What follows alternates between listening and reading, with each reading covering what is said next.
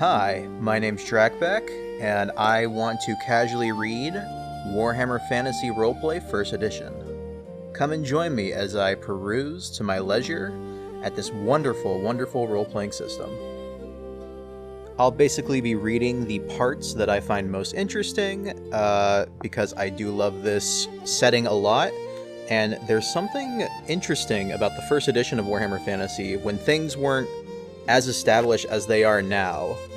There's a lot of more mystery and intrigue behind the adventures that you can go on in the old world. So don't think of this as my cyberpunk reading where it's word for word. I'm just going to read the parts that interest me the most. I hope you enjoy. Sven tried hard not to be so tense, but it was difficult. His teeth were clamped tightly, and his mouth was dry. His knuckles were white from gripping the hilt of his sword, and sweat ran down his forehead, making his eyes sting. In the flickering light of 3 torches, and in complete silence, he waited for Abraham to finish his work. Sven drew some comfort from the fact that most of his fellow colleagues were at least as nervous as him. Frederick Gustav, the young son of the Lord of the Arswald, looked pale and sickly in the light of the brand he held above Abraham. The boy noble had proven himself in combat already, but now, at the goal of their quest, he looked greatly afraid of what they might find. Mylara's eyes shone brightly as she cast rapid glances in all directions, unused to finding herself beneath the ground. The elven outrider had brought them safely through the wild lands around the Arswald, but now she found herself in the most alien surroundings. And Elizabeth, what was the scribe thinking now? All through their journey, she had chattered endlessly about her work at the university and her plans for the future. Suddenly, that future looked remote. 4 young adventurers, snatched from their homes and their safe careers by the lure of glory, easy money, and excitement. Sven remembered his own days as a fisherman as if they were someone else's memories. Now he was Sven the Sword Wielder, a man prepared to journey even to the World's Edge Mountains to find adventure. And what better way to start than this?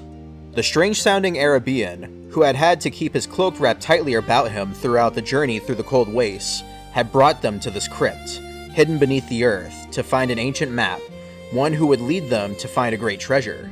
And since he had sprinkled gold crowns around town in the search for his brave party of adventurers, the prize must be well worth the finding. And so Sven waited, watching Abraham work his slender tools inside the great lock on the door. The Arab made no sound, none at all, until the lock finally made a dull clicking noise, and he smiled his toothless smile. "It is open!" he hissed. His voice was in keeping with the creepy place, damp and unreal. He made to stand up, pulling his cloak closer about him as if suddenly cold, and Sven felt that cold himself, a chill that settled upon his back as if something. Perhaps it was just a premonition, or a warning from the gods, but Sven felt icy fingers touch his spine, and watched Abraham step back, as Frederick Gustav switched the torch to his left hand and made to pull back the door. The nobleman and the elven ranger had their backs to him, and the scribe was trying hard to catch a first glimpse of what lay behind the door, but Sven was saved from the same fate by that chill, and the sight of Abraham pulling the hood of his cloak across his eyes, as if to shield them from. There was a scream of horror, but Sven was not distracted. He knew now that Abraham was not all he seemed, and that he meant them harm. A slender dagger, oozing a dull amber liquid, had appeared in his hand, and was poised behind Frederick Gustav's back. Sven had only a moment in which to act. The quick wits that had been so misused sitting in his father's boat searching for fish saved the nobleman's life. He lashed out with his sword, breaking the knife blade and cutting into the Arab's arm. The folds of his cloak snared the sword for a moment, but Sven pulled it free and struck again. The cloak fell free as his blade tore through the man's flesh, and both dropped to the floor. Sven stepped back. In 2 swift moves, he had killed a man. It didn't feel the same as fighting goblins or watching others killing for sport or justice. Perhaps he wasn't cut out for this adventuring life. Behind him, unaware, Frederick Gustav and Mylara had slammed the door shut once more. "Snakes! Hundreds of them!" wailed Elizabeth. And then, "Sven, what happened? What's wrong with Abraham? Is he hurt? Oh!" The scribe had bent to the body to see if there was anything to be done, but stopped without touching him. Frederick Gustav brought the light closer and held it over Abraham, so that they could all see. Beneath the cloak, Abraham's torso was bare, and blood still seeped from a savage cut through his midriff. But, even though covered in blood, it was still obvious that where there should have been skin, there was the dull gleam of pale green scales. They stared at the body for a long time, silent once more. When Elizabeth next spoke, it was with a voice choking in disbelief and fear. He was a snake, like them? Why did he bring us here? Frederick Gustav was as afraid as any of them. Was he bringing us to them? No one answered, even though they all knew it was true. The man they had known as Abraham was not wholly a man, but some sort of snake man, or lizard man, a creature unnatural and evil, and Sven had killed it and saved them. At least we're alive, said Mylara, even if the story about the map was just a trick to lure us here. We don't know there wasn't a map, said Sven, suddenly emboldened. There really might be a treasure in there. Remember all that gold he had? They looked then, one to another. They made their decision with nods and grim smiles, readying their weapons, along with some oil and torches. Only when they were completely prepared did the four adventurers prepare to open the doors again. Sven's adventures are just beginning, and now you can begin your career as an adventurer in the old world, the setting for the Warhammer Fantasy role-playing game. In this book, you will find all the rules and information you need to play this exciting game of heroic magics and swordplay in an easy-to-follow format. Read on, for this is where the adventure starts. The introduction section is a very typical role-playing game introduction section. It tells you how to roll dice, what they mean for the numbers. Is there winning and losing? In this game, I'd argue there is absolutely losing, but they would claim otherwise. They'd be like, oh, you know, there's always room for failure, and you can fail upwards. But yeah, so this is designed for completely brand new players, but we live in the year, well, at least during this video, 2026. So I'm sure most of you who are even watching this know what a role-playing game is. One thing that I love about this book, it has wonderful, wonderful cross-hatching art. There's one right here for section 1, a warrior and some sort of scholar, wizard some kind. And you can see in the background there, 2 pointy-eared bandits, most likely goblins or orcs. Now we move on to the player section. Look at that sick barbarian down there at the bottom. He sort of looks like a Conan ripoff. He kind of reminds me a lot about the Hero Quest barbarian, although I'm pretty sure he was black-haired like Conan and not blonde-haired like they depict in the book. But it's a good representation of what you could become at the end of your adventure.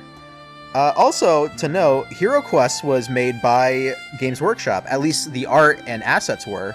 So there's a lot of cross-pollination, you could say, for this book and Hero Quest, Advanced Hero Quest, and even Warhammer Fantasy, no, not Warhammer Fantasy, Warhammer Quest. That was also like a dungeon crawling board game of sorts, where you would randomly generate dungeons. Had a really shitty game port.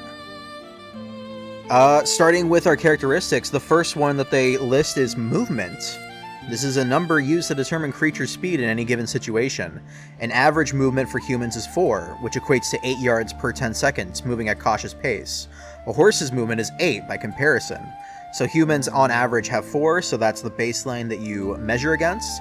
And like a lot of classic role-playing games, there are rules for dungeon crawling, for moving throughout cautiously in a dungeon. So you're going to see 3 different listed movement rates at which your character can go. Weapon skill, or WS. This determines a character's ability to fight in hand-to-hand combat, reflecting natural aggression, disposition, and training. It is expressed in percentage terms, from 1 to 100. The higher the weapon skill, the easier it is to strike a blow in hand-to-hand combat, or to parry an opponent's blow. This is quite interesting, because 1 to 100, that's a lot. That's a big range. And we'll see upcoming here that the average weapon skill of any creature is going to be hovering in the 30s. So most creatures, most maybe unskilled warriors, will only have a 1 out of 3 chance to even land an attack on their target. That's pretty low, especially for D&D standards. I personally have not played a game of Warhammer Fantasy Roleplay, but I can imagine that could be quite frustrating indeed. Ballistic skill. This dictates a character's ability to use missile weapons, to throw an object, or, in some cases for creatures, to spit venom. Like weapon skill, this is expressed in percentage terms, 1 to 100, and the higher the ballistic skill, the easier it is to hit a target. So, kind of like weapon skill, it's ballistic skill. They, I know through learning this system, they added dexterity as a stat, so it's kind of refreshing to see a ballistic skill be separated from dexterity, especially coming from regular old D&D. Strength, or S, this is an indication of how powerful that creature is and how much damage it can cause in combat. Characters with high strength cause considerable damage, characters with low strength relatively little. S is expressed as a number between 1 and 10.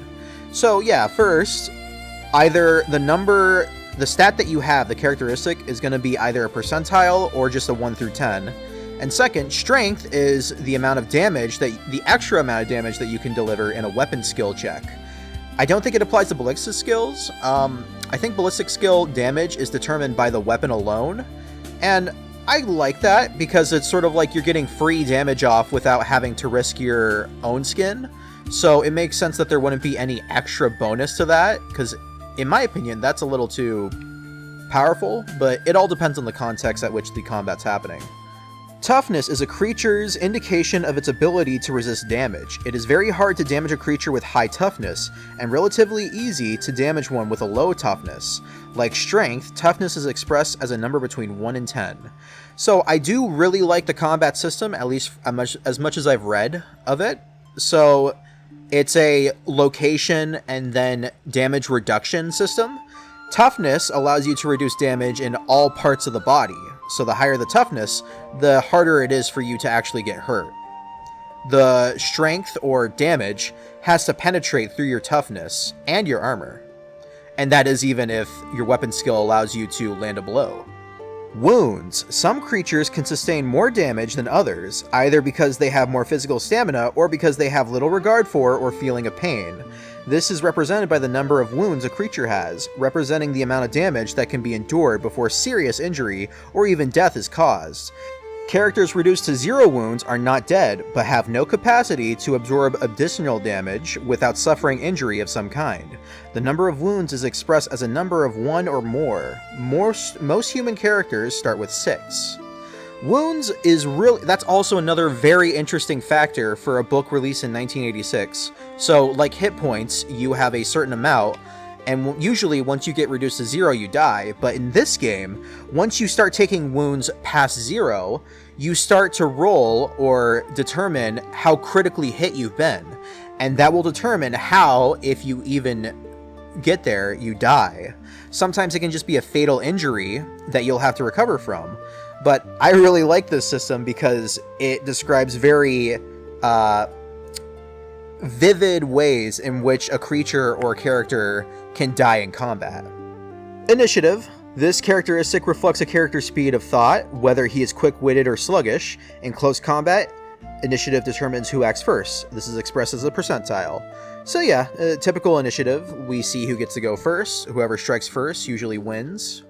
Not true, but you could, if the odds were even, you could get the first hit and possibly win before even taking damage. Attacks. This is the number of blows the creature can strike in a single round of combat. The more blows a creature can strike, the more deadly it will be. Most characters and most creatures have only 1 attack, but some have more, and there is no maximum level. So yeah, you could get more attacks if you pick the right career path. Pretty cool. Dexterity. This is an indication of a character's ability to perform complex, intricate, or delicate manual tasks. It will determine whether the character is good at sleight of hand tricks, picking locks, picking pockets, and other tasks requiring patience and manual skill. The characteristic is expressed as a percentage number of 1 to 100. So yeah, typical dexterity description. A person with really good dexterity could probably paint really good minis. Leadership. This characteristic indicates a character's ability to lead others. A character with high leadership is naturally charismatic, inspiring confidence and loyalty, whilst a character with a low leadership may be rather indecisive. This characteristic is expressed as a percentage. I really like having leadership as one of the stats, because I think in D&D, charisma, at least in old school D&D, would determine how many followers you can have and what the disposition of creatures would be towards you. But leadership separates the hireling part from the interacting with others part. And we'll see later on the characteristic fellowship reflects how well you get along with others, whereas leadership determines how well you can lead people. Intelligence. This determines a character's ability to think and understand. It may be thought of as a sort of intelligence quotient, in IQ if you like. It is expressed as a percentage. Yeah, intelligence. Very bog standard. Makes sense. Don't fix it if it's not broken. Cool. This characteristic represents a creature's ability to remain calm, collected, even sane, under severe psychological stress. Some of the creatures that inhabit the old world are truly frightening, and may be confronted safely only by characters with a high cool value. Cool is expressed as a percentage. Again, a really cool stat to have, separated from, say, intelligence or wisdom. I don't think there is a wisdom here. Maybe willpower. But cool is a nice to have separately because you can express a character more nuanced with more stats that pertain to specific things. So yeah. Willpower. This is a measure of mental and magical resistance and general magical awareness. It reflects a creature's ability to shrug off the effects of magic, charms, and mental influence. Magic-using characters will benefit from a high willpower. Other worlds, which may attempt to infiltrate their minds and distort their personalities. Willpower is expressed as a percentage. Cool, so that's like this game's wisdom. And then finally, fellowship. This reflects a character's social skills, appearance, ability to empathize, sympathize, and generally get on with people. A character with high fellowship will find it easy to make new friends, and will be able to obtain information from others by carefully steering a conversation. Characters with low fellowship, however, have an amazing talent for saying just the wrong thing and are always putting their foot in it. They are impervious to hints, unreceptive to atmosphere, and completely without tact. Fellowship is expressed as a percentile. That's a lot to put into one characteristic, but, you know, I can dig it, so it's whatever. Zero-level characteristics. All creatures are described using the same set of characteristics. In certain cases, though, a creature may have a characteristic score of 0. This means it has no ability to perform tasks associated with that characteristic. A creature with no hands, for example, would probably have a dex of 0. Great. So, the first step in character creation isn't actually rolling for characteristics, it's first selecting the race of the character that you want to be. And then down here on page 14, you can see that each character race has their own random ability scores, characteristics, to roll. And looking at the averages, we can see that humans have a very average 2d10 plus 20 for most things. So I think in this setting, humans are the average of any sort of character, so they have the most potential to grow in any direction. Looking at the elf, we see that they excel in weapon skill, they have a really high intelligence and cool, and they have above average willpower, fellowship, dexterity, and leadership. Also, their intelligence is crazy, at 50 plus a potential 20, so they could get possibly 70 intelligence. Oh, sorry, that's initiative. They could possibly get 70 initiative.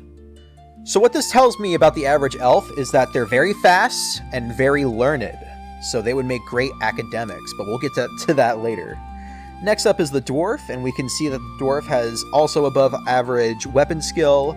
They seem to have a great leadership, which makes sense from what I know about dwarves. They are obdurate and stubborn. They have a low dexterity. They have big hands and they're big muscly dudes, so makes sense. Their ballistic skill is lacking, which is kind of disappointing, but you gotta have some balance, I suppose. And they have a very high cool and willpower, which makes sense from what I know about dwarves. They are resilient to much magic. They probably know a lot about what kind of nasty magics are about. And they also have mighty good wounds at 5 plus a d3. So they are tanky, they are strong, and they are very hard to break. So dwarves make excellent warriors. And then finally we have the humble halfling. They have a very poor weapon skill of 10 plus a 2d10. Their ballistic skill is as good as anyone else's. They have the second highest initiative, so that's something. Their dexterity is fairly high, and their fellowship is okay, just as good as elves. They're actually not too remarkable, are they?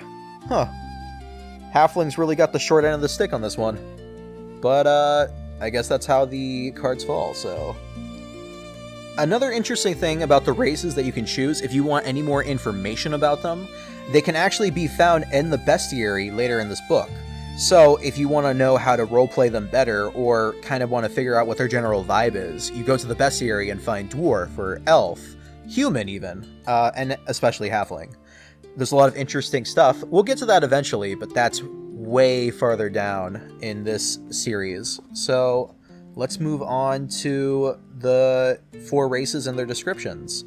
Human. Humans, or men, are the most numerous of the 4 races of the Old World, and the most successful. For this reason, they are often referred to simply as Old Worlders. Humans look pretty much like ourselves, but may be somewhat more rugged, living as they do in a more vigorous and demanding age. They speak the language Old Worlder. I think in modern terms they'd call it Reichspiel. They have no night vision, so they can't see in the dark, naturally. They have a neutral alignment, and I think in this game there is law, chaos, and neutral. And you roll randomly for height. And for each race, whether you're male or female, you have a different starting height. So a male starts at 5'4" with a d10 inches worth of extra height. And a woman starts with 5 feet with a d10 inches of extra height. And they've got no special psychology rules. Psychology rules impose a bonus or penalty to certain psychological dealings with other races or creatures. We'll get to that once we reach, I think dwarves have a psychology rule for elves and goblins. But let's see, next on page 15. Wood elves. Elves are rare, wondrous people, living deep within the forests of the old world, and only rarely making an appearance within human society. They look similar to humans, but are far more comely, with perfectly proportioned faces and laughing blue eyes. Elves tend to be of slender build and somewhat fragile. Their ears may be finely pointed. They live in harmony with nature, tending the trees and protecting the woodlands from malignant creatures such as goblins. They are fastidious, with refined sensibilities and a love of good music and food. They find most humans brutish and repugnant. However, they reserve the greatest part of their contempt for dwarves, who they consider to be vulgar and destructive. Although elves are peaceful, they are fine archers and fearless warriors, as their enemies can testify. They speak both Old Worlder and Eltharian, which is Elvish. Night vision of 30 yards. Alignment is good. And the height of male and females are 5'6" plus d10 and 5'4" plus d10 respective, and they've got no special psychology rules despite having a disdain for goblins and dwarves. Interesting. So yes, this is a classical view of the elves of any fantasy setting, and this comes mainly from Tolkien. Tolkien's elves have a love of just living and good food, having fun and dancing, and you'll see that a lot in this book, especially when it comes to elves. I think modern Warhammer Fantasy elves typically tend to be either very high World of Warcraft fantasy or grim in their dealings with other races and don't seem to have much joy at all, especially the Wood Elves of Warhammer. The new Wood Elves are very, very bitter, always having to deal with the creatures of the forest, the Fae of the forest, because the Fae of the forest are really, really mad all the time, because correct me if I'm wrong, but I've read somewhere, or someone's told me, that all the Fae woodland creatures, like dryads and, they're not treants, are they? They are the tree men. The tree men. They feel the sting of every axe in their forest at all times, as if they are experiencing it for the first time. So it would make sense that they would have a lot of hatred for anything with flesh and blood that uses wood for their various crafts and constructions. But elves, we see, are very tall, they have night vision, and they are a happy folk with very little in the way of warmongering. Not typically what you see in modern-day elves of Warhammer Fantasy. Dwarves. Dwarves are short, burly creatures, immediately recognizable by their long hair and thick beards. They have a natural affinity with the mountains, where they live in the caverns and mines hewn from the rock. Dwarves are expert stoneworkers and generally adept in all manner of industrious crafts, such as ironworking, the making of fine swords, and the manufacture of superb jewelry. Some dwarves live amongst humans as metalworkers or craftsmen of some kind, and their work is highly prized. Physically, they are resilient, quite strong, and rather ugly. They are somewhat greedy, gruff, unfriendly, short-tempered, and antisocial. They tolerate humans because they have so many business dealings with them, but dislike elves, who they find arrogant and irritating, and with whom they have little in common. They favor axes as weapons of war and make very sturdy warriors. They are not very magical, however, and their disposition tends to make them rather poor academics. They speak Old Worlder and Khazalid, which is Dwarfish. They have night vision of 30 yards. They have a neutral alignment, and their height starts at 4'4" and 4'2" for males and females respectively, with a D10 raising in height. And their psychology is hatred for goblins, orcs, and hobgoblins, and they're subject to animosity against elves.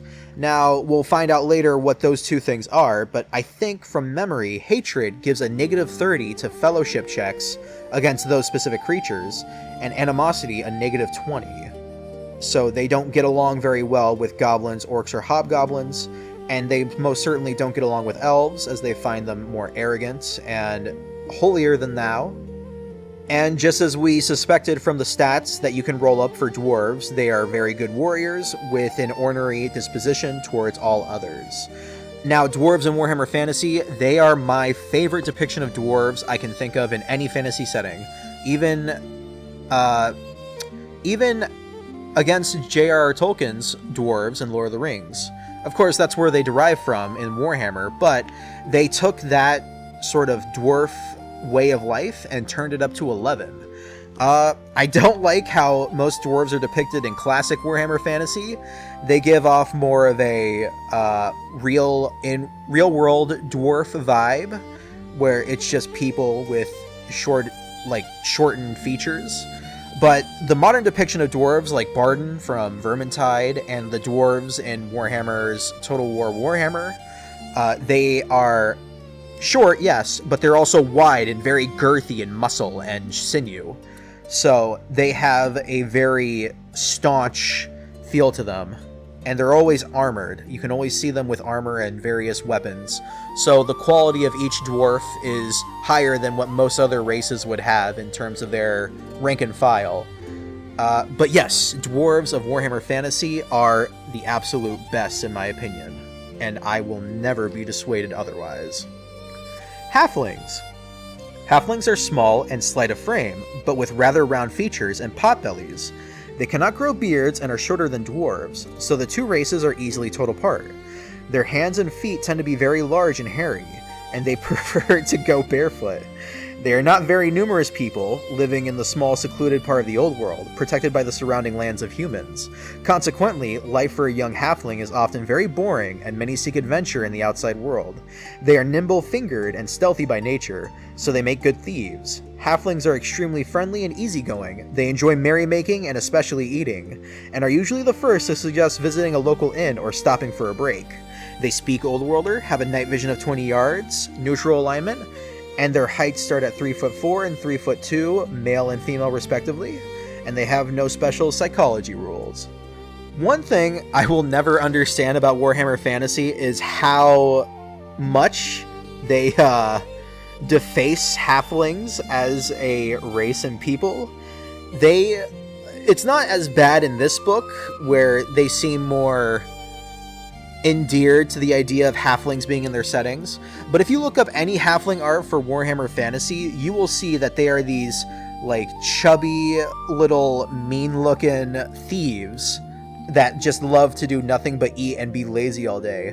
Now granted, that is sort of what Tolkien's interpretations of halflings are, but it is certainly not as mean-spirited as what Warhammer makes it out to be. And I think that's a little much for the halflings, especially if there's only 4 races to choose from, and one of them are these repugnant just layabouts that have no ambition, And as we saw before in the stats, they really have no special feats. I would have thought that Fellowship would have been at least 40, if not more, but hey, what do I know? And they even say in the description, like, they are the first ones to sort of be the middleman and be the reason in a race-hating group of dwarves and elves. And I was hoping that the stats would reflect that, but you get what you get, I suppose. But yeah, halflings are little pot-bellied people who just love to do nothing but eat. Age.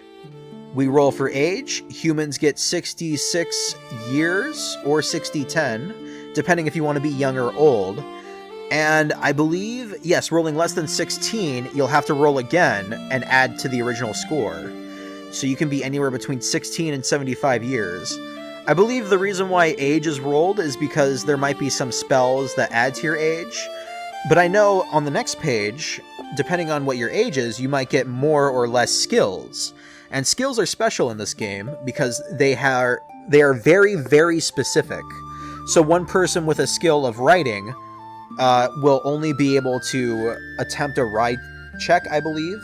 Anyone else that doesn't have the writing skill might not even be able to ride in the first place. Elves tend to live for a very, very long time, so you can be an elf of anywhere between 16 to 215 years.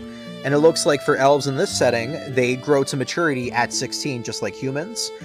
The only difference is that they live a very, very long life, so they will have a lot more experience on average. Dwarves are 16 and 195 years, so possibly very, very old, even as much as elves. I always like to think of elves as living to at least 1,000 years in any fantasy setting, but at least for Warhammer Fantasy Roleplay 1st Edition, elves can only live about a fifth of a millennia. And then halflings can live anywhere between 16 and 135 years, which is interesting to note because if anyone's read Tolkien, you'll know that Bilbo has his 111th birthday, but that long life was only granted to him because he had the One Ring.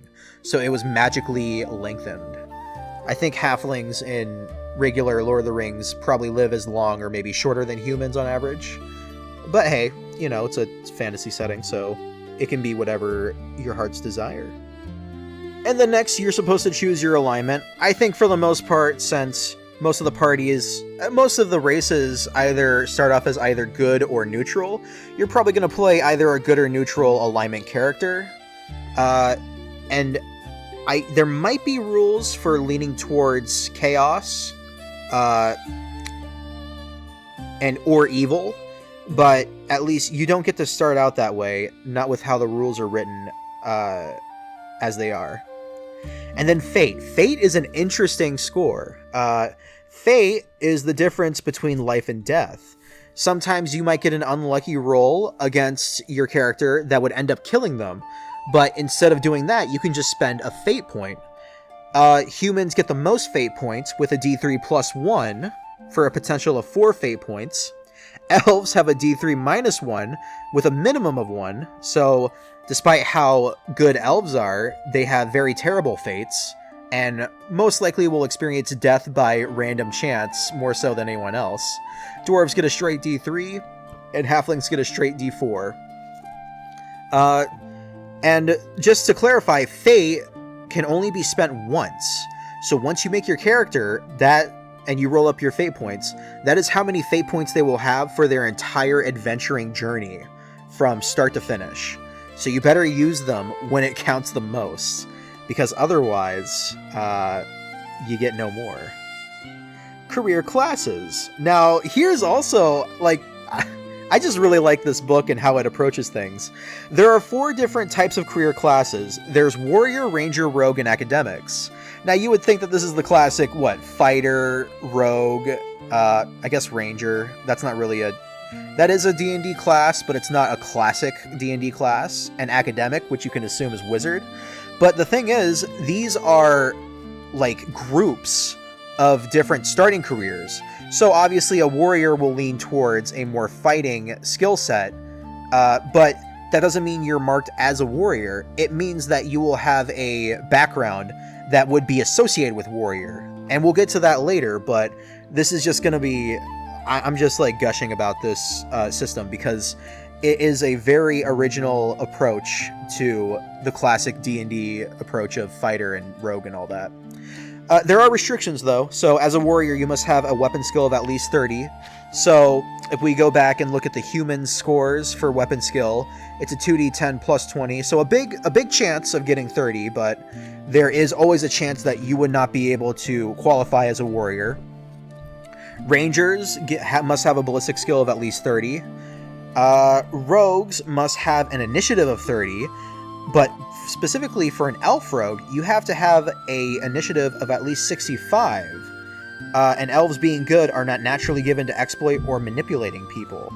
So an interesting insight into elves and how they typically act in the Warhammer Fantasy setting world. Now, to impose that on a player and their character creation is questionable, but this was one of the granddaddies of role-playing games, so it makes sense they would just do whatever they thought was best. It's just interesting to see what they were thinking for this setting. And then academics must have an intelligence of at least 30 and a willpower of at least 30. So it seems like academics are much harder to be than a warrior or ranger. But you'll see why in a second, because academics encompass all the more magically inclined classes, including clerics and wizards. Next, you determine what sort of skills you have, how many starting skills you have based on your age. So right here we can see that... One more thing about skills too, if you do not play as a human, if you play one of the demi-humans, elves, dwarves, or halflings, you are compelled to pick a skill specific to that race. So for elves, they have excellent vision, and looking on page 50, you can see excellent vision allows a character to see 50% more than normal distances. So we can see by these skills that elves, all elves, will always have excellent vision. And then you are compelled, if you have more than one initial skill, to choose from either dance, musicianship, or sing, which reflects what we read about the elves. They are a life-loving people who love to dance and celebrate and make jubilee. Dwarves, all dwarves have mining, so every dwarf starts as a miner. And if you have more than 2 initial skills, you'll choose either smithing or metallurgy, and an equal chance for each, so assuming you roll for them. And then any remaining initial skills should be rolled on whatever chart that you were looking for, so warrior, ranger, etc. And then finally, halflings. All halflings can cook, as befits their pot-bellied, lazy nature. And if the character has 2 or more initial skills, you will choose from either herb lore or specialist weapon, and within specialist weapon, you will choose either the sling or move silent through rural area. So we can tell from the halflings' compelled skills, they love to eat and cook. They know a lot about herbs for their cooking. They are very favored with the sling, and they move silently. I think this is kind of really... I do like this for demi-humans a lot, because I know in classic D&D, especially basic D&D and original Advanced Dungeons & Dragons, when you choose a demi-human, you have to meet required ability scores in order to play as them. They're sort of like a privilege, if you will, to play as a dwarf or an elf.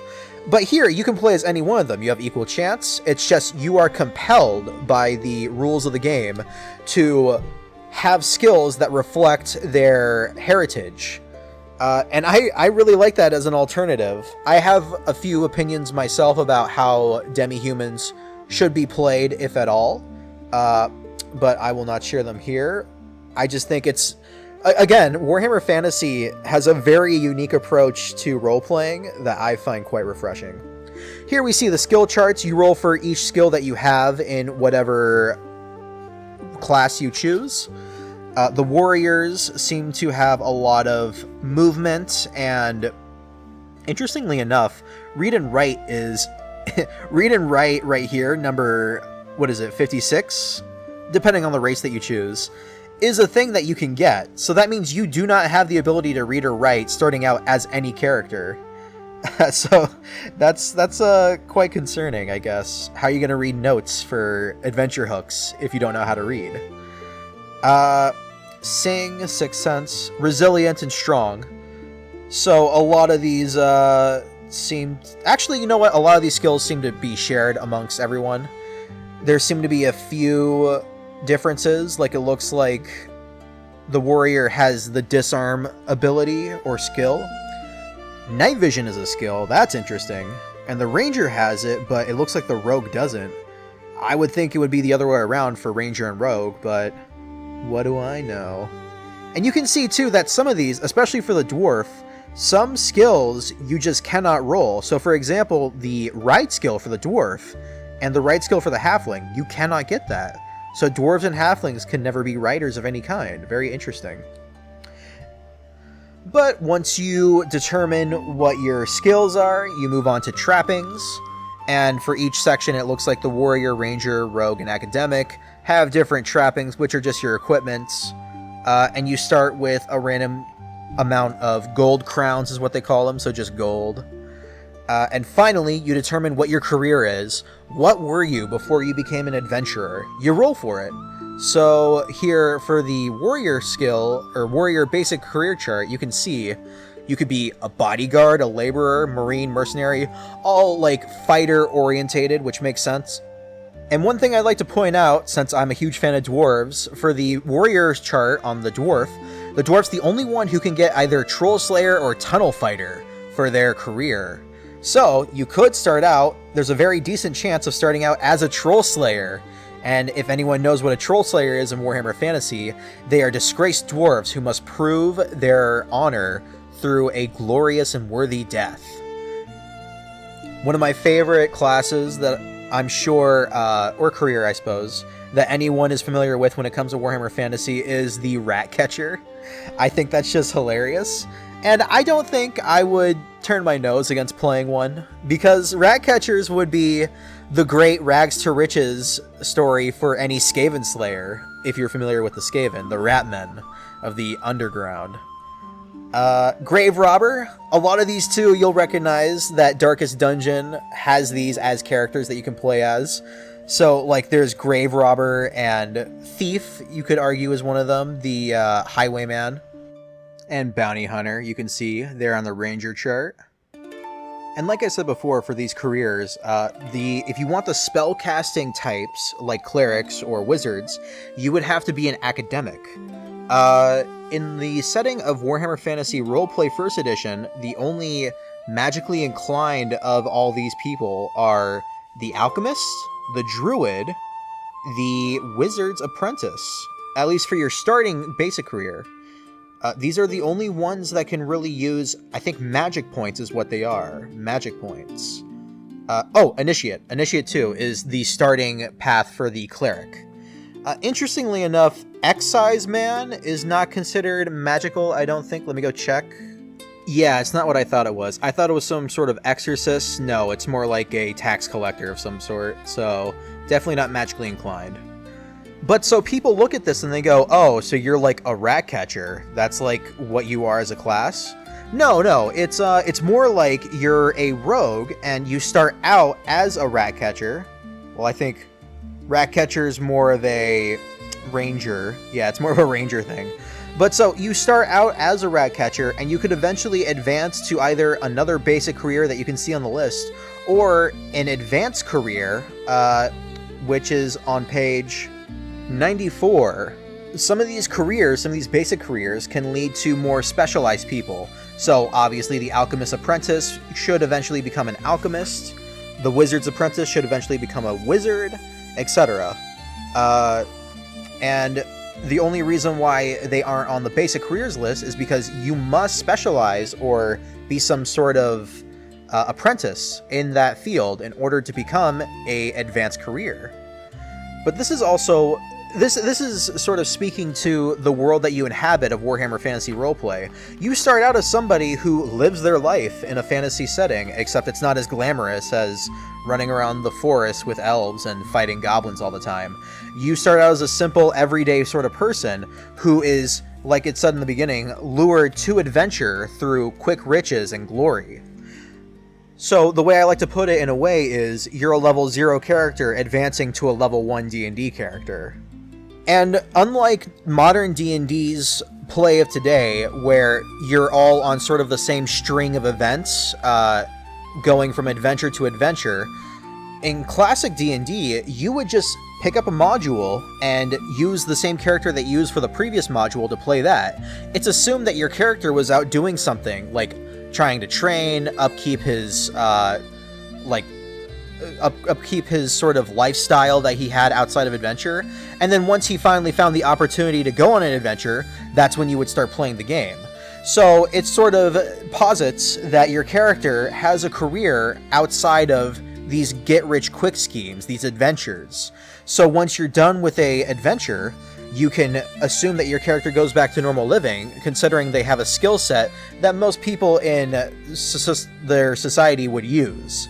So, for example, if you were a jailer, there would always be a need for someone who can control and jail people. So you would just go back to being a jailer until finally you got sick of the monotony and would just beg to go on another adventure to get rich and change your life for the better. It's cool that you can experience a bit of downtime without actually having to play it. It sort of gives this sort of like real world like roundness to it. And so once you choose a career or roll a career, you will have additional skills. Once you begin your starting career, you automatically get all the skills associated with that beginning career, except for ones which have a D100 chance to learn. If you fail, which is getting above the chance that it says, you don't have that skill starting out. You can acquire that skill by spending experience points, but we'll get to that later. And then you also get additional trappings for being that specific career. So you take whatever is there, and that's what you have starting out as like a footpad or a rat catcher. Some careers have magic points, mostly the academics. I think only some of the academics have magic points, and that's the points you spend to cast spells or priestly magics. And then finally, each career has an advancement scheme. An advancement scheme is how you quote-unquote level up. So a lot of warrior careers will have weapon skill advancements of either plus 10 or plus 20. So when you level up and gain, I think it's 100 XP, you can take one of those advancements and increase it by 10.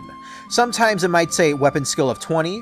That just means those are 2 plus 10 advancements, and you'll have to get the equal amount of experience points to advance. So you would need 200 experience points to get the full plus 20 weapon skill bonus. And also, as it states here at the bottom of page 19, you get 1 free advancement for any one thing for entering your career, and that's only your starting character career. There is a way to change careers, like I've said before, but once you do change careers, the stipulation is that you gather the necessary trappings, and then you start earning XP so that you can advance that career's next advancements. So the example they give here is a Outrider, and the Outrider has an advancement scheme of plus 10 for weapon skill, ballistic skill, plus 1, which is like a plus 10 for strength, plus 2 for wounds, so those are 2 separate advancements for wounds, so you'll need 100 XP for first wound, 100 for the second, plus 10 initiative, plus 10 intelligence, plus 10 cool. You get to choose one of those right off the bat. So if you were to say choose the wounds as your starting advancement, you would only get a plus 1 wound, not the plus 2. Then you start off with all the skills of animal care, follow trail, orientation, ride horse, silent move rule, special weapon skill lasso, and you roll a percentile, a raw percentile, and if you get under 75, you can get secret signs of either scouts or woodsmen. For your trappings, you get a horse with a saddle and harness, so cool, bow or crossbow with the ammunition, mail shirt, rope of 10 yards, and a shield. And then right there where it says career exits, once you are done leveling up or decide to spend 100 experience points, you can choose a career exit between highwayman, mercenary, or scout. If you want to get a career entrance or a career exit to a new career that's not within your career exits, you will need to spend an extra 100 points, so it's only 200 experience points to exit to a different career, assuming that you have all of the equipment, trappings, and experience to do so. One thing I really like that I'm not really highlighting in the text of this book, because there's just too much text to read thoroughly, is they do hold your hand, assuming that you're just a new player to role-playing games in general. So they say a lot of things like, don't worry, your game master will handle this for you, and don't worry about this or that right now, it's all gonna make sense once you start getting into the game. Really easing someone into it is a good way to not scare them away from playing a game like this, and that is super duper necessary. But now, starting on page 21, let's have some fun reading through the different beginning careers of these would-be adventurers. First, we have the agitator. Agitators are active supporters of causes. Almost any cause will do, from the rights of common humans, or elves, dwarves, and halflings, to the state of the drains. They campaign tirelessly to enlist support, addressing meetings, distributing leaflets, and bending the ear of anyone who will listen. To an agitator, the greatest satisfaction is to see the establishment forced to act by the weight of public opinion. Some agitators are motivated by genuine public concern, but many more have their own interests at heart. The winning side in a dispute will often reward its most loyal servants handsomely. Often, the cause of civilization has been seriously damaged by meddling agitators, although they can often be the cause of much good. The fact that there can be professional busybodies of this kind shows how complicated the old world is. They get skills of public speaking and read and write. They get a hand weapon, leatherjack, 2d10 leaflets for various causes, and get career exits of charlatan, demagogue, and outlaw. So an agitator is just someone who is very politically motivated, at least by today's standards. It's kind of cool. They get extra fellowship, leadership, makes sense. They're like orchestrating people. Weapon strength and weapon skill and ballistic skill. They get advancements in that, which is sort of interesting and shows the kind of person an agitator would be. But it's good to know that even in the grim dark world of Warhammer Fantasy, there are political busybodies that will tell you how the world ought to be. Next is the Alchemist Apprentice, and if you're a magic-loving person, this would be one of the careers that you would choose. The only way to become an alchemist is by serving an apprenticeship with an experienced alchemist. All too frequently, however, life as an apprentice is all work and no learning. The apprentice is often treated as an unpaid servant, and spends too much time scrubbing floors and running errands to learn very much of the alchemist's art. Not surprisingly, therefore, few apprentices stick it out long enough to become proficient alchemists. You get skills of brewing, evaluate, read, and write, which is very, very good. Reading and writing is going to be rare in a lot of these careers, you might notice. And a 50% chance of chemistry, which is like the alchemist's whole thing, with no trappings. They have a career exit of Alchemist Level 1, Bawd, Charlatan, Counterfeiter, Entertaino, Bunko Artist, Grave Robber, and Prospector. One thing that you'll notice, one pattern for all of these careers, is that you sort of see that a lot of their career exits, like it's stated in The Alchemist Apprentice, are sort of either failures or giving up in a way and turning to other means of employment. So like it said, an alchemist that works too much and doesn't learn a lot might not even choose Alchemist Level 1 and instead choose Bawd and Charlatan. Now, why would you do this if it took a lot of effort to become an alchemist, or maybe just as much equal effort to become an alchemist as it is a charlatan? The truth is, it's not. For a lot of advanced careers, you have to advance every single advancement scheme. So for the Alchemist Apprentice, you would have to advance wounds, dexterity, and intelligence, which is a total of 300 experience points. And getting experience points can be pretty tough, especially when the way that you get experience points is by completing big quests and having the Game Master award them for specific things. That's one we'll get to once we get to the Game Master section, but just know experience points are rare and they're valuable, and you do not want to waste your precious experience points on something that you're not even sure of. So once you get your 100 experience and don't feel like being an alchemist, it would be wise to just switch to a different career entirely. Next we have Artisan's Apprentice. All artisans learn their trades by taking up an apprenticeship. As apprentices, they learn the skills necessary to their profession, earning their keep in the meantime. Sadly, in all too many cases, they also work long hours for little reward and are given all the unpleasant, menial jobs to do, and they may be unlucky enough to have an ill-tempered, drunken, or incompetent master. Apprentices who leave their masters before completing their apprenticeships have no trade by which to support themselves, and many may become vagabonds or adventurers for want of any other way to make a living. A rather dour outlook for an artisan, but most likely all the more true.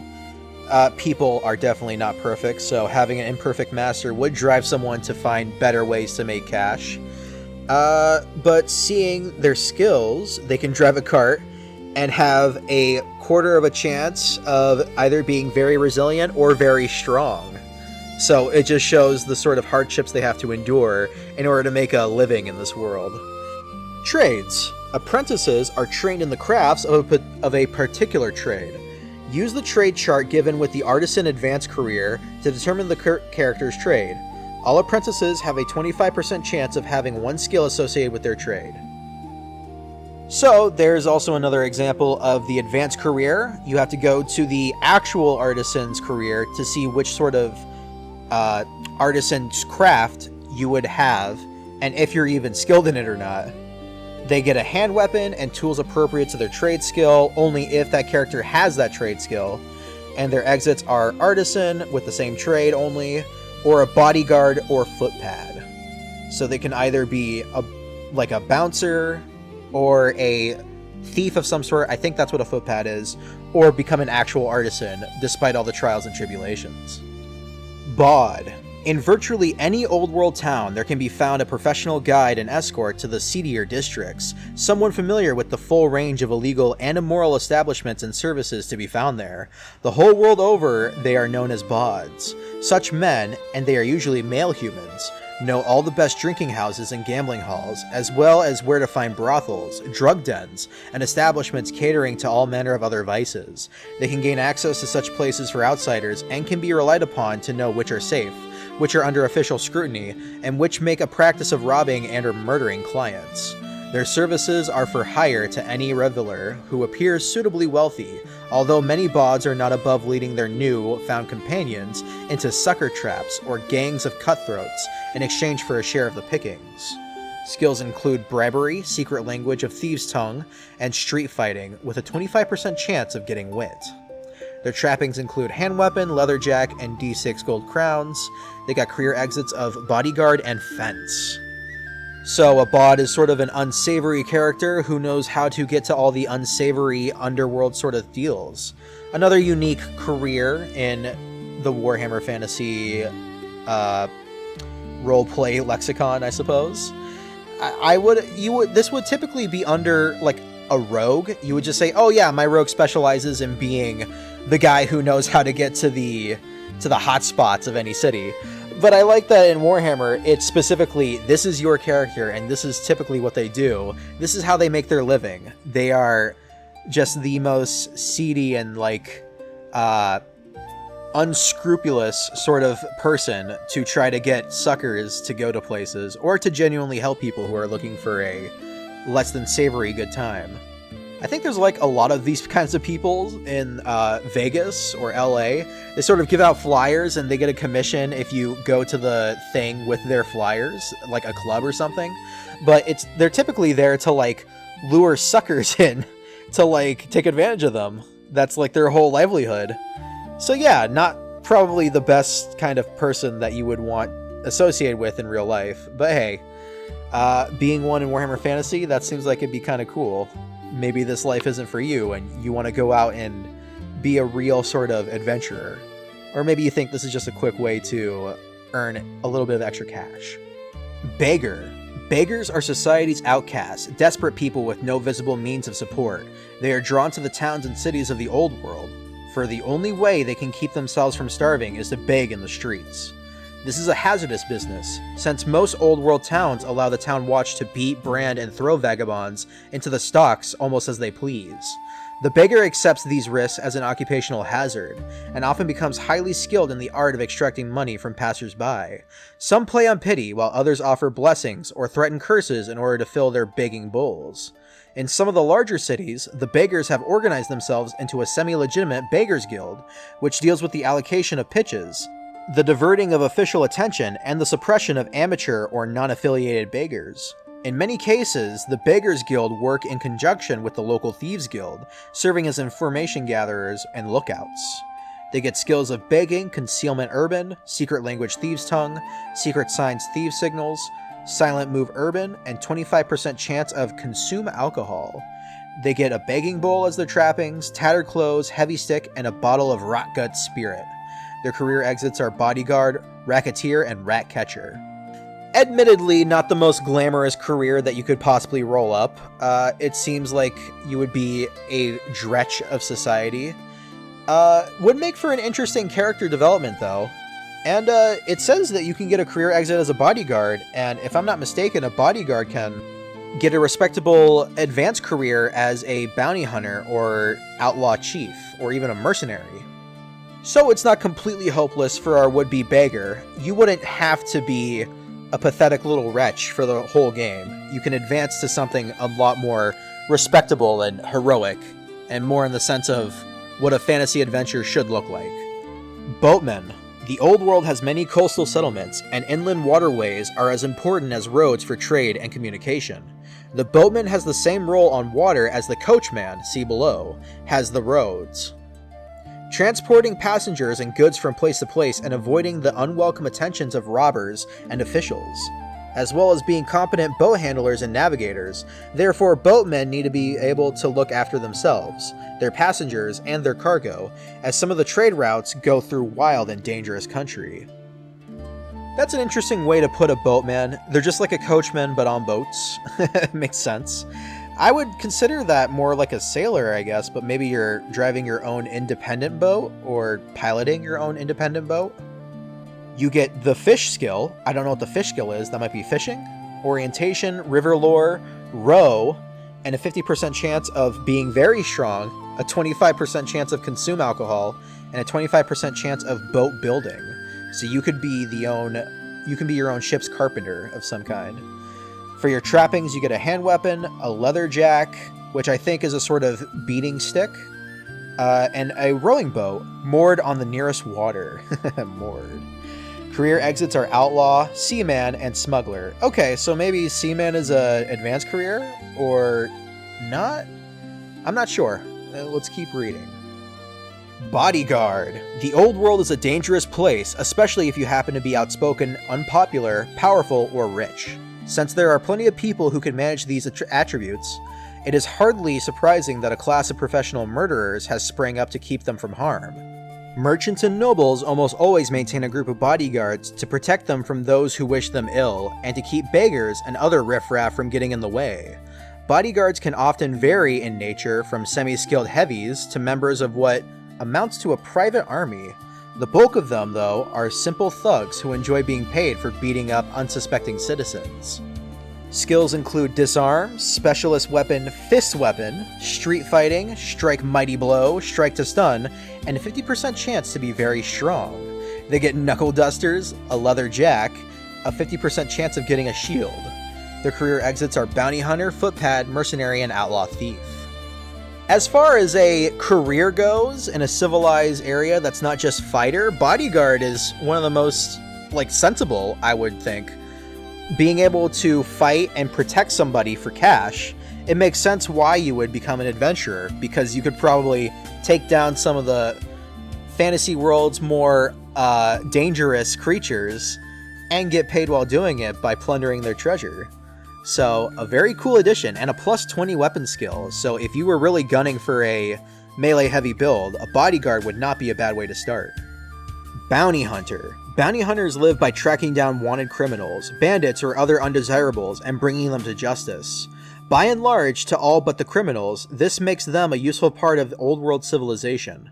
Rewards may be offered by local rulers, guilds, or councils in an effort to dispose of brigands. rampaging goblin bands, or other troublesome creatures. Occasionally, whole races or clans may be outlawed and subject to a bounty, and, for a while, an area may draw bounty hunters from miles around. As well as being skilled fighters, bounty hunters must be able to track their quarry without being thrown off the trail, and they tend to be single-minded, harsh, and cynical. They are professional killers in every sense, and will not hesitate to resort to means by which others might consider distasteful in order to dispatch their quarry. They are loners by nature, trusting no one and only seeking company where it may serve their ends. Among poorer folk, bounty hunters are generally regarded with fear and distrust, since they are not unknown for turning in humble peasants where the true quarry has eluded them. The authorities consider them a necessary evil, but never a welcome one. What an amazing description for a career, a bounty hunter, being able to hunt down your quarry and turn them in for a profit. It makes sense why an adventurer would be a bounty hunter. But what's also kind of grimdark too is the fact that most of the time, well, not most of the time, a lot of the time, whoever they catch might not even be the real criminal, and they just want to get paid. So a little dark, but that's just kind of the world of Warhammer, and I like it a lot. They get the skills Follow Trail, Shadowing, Silent Move Rule, Silent Move Urban, Specialist Weapon Lasso, Specialist Weapon Net, Strike Mighty Blow, and a 50% chance of having Marksmanship. When it comes to grimdark fantasy settings, my favorite bounty hunters, that I know at least, from video games, come from Darkest Dungeon. That bounty hunter's badass, especially in the second game. They really did him justice when it came to how he did things and his skills and what sort of like his like visual appearance. It's very intimidating. And then the bounty hunter from Vermintide, Victor Saltspire, can choose one of his careers as a bounty hunter. And I think that specific bounty hunter too is a reference to another Warhammer Fantasy bounty hunter character, though who specifically I'm not sure. But yeah, bounty hunter. What a badass thing to start out as. I would certainly be happy if I was a bounty hunter. Trappings include a bow or crossbow with ammunition, a hand weapon, a mail shirt, rope, net, D4 pairs of manacles, and their career exits can be assassin, footpad, mercenary, protagonist, slaver, and targeteer. All of which makes sense. Especially the assassin or mercenary ones, because getting paid to kill people is kind of like what an adventurer is all about. Coachmen. Traveling the highways of the old world is a dangerous business, and those who do it regularly develop important skills. The coachman, who bravely runs the gauntlet daily, faces many hazards. The roads are dangerous and difficult in places, with surfaces seldom adequately maintained, and travelers can expect trouble from bandits. Highwaymen, irate toll keepers, and inquisitive road wardens, to say nothing of the occasional monster or marauding band of goblins. It is the coachman's unenviable task to convey passengers and cargo safely through all these hazards, and to carry official messages or messengers when called upon.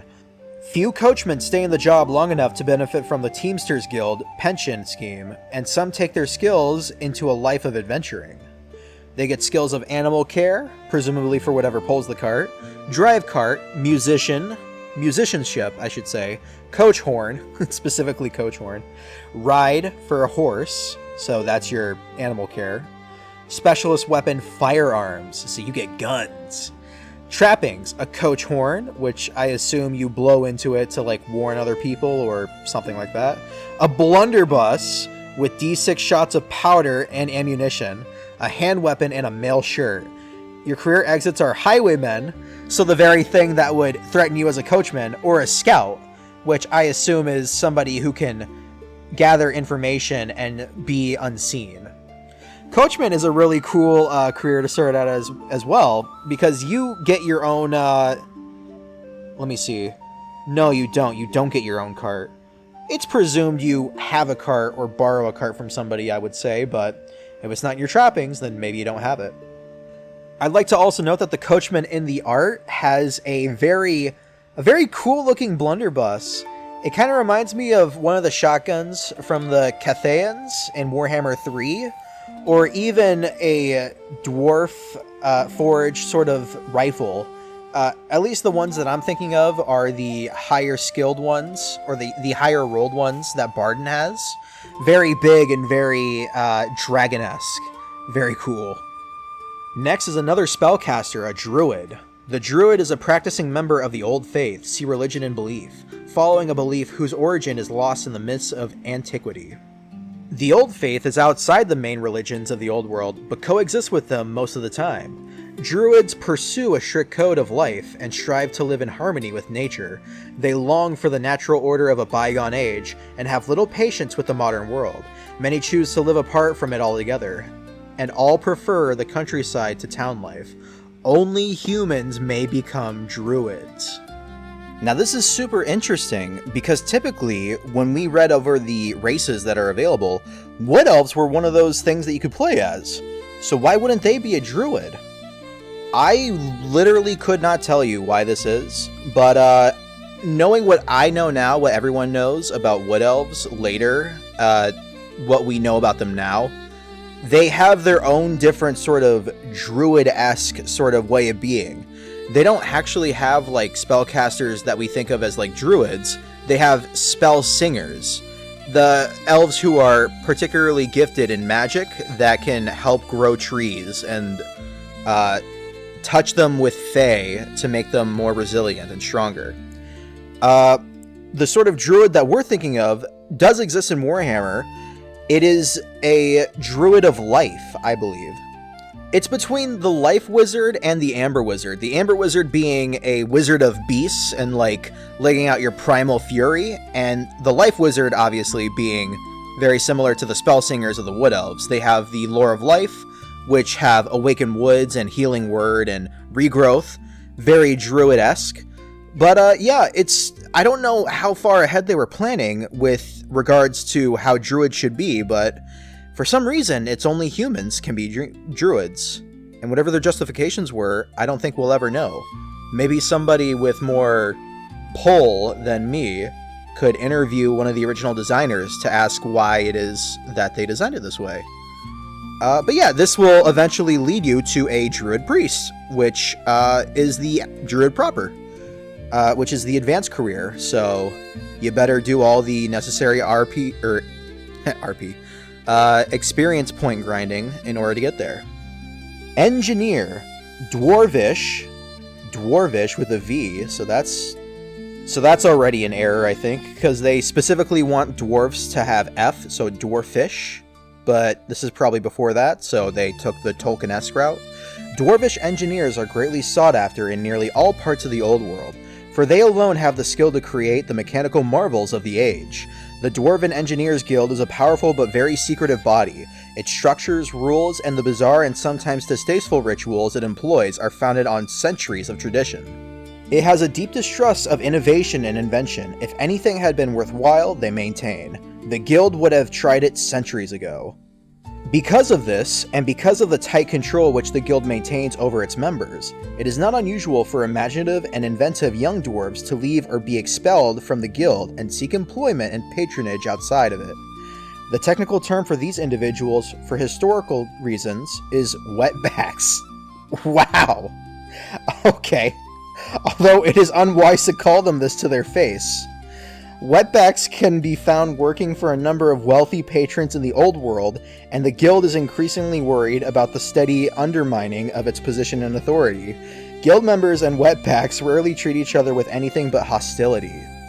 Okay, so British people coming up with terms. They were probably not privy to the to the epithets. Would you call like the derogatory terms to some people. So that's sad. But this is interesting. Even all the way back in Warhammer Fantasy 1, the idea of the Engineers Guild being staunch traditionalists and not desiring innovation has always been here. I think the only change now is disgraced dwarf engineers don't just become engineers or Empire native dwarf engineers. You can get things like Malachi Makaisen, the dwarf slayer engineer. He became a slayer solely because he wanted to work on innovative new ideas, but took the Slayer's Oath because that's what the guild demanded.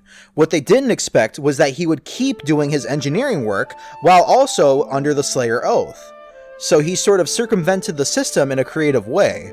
Although he is pretty cracked in the head when it comes to dwarf psychology, So who knows how his modus operandi is if he's operating under these rule circumventions. That's not really a dwarf thing to do in the world of Warhammer.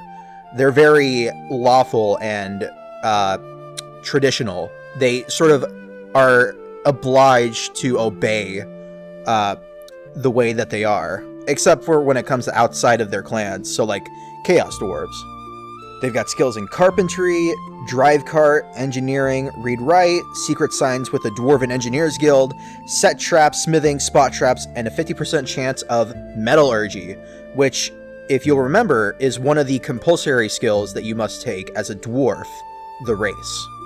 Note, as stated in mandatory skills, oh, there it is, all dwarves automatically have mining skills. In the case of engineers, this skill is enhanced so that they receive a plus 20% modifier for construct tests, as well as a plus 20% modifier for search tests to find secret doors when underground.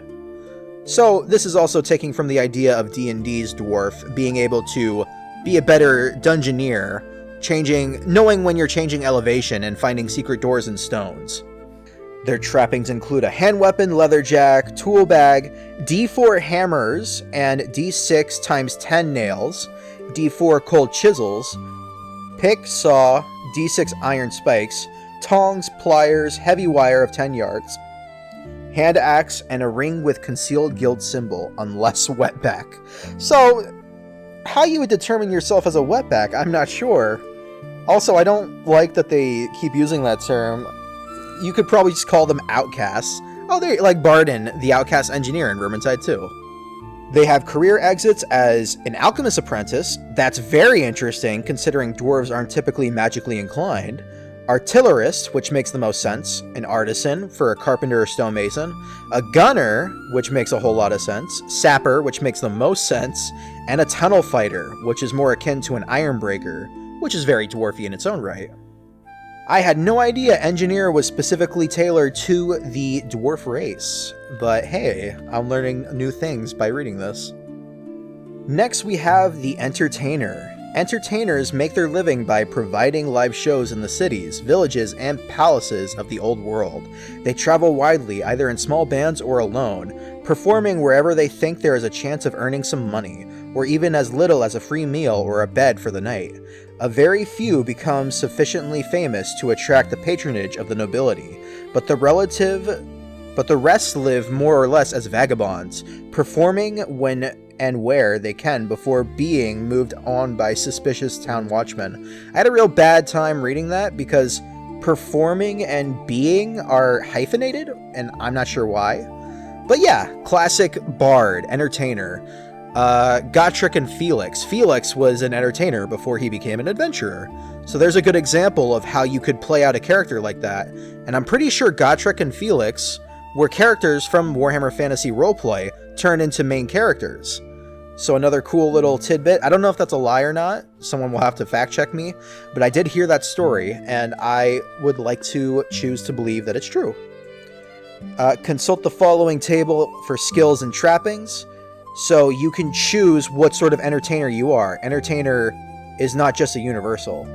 You can be an entertainer acrobat, an actor, an animal actor, a bunko artist, a comic, so like a comedian, an escapologist, so like a magician almost, like a performative magician, not an actual wizard, a fire eater, which is pretty cool, a fortune teller, hypnotist, that one's super interesting considering it's not magic based, an impressionist, jester, juggler, knife thrower, pavement artist, poet, singer, strongman, tightrope walker, troubadour, ventriloquist, or wrestler.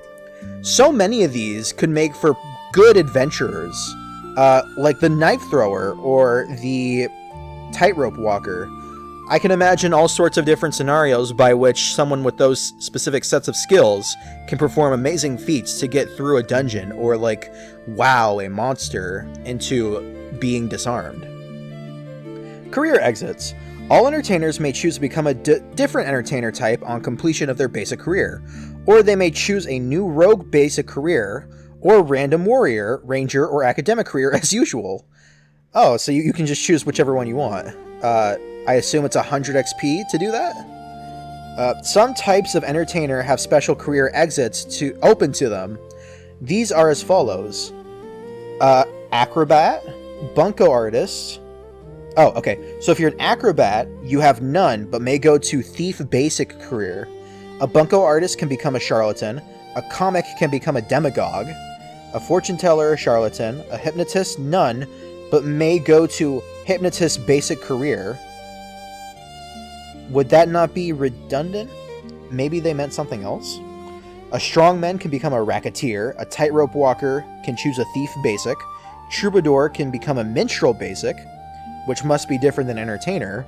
And a wrestler can go into racketeer. The entertainer sure does have a lot of routes they can go.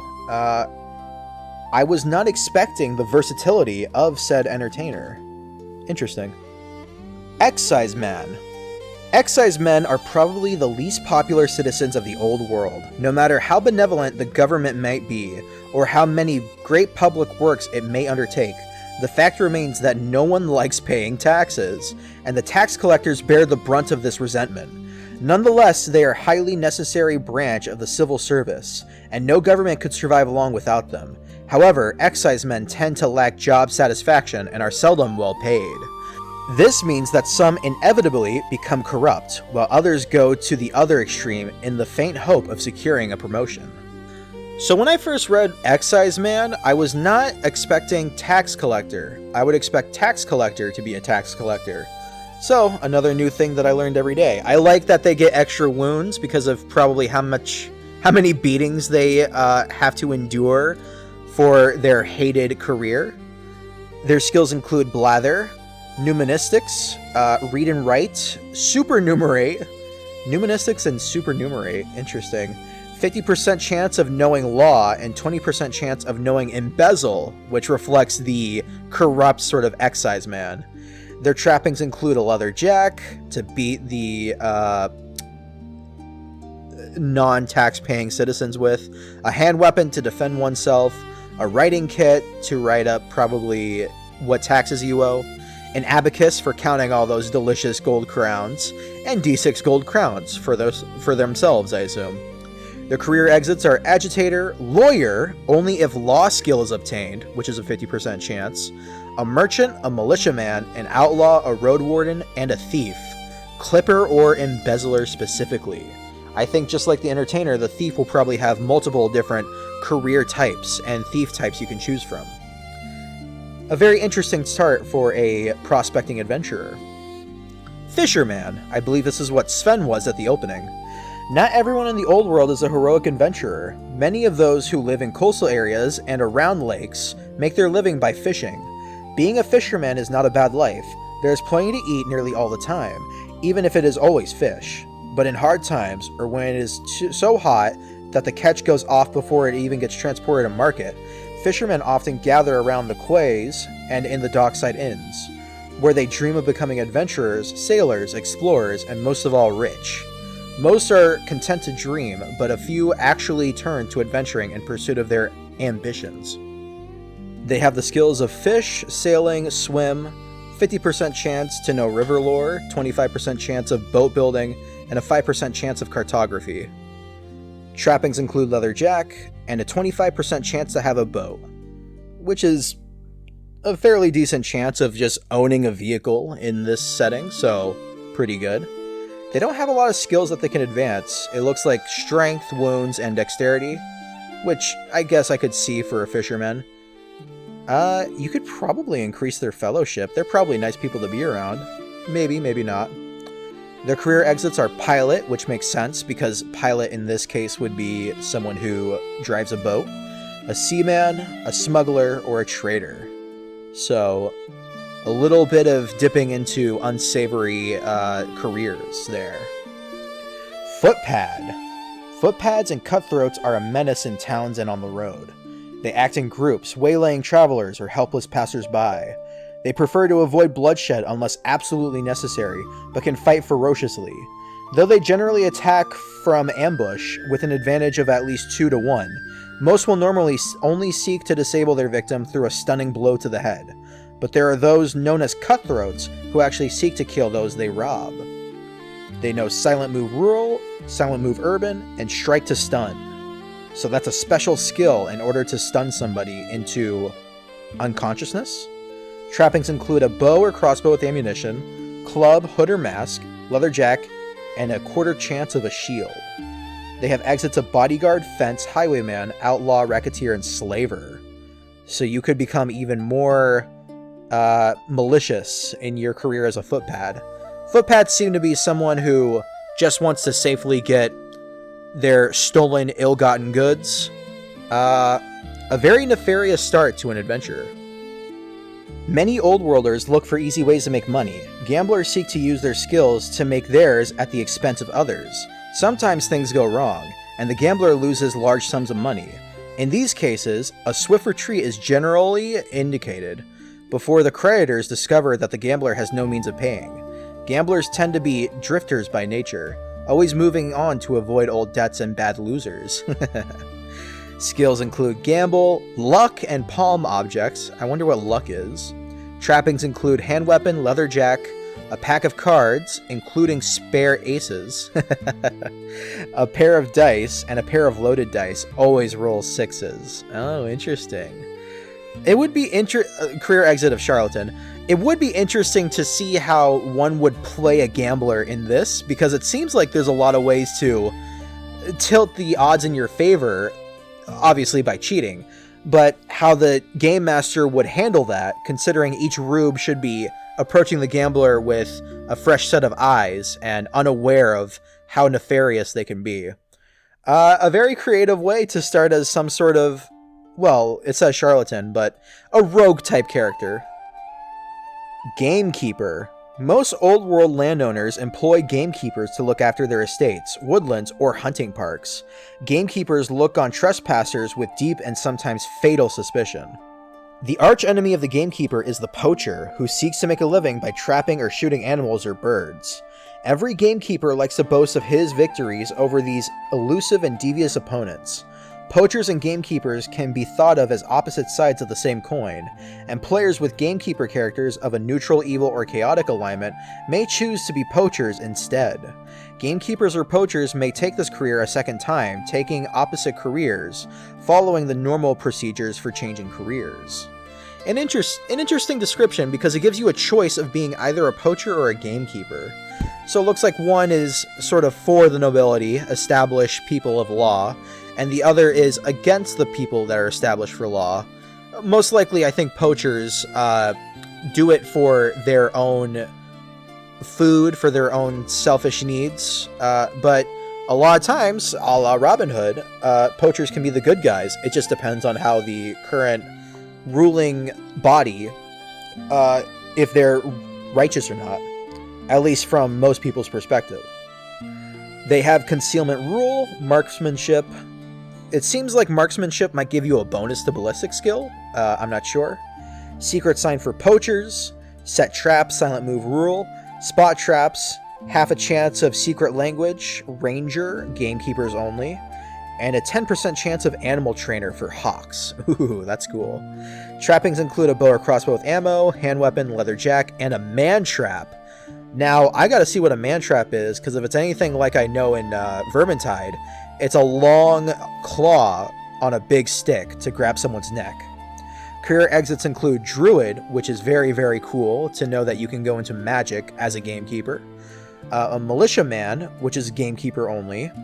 An Outlaw, which is poacher only. A Raconteur, a Wrestler, which is poacher only. A Scout, and a Targeteer, which is gamekeeper only. So we have gamekeeper and poacher specific career exits. So it seems like you declare yourself either a poacher or gamekeeper once you actually roll this character. Next is Grave Robber. The medical and magical professions create a constant demand for fresh corpses, and the difficulty of obtaining suitable specimens legally means the few customers inquire too close into the origins of any cadavers they are offered. Grave robbers make a living by supplying this demand, and can often command high prices. The practice of stealing corpses from fresh graves is regarded with universal horror, and wealthy families often invest vast sums in constructing burial places designed to foil the body snatcher. The poor, as always, have no such luxury. The mass graves in the pauper section of many town cemeteries are an open target for grave robbers.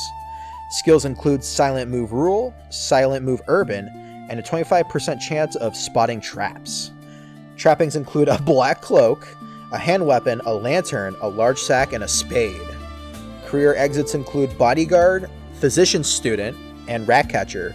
I specifically like physician student because that's the sort of people they're always making deals with. But if you didn't know, grave robbers were a very real quote-unquote career in ye olde days. When the Victorian medicine was trying to be understood, a lot of people would steal bodies from their graves just to sell to academics. So this is very true to that sort of real-life analog, and you can start your adventuring career as a lowly grave robber. Herbalist. Medicine in the old world is primitive, unreliable, and expensive. So many people rely on traditional cures and medicines handed down through the centuries. In fact, many people distrust scientific medicine. Herbalists, on the other hand, are respected members of society, although their clientele is not so generally as exclusive as that of physicians. They gather and trade in herbs and prepare herbal remedies for all manner of ills. In rare and severe cases, they will treat the patient personally. Some do misuse their powers, as those who have been subject of love or charm filtres know only too well, but the profession is steeped in the folklore of the old world, and most of the common people feel the herbalist is their only friend when they fall ill. Skills include the arcane language druid. Now that's very interesting. That must mean that they work close with druids a lot. Cure disease. That's just a cure. They know how to, that's just a skill they know. Cure disease. Just cure disease. Heal wounds, herb lore, identify plant, read and write. Herbalists can read and write. Now that's interesting. It makes sense because they would have to write down all the information they know about herbalism, but it's just something I would have never guessed. Secret language classical, secret language gilder, and a 20% chance of prepare poisons. So they can be very clever in supplying the roguish types with their ill-gotten poisons. Trappings include pestle and mortar, sling bag with dried herbs, and their career exits include physician students and druid. Two that are, one is the scientific approach and the other is the holistic spiritual approach. What a cool little story for herbalists. They have one direction that they must go, either scientific or magical. Herdsman. Herdsmen are solitary individuals who spend much of their time alone looking after domestic animals, moving them from pasture to pasture, and generally leading a fairly dull life. Nevertheless, they learn to look after themselves too, for they have to defend their animals from predators and bands of thieves and rustlers. Herdsmen have a natural affinity with animals of all kinds, even though they may have grown up tending only a few species. Skills include animal care, charm animal, musician wind instruments, specialist weapon sling, 50% chance of animal training, a 75% chance of herb lore, and a 75% chance of very resilient. Trappings include hand weapon, pan pipers, sling and ammunition, and a staff. They have exits of druid, which makes sense, militiaman, which also makes sense, outlaw, rustler, and scout. So this is your typical David and Goliath herdsman, a sort of herder, right? That's what a herdsman is. But you can be anything from, you can become anything from a soldier to a druid, or somebody who decides that they're going to take their own fate into their own hands and become an outlaw. Whoever gets in their way be damned.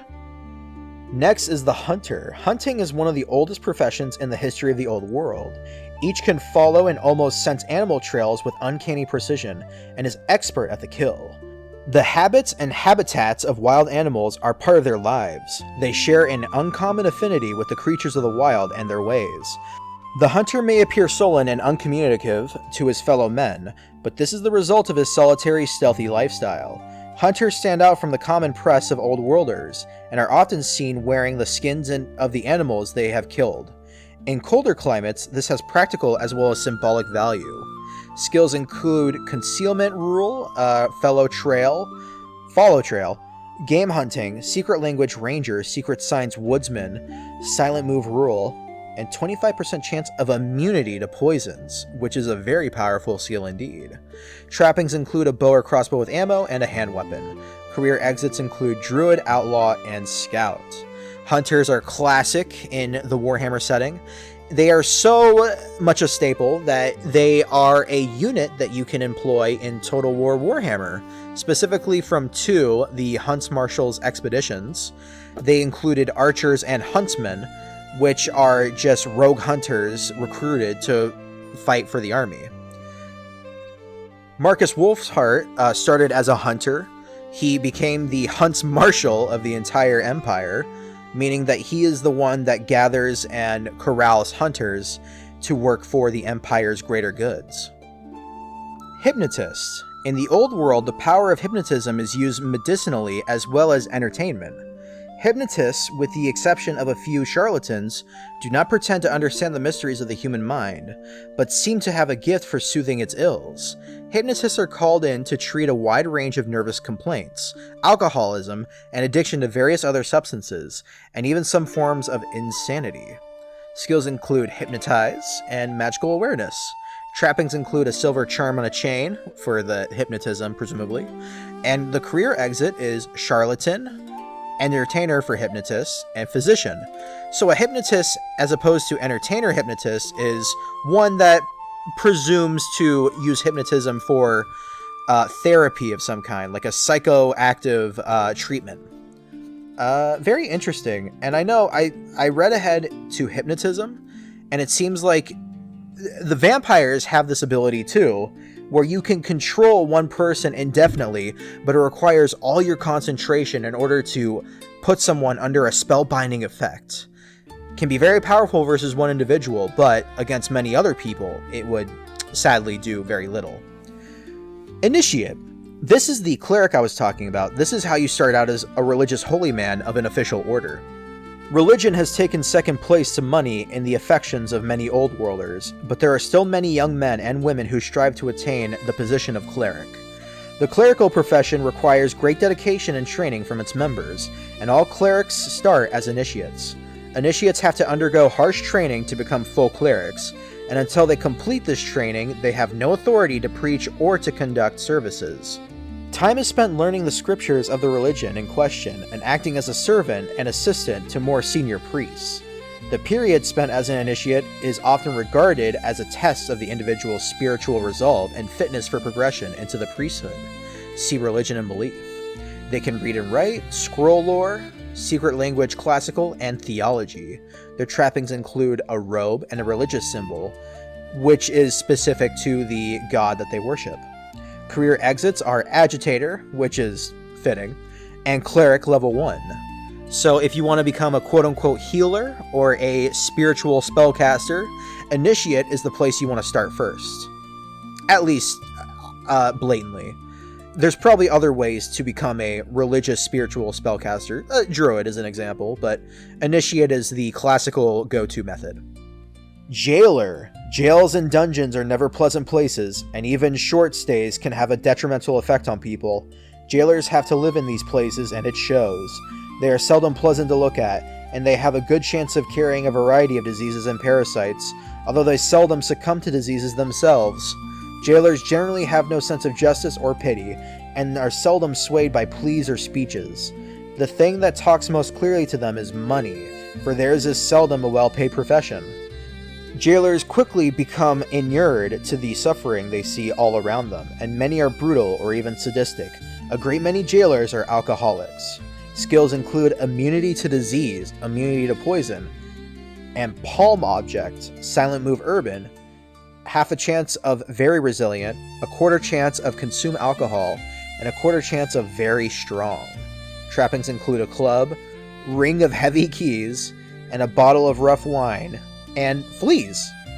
So they just get fleas. They are nasty, Skaven-esque human beings. Or dwarves or halflings or whoever can become them. Interesting point that, yeah, they have to live in the harsh, dank dungeons of the world, which would naturally make them great antagonists. But to become one seems to have a lot of perks and benefits, if not being absolutely repugnant. A surprising start to your Warhammer adventure, but an interesting one nonetheless. Laborer. The broad mass of city dwellers enjoy a precarious living. Most hire themselves out as laborers, usually on temporary basis. Most laborers are loud, burly, brusque individuals who like nothing better than singing or whistling, climbing around insanely dangerous scaffolding, drinking prodigious amounts of herbal tea, and occasionally working extremely hard. Their lives are hardly secure, and they command a fairly low wage compared to the artisan classes, but when there is plenty of work, laborers prosper. The best jobs involve the building of temples, fortifications, large houses, and the like, because then work is guaranteed for a longer period. They are practical men, and when they turn to adventuring, as many do in times of unemployment, they are often successful. Skills include scale sheer surface, 3/4 chance of consume alcohol, 3/4 chance of sing, half a chance of carpentry. You can be a singer above being able to do your job. That's interesting. Half a chance of drive cart, 1/4 chance of engineering, 1/4 chance of very resilient, and 1/4 chance of very strong. Trappings include a sling bag containing packed lunch, so just like your lunchbox, flask of herbal tea, and leather jack. Herbal tea, I thought that was a joke, but it seems they really do enjoy their tea. I don't know why. Oh, it's probably a British thing, actually. That makes sense. Career exits include artillerist, only for characters with carpentry or engineering skills, or a bodyguard or a footpad. Interesting thing of note, the only advancements they have on their advanced scheme is toughness and wounds. So it would be really fast to fully outfit them with all their upgrades and then move on. Makes sense, I guess. You would assume being a laborer would take some amount of skill, but what do I know? Well, actually, now that I say that, they have a lot of skills that they could get, so me and my mouth. Marine. The Marine is a sea fighter, a warrior who sails with civilian or fighting ships to offer some assurance against pirates. On fighting ships, the Marines also form press gangs, which are the source of fear in some coastal towns. Those unfortunately pressed into service can buy their way out of the Navy, but more often, they are faced with a hard, dangerous 5-year spell aboard a fighting ship. This side of their business has made the Marines a feared and loathed part of the seaboard community, even though they perform a dangerous and righteous task. Many sea captains faced with a captive Marine after taking a prize have ordered the fellow thrown to the sharks. Most, though, try to bribe the Marine into their own service. They've got skills of consume alcohol, disarm, dodge blow, row, secret language battle tongue, strike mighty blow, strike to stun, and 1/4 chance to swim. So you don't even guarantee a swim skill when you're a Marine. Trappings include a bow or crossbow and ammunition, grappling hook with 10 yards of rope, mail shirt, and shield. Career exits are artillerist, which is very interesting pick indeed, bounty hunter, footpad, mercenary captain, sea captain, and slaver. I'm not sure if I agree with all these career exits and skills and associated advanced schemes, but it's an interesting sort of personality they give to all these careers. The Marine being different from, like a pirate or a brigand or something like that? Just to add that little extra bit of flavor to the background of your character and how they came to be. Mercenary. The mercenary fights for money, the spoils of war, and the taste of blood. All mercenaries dream of untold riches. For most of them, the reality consists of an early death and an unmarked grave. Mercenaries roam the old world from one war to another. Inevitably, someone will hire their swords to settle a grievance. Rich nobles, merchants, and others take on mercenaries to bring an argument to a swift conclusion. The old world kingdoms generate enough conflict to keep many thousands of mercenaries fully employed. Eventually, however, the wiser ones realize that there is no crock of gold for a hired fire, and so they turn to adventuring for a variety or in search of greater rewards. A mercenary is a very typical, that is sort of what an adventurer is, a sword for hire. They want to use their skill of martial prowess to gain gold. So it makes sense that a mercenary would be a really good starting career for any would-be adventurer.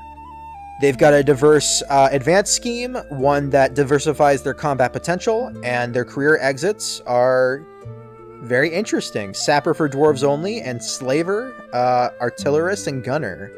So you can still be a mercenary of some specific deal of death-dealing trade. Being a gunner would be preferable than being some sort of tunnel fighter, for example. Militiaman. Throughout the old world, armies are organized on a threefold pattern. The nobles provide an elite volunteer force, mercenaries are hired for professional muscle, and the militiamen do all the hard work. Militias are part-time local defense forces formed from the rural peasantry. Only rarely are city dwellers called up, although they may serve in the Watch, which may itself form a military body in time of war. All forms of local government are empowered to call up all able-bodied men and women to form the militia, and the militiamen are committed to spend a certain amount of time each year, usually 7 days, training together on common land. This elementary training gives them some advantage. Militia leaders are either civil leaders or retired military types. Equipment is purchased and maintained by the local government body, and so it can vary tremendously in quality from town to town. Some militias will be equipped almost to mercenary standards, while others may be no better off than the peasants.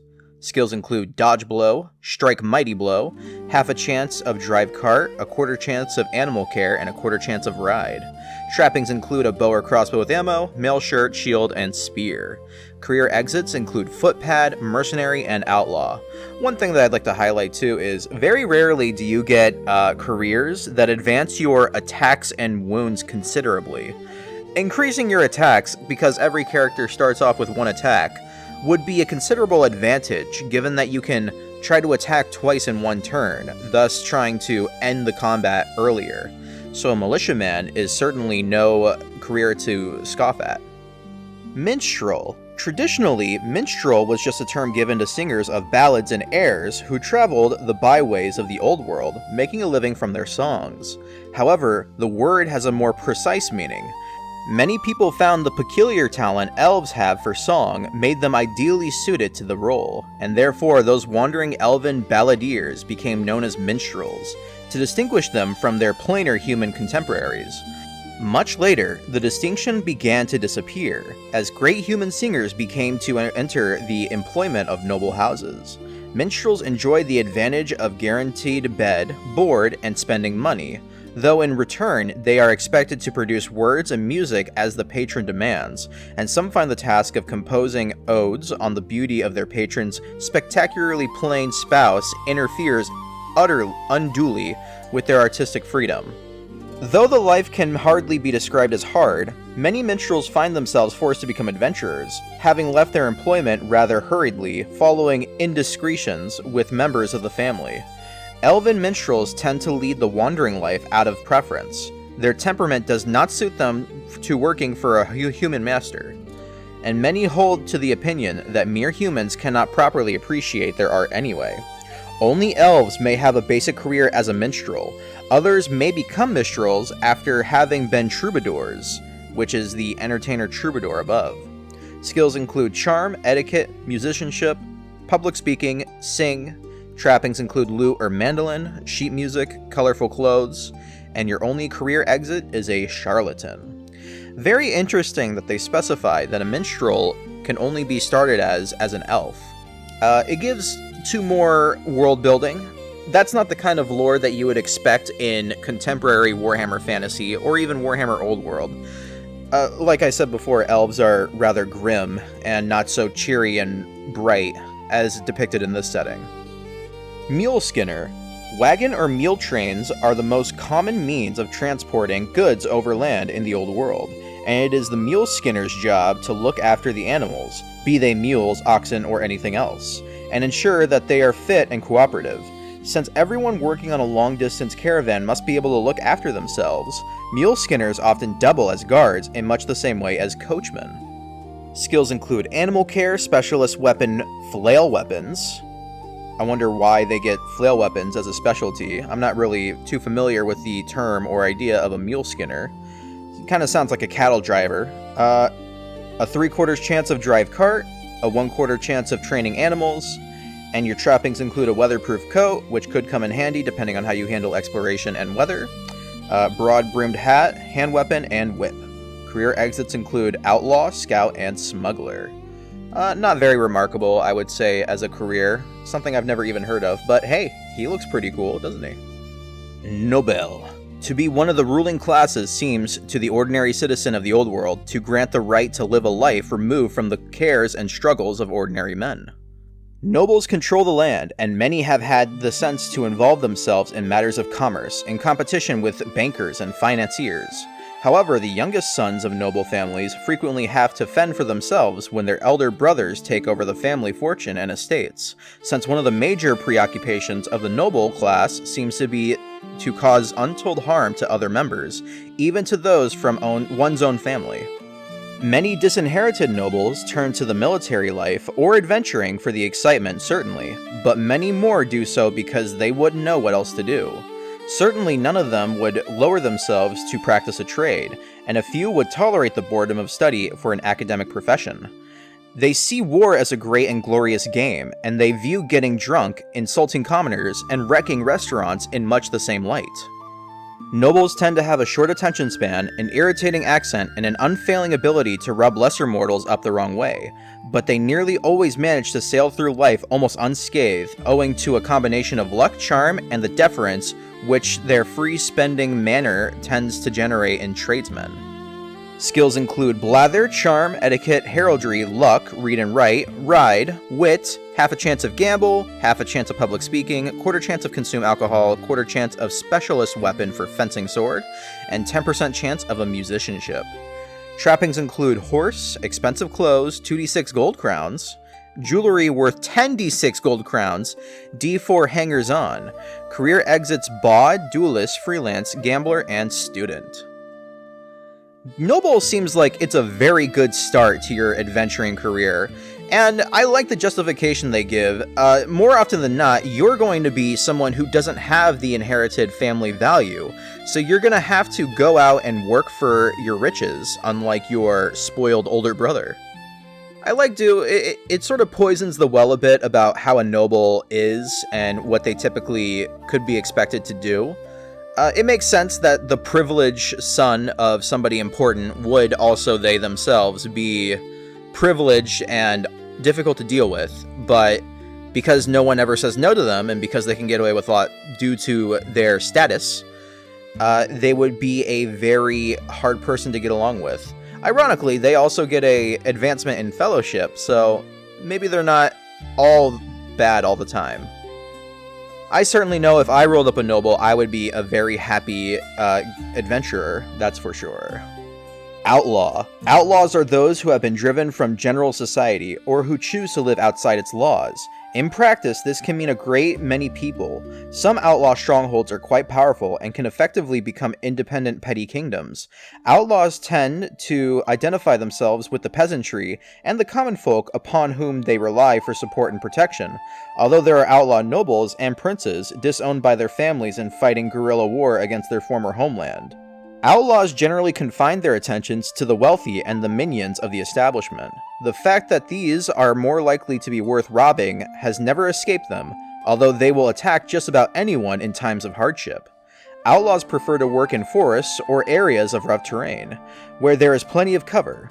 Their favorite tactic is the ambush, and some make quite a specialty of leaping out of trees. Their rugged outdoor life makes them fairly tough, but it can be wearing on the constitution. Many outlaws have almost permanent coughs and severe skin disorders, and those who live to any age are invariably riddled with arthritis. Wow. So they're sort of taking the Robin Hood glamour. They're taking the Robin Hood glamour out of the Robin Hood story. Yeah, it's gonna be difficult living in the woods and nature all by yourself, constantly fighting people on the road and risking injury and disease every day. Inevitably, you're going to deteriorate, whether by age or by accident.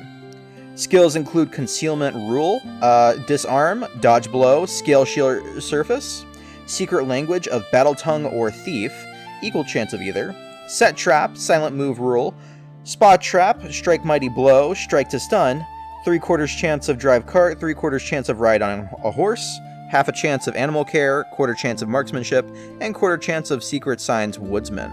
Trappings include a bow and ammo, so specifically a bow, so Robin Hood confirmed, a shield, and a half a chance of a leather jerkin. So no melee weapon to start with, which is interesting, but you have a shield, so I guess you have defense. You just shield and fist it, I suppose. Career exits include Gamekeeper, which could also double as a poacher, Highwayman, Outlaw Chief, Rustler, and Targeteer. Outrider. Outriders are experienced fighting men employed to reconnoiter to the front and flanks of traveling parties and armies, keeping a lookout for possible attackers and other problems. Most base their skill on an intimate knowledge of the area through which they journey. They are expected to operate more or less independently of the party or army they serve, and must be able to look after themselves and live off the land as they go. Occasionally, they undertake long-range patrols along dangerous borders or troublesome areas, operating in the same way as a scout and gathering information on potential hazards, troop movements, and other activity. Skills include Animal Care, Follow Trail, Orientation, Ride Horse, Silent Move Rule, Specialist Weapon skill Lasso, 3/4 chance of Secret Sign for Scouts or Woodsmen, equal chance of either. Their trappings include a horse, saddle, and harness, a bow and crossbow with ammo, mail shirt, rope 10 yards, shield, career exits of Scout, Highwayman, and Mercenary. Outriders are a iconic troop type in Warhammer Fantasy, especially for the Empire. They usually can be seen as either pistoliers, so they have black powder pistols, but then the Outrider themselves have that rotating gun that rapid fires, or they have the grenade launcher variety, which are absolutely the best. They're a fast-moving light cavalry that can shoot ginormous explosions into enemy formations. They rack up a ton of kills and are very overvalued on the auto-resolve scale. But it seems here that the Outrider was still more of a concept than it was a predetermined troop type of sorts. You can sort of see that like in the Coachmen, they get guns. If this were more contemporary Warhammer Fantasy, the Outrider would most certainly get that semi-auto black powder rifle that they're so iconic for nowadays. Still, pretty cool. I like the Outrider a lot as a class. Peddler. Few villages have shops or regular trading posts of their own, so all are dependent on a peddler. A small-time tradesman, buying easily transportable goods at markets from craftsmen or merchants. Peddlers travel from village to village, selling their wares and carrying news and gossips from the towns. A peddler's wares can be anything that is easily carried, such as pots, pans, small items of clothing, purses, pins, knives, and so on. In more settled areas, peddlers are often licensed, and they may have their own guild to protect their interests and discourage outsiders from poaching their trade. Most live a completely nomadic life, and believe strongly in the fraternity and their profession. Even though they can come from many different races and have no common culture, traditions, or languages. Many pick up skills as herbalists. They are almost universally distrusted, especially by road wardens and watchmen. Skills include Animal Care, Blather, Drive Cart, Evaluate, Haggle, Herb Lore, Secret Signs Peddler, Specialist Weapon, Fist Weapon, ooh, interesting, 10% chance of Astronomy, which would make sense for their navigation of ginormous long stretches of land. Trappings include a wagon and horse, mattress and D4 blankets in the wagon, D4 sacks containing D4 pots and pans, 3d6 small knives, D6 times 100 pins, D6 reels of colored ribbon, lantern, pack containing tinderbox, 4 blankets and rope, with career exits as bodyguard, fence, outlaw, trade, and trapper. Peddlers are a lot more hardy than I expected. I would assume a peddler would just be somebody who would linger in a town and trade things, kind of like a pawn shop owner. But leave it to Warhammer Fantasy Roleplay 1st Edition to tell me otherwise. It seems the peddler is a lot more adventurous than I would have initially have thought. Interesting to know. Pharmacists. Pharmacists are specialists who prepare and supply the medicines prescribed by physicians. In many ways, they are the counterpart of the herbalists, dealing in mineral and chemical preparations rather than herbal remedies. They have a working familiarity with a wide range of rare and exotic substances, and their properties for healing or otherwise. It is a profession which demands great skill, and most pharmacists are kept in the employ of great houses to make sure the best treatments are readily available. Unfortunately, the pharmacist is often the scapegoat when the physician fails, and many have been forced to leave town in disgrace, and have either offered their services to outlaws and bandits, or have sought adventure in the wildest lands of the old world. Their notable skills are chemistry, cure disease, heal wounds, immunity to poisons, manufacture drugs, prepare poisons, and secret language of Gilder. They only have 3 advancements. A pharmacist sounds pretty rough to be the scapegoat of any one physician, and would easily make for an adventure hook to go out and carve your own in the world. Still, all these skills could most certainly come in handy, especially if you're lacking a primary healer of some sort. A pharmacist would be a good non-spiritual healer of sorts that wouldn't have to rely on magic, although I'm sure magic would be very powerful, given what the magic part will say and how it operates. It's not what I expected from Warhammer, but then again, this is the first edition, so all their more wacky and zany magic mechanics haven't been instilled yet. Physician student. After the military and the church, the most popular career for young, relatively wealthy old worlders is that of physician. Anyone with talent or just a reputation can earn great wealth through the patronage of the nobility. As with most academic careers, the only way to become a physician is to take tuition from an established practitioner. Physicians, however, do not take apprentices as such. Instead, renowned or retired individuals sometimes teach their skills to groups of students who pay them fees. Most hospitals and universities in large cities have teaching facilities. It takes several years and a great deal of work to become a physician, and not all students last the course. Skills include read and write, scroll lore, secret language classical, half a chance of cure disease, half a chance of heal wounds, half a chance of manufacture drugs, and half a chance of prepare poison. I guess that's to reflect the difficulty in learning from somebody who might not even guarantee to be a very good teacher, and I like that. Their trappings include a hand weapon, medical instruments battered in case, so specifically they're like rusty and dull maybe, a pottery jar containing D6 leeches, because, getting rid of the bad blood is how you cure people back in these days. And career exits include bawd, charlatan, grave robber, and physician. Also, a fun thing to know about the leeches, leeching blood from somebody, bad blood, that was like the 4 humors medicine. I forget what all the 4 humors are. I know it's like yellow bile, black bile, blood, and phlegm, I think. But that was sort of the understood idea of all the liquids in the human body that help them live on a day-to-day basis. And controlling those 4 humors was what led to a healthy lifestyle. Pilot. One of the most important men on the seaboard is the pilot. Pilots guide large boats and ships into port through dangerous coastal areas and become the most trusted associate of all mariners. Most live on shore, normally in or near a harbor area, and work in conjunction with the harbor master and the masters of any ship coming into the harbor. Pilots are essential because no ship's crew is going to have the necessary detailed knowledge of local tides, sandbanks, and hidden rocks for every port they well visit. It is the very fact that they are so trusted that makes some fall from grace, and others become the victims of fraudsters. Many a pilot has been set up as a vessel has scuttled on the way into harbor, with the owner claiming it had struck a sandbank. For these men, a new life as an adventurer is all that's left, and many others fall deeper into life of crime. Skills include orientation, row, sailing, swim, and a 1/5 chance of consume alcohol, with trappings of leather jerkin, rope of 10 yards, a rowing boat moored on the nearest water, and 2 lanterns, with career exits as a navigator, raconteur, sea captain, or smuggler.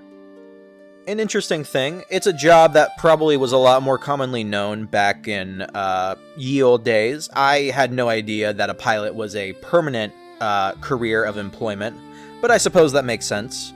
I always figured the way they depicted in movies is there would be scouts that were attached with the galley or the boat, and they would go and scout the area themselves in order to know if a ship could actually dock or approach safely and not run aground. A cool way to start as an adventurer, I suppose. Pit fighter. In many parts of the old world, combat to the death is still a popular form of entertainment. The cheapest form this takes is a one-on-one brawl in an enclosed ring or pit.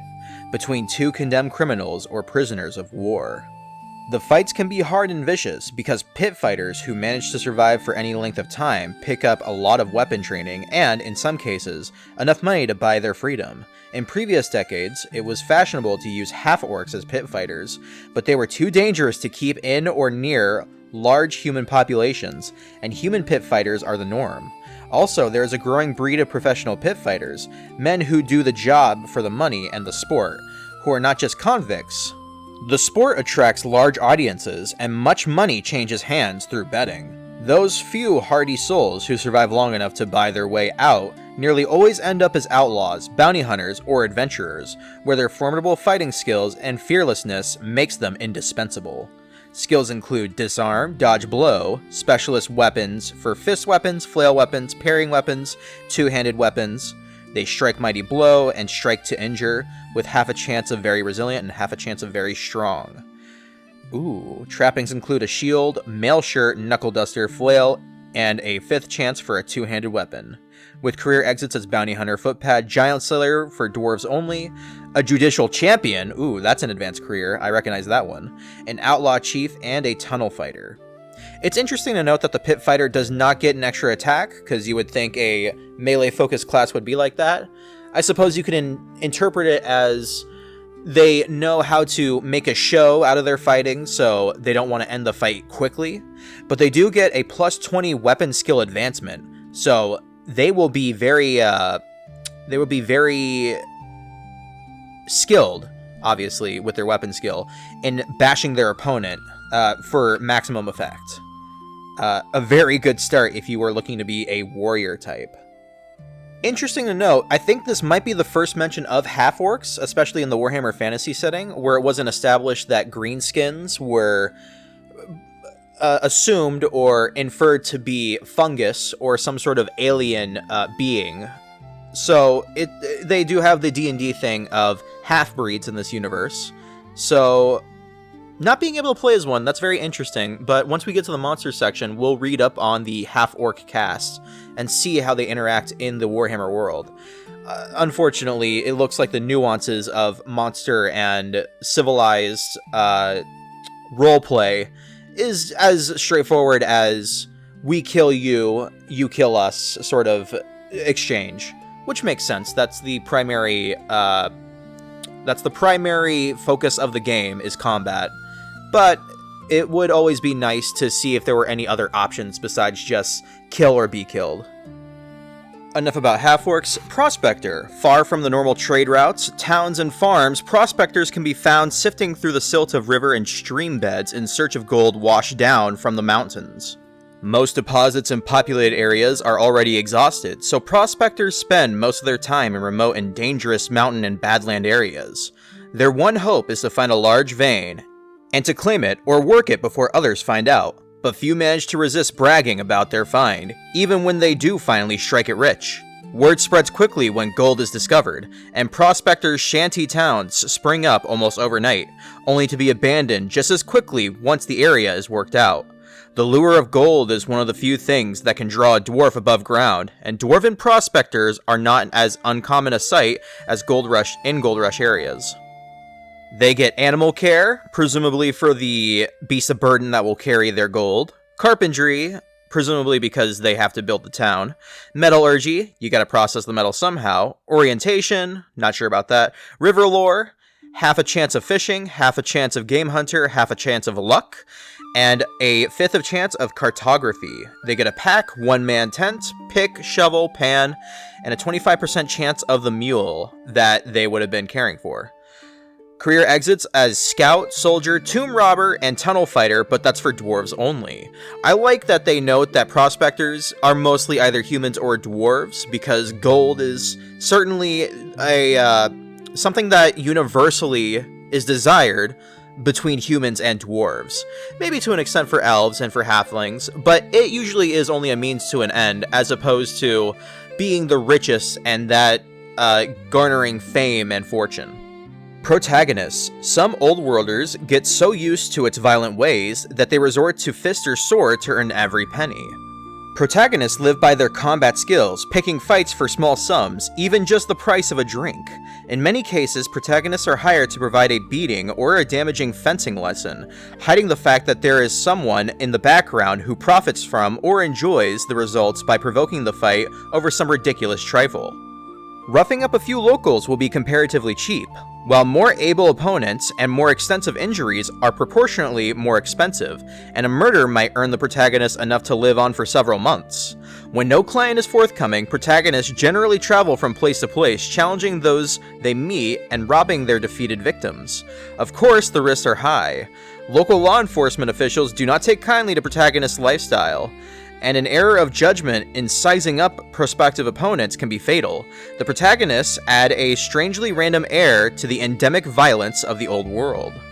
So me being used to story writing terms, I assumed the protagonist was a special character, like somebody who is the focus of the story.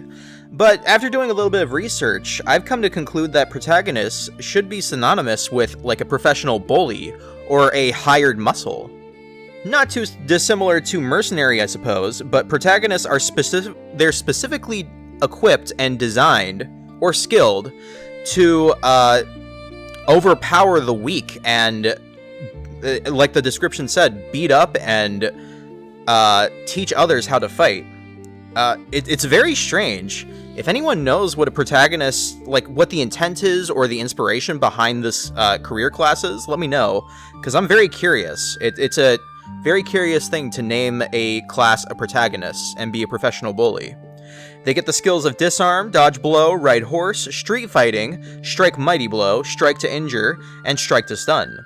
Their trappings include a horse with saddle and harness, mail shirt or metal breastplate, so very heavy armored, shield with career exits of bounty hunter, duelist, footpad, and judicial champion. I believe two of those, the duelist and judicial champion, are advanced careers that heavily specialize in melee combat. It's also worth knowing that in their advanced scheme, they have a plus 20 cool, which means they always keep their serenity when in battle, or more on average compared to others. Raconteur. Raconteurs love to talk for hours on end. They pontificate, rant, and hurl abuse at anyone who will listen. And strange though it may seem, people do not stop to listen. For one thing, raconteurs are good at what they do. No matter what they say or what they are talking about, they always manage to be interesting, amusing, or captivating. Like actors, they are masters of speech and can convince their listeners of just about anything. Whether standing on a box in the town square or recounting risque anecdotes over the brandy and cigars at a society dinner, raconteurs' voices are the tools of their trade. Understandably, in a world where few can read and gossip is rife, anyone who can command the attention of others through the spoken word will make a name for themselves. The only risk involved is that most raconteurs find themselves accompanying great armies or bands of adventurers, just so that they can witness magnificent events as the source of their next epic tale. The smarter ones tend just to make them up. Based on the picture and description, I'm getting huge Volo vibes, especially when he was depicted in Baldur's Gate 3 with the goblins. Someone who makes stuff up or just talks at length about stories and whatnot. So it's a bard in a way, except a very specific kind of bard. Someone who goes to find things to talk about because they love talking on end. Skills include blather, charm, public speaking, seduction, I did not know that was a skill, storytelling, wit, and a quarter chance of etiquette. So a quarter chance of knowing how to perform and present yourself to the higher of society. The trappings include clothes, often loud, always of fine quality, so very high quality, boisterous dress, a hat that's nearly always outrageous, and 3d6 gold crowns with career exits as charlatans and demagogue. I did not see demagogue previously, I don't think, so that must be an advanced career, demagogue. Ratcatcher. The ratcatcher is a common sight everywhere in villages, towns, and cities, making a living by disposing of the vermin which infest in dwellings in this unsanitary age. Ratcatchers are often traveling folk, although in a large town or city settled, vermin soldiers may actually be employed by the authorities. Rats are their chief enemy, but a ratcatcher will also be able to deal with moles, mice, and similar pests. It isn't a great life, and many soon retire from the cellars and seek adventure in the clear air of the country. where they become favored scouts among adventurers who poke around in caves and dungeons. Their skills include Animal Trainer, Dog, Concealment, Urban, Immunity to Disease, Immunity to Poison, Set Trap, Silent Move, Urban, Specialist Weapon, Sling, Spot Trap. Their trappings include a Ratter's Pull with D6 dead rats. Great. I guess that's your catch of the day. Sling and Ammunition, a small but vicious dog. Oh, interesting. You get a little animal faithful companion. And D6 Animal Traps, with career exits of Bodyguard, Footpad, Grave Robber, and Jailer. So something interesting, I saw a video on what medieval inns were like and what a day-to-day would be like being in an inn. And one of the things of note was that rat catchers would arrive, maybe on a bi-weekly basis, on inns every now and then, to go and catch the rats that would otherwise eat the grain and wheat of the bread that the innkeeper must make for his patrons. So rat catchers were more common than not, and they weren't always depicted as I believe what I'm thinking of in rat catching depiction is the types of people in Victorian days that would go and delve into the sewers to find lost gold currency or jewelry that would get flushed down the drain. That's how I more see the depiction of a rat catcher. But rat catchers were typically not exactly repugnant wretches that they're depicted as in most Warhammer Fantasy. They were a necessary maintenance service that most innkeepers would gladly welcome.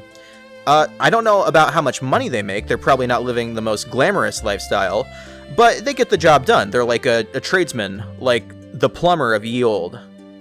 I like, though, that a lot of career exits, or a lot of careers that would seem terrible, like the beggar or rat catcher, can always get career exits as a bodyguard or jailer or something more associated with being a bigger-than-life character. Maybe not. Jailer's not a good example, but bodyguard gets you on the right track to becoming someone who is worthy of the name adventurer. One thing that I think is funny to note is if you go back to see what career you can be as an elf, most of these, like, lower-than-life, laborer-type jobs, you cannot get as an elf. So, like, rat catcher is one of them. Elves will never be caught dead catching rats, because they have so much more to live for than that, and also they're so much more whimsical and fantastical and larger than life.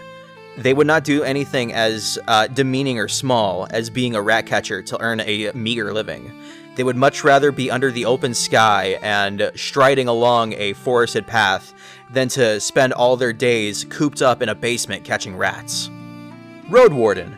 The roads of the old world are narrow and treacherous. Many are little more than tracks. The few decent roads have toll gates and charge travelers a fee.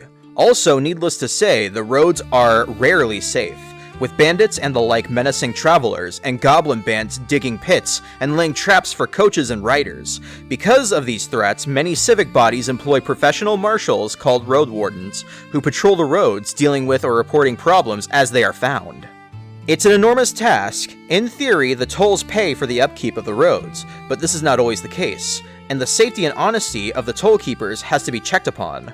Skilled road wardens can find themselves leading militia after bandits or goblinoid warbands.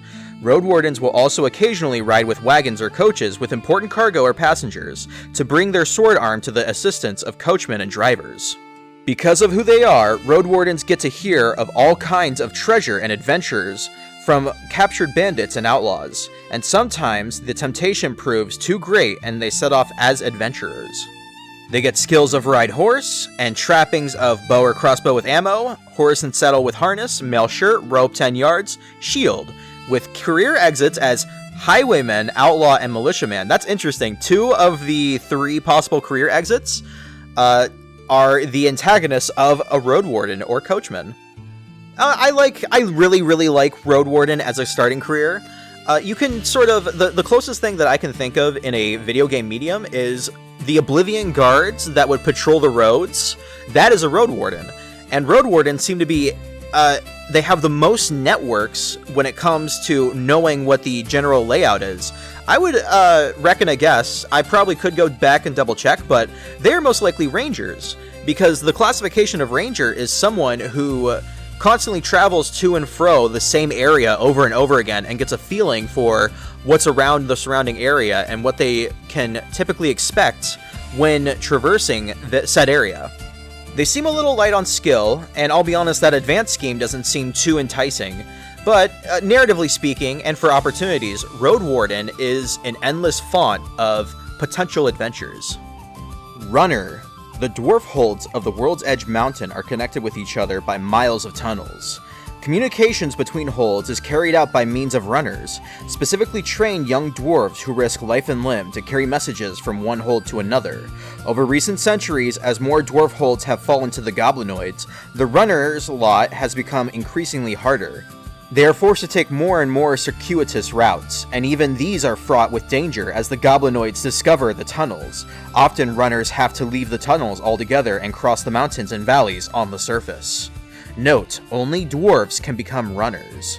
Skills include Flee, fleet-footed, Orientation, spot traps, 3/4 chance of silent move urban, half a chance of Sixth Sense, don't know what that is, that sounds very cool indeed, and 1/4 chance of follow trail, with trappings of running shoes, specifically made loose-fitting clothes, and a headband. Ah, yeah, there it is on the picture. Career exits as scout and tunnel fighter.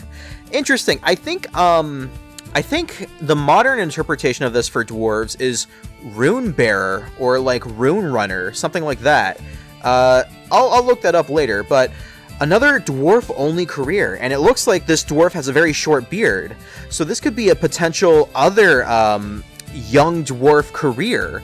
It's something that you can do besides being an artisan, a tunnel fighter, or a troll slayer, or miner, I suppose, but I don't think miner was one of the careers that you could pick. It was more prospector, someone who goes to find the gold when there's gold to be found. But yeah, runner, dwarf-centric. Another, I guess, story-expanding things for the dwarven realm. Rustler. In rural areas, the rustler makes a living by stealing cattle and sheep and reselling them at distant markets. While rustling can be profitable, most convicted rustlers are punished by death or mutilation. Wow. So the risks are great. Unlike other rural criminals, rustlers are not favored by small farmers and villagers, since they rarely operate from the area in which they were born or in which they have family. They take from small farms in preference to the large where guards may be placed, and live away from the small communities, taking the money they earn into the cities to spend. Skills include drive cart, silent move rule, specialist weapon lasso, half a chance of secret language ranger, and a 1/5 chance of animal care. So they don't even take care of the animals they steal. Interesting. Trappings include horse and cart, hand weapon, lantern, rope of 10 yards, with career exits of outlaw and slaver. So this is most certainly a bad guy. This is a bad guy career.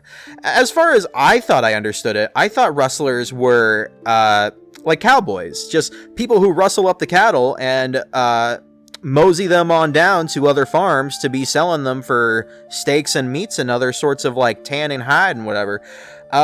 But yeah, rustler is a very, very bad man. Do not trust a rustler with your cattle. It would make sense that it's a dangerous thing to be a rustler, considering that you're most certainly against established law and locals in the area. You're probably of some infamy and much less renown. So turning an alternative life to being an adventurer would be much more preferable, considering people won't try to kill you in your sleep once they find you. You'll be more renowned as a hero, someone who took down a goblin tribe or brigands of sorts. Scribe. In a world where very few people are literate, the scribe is very much in demand. Virtually all the guilds, civil and religious bodies, the legal profession, and the military require large numbers of scribes for their record keeping, while at the other end of the scale, there are the simple public scribes who make a living by reading documents or writing for the common folk. So rare is their talent that many are virtually enslaved by their masters. It is often the case that scribes who run away to escape their servitude will take on a dangerous life of the adventurer, just to hide their past completely. Skills include arcane language of specifically magic with a K, read and write, secret language classical, and a 50% chance of speaking an additional language. Trappings include writing equipment. So, I guess in the beginning it's assumed you have a basic set of clothes, so you're not going around naked. Career exits include forger, which is very fitting, lawyer, which if you're a smart scribe, you could most certainly make it as a lawyer, a merchant, and a scholar. Scholar being the most natural, I would assume, of career exits. Being a scribe, I wonder how accurate this is to real world, because I thought scribes were more lauded and part of the, like they said, the religious, sort of circles, because the ones that can read and write are usually the ones that command the common folk who can't. They really seem to ascribe the scribe as someone who is not in control of their life. Being trapped in servitude, because there's a lot of, especially back in the day, there's a lot of resources that go into teaching someone how to read and write.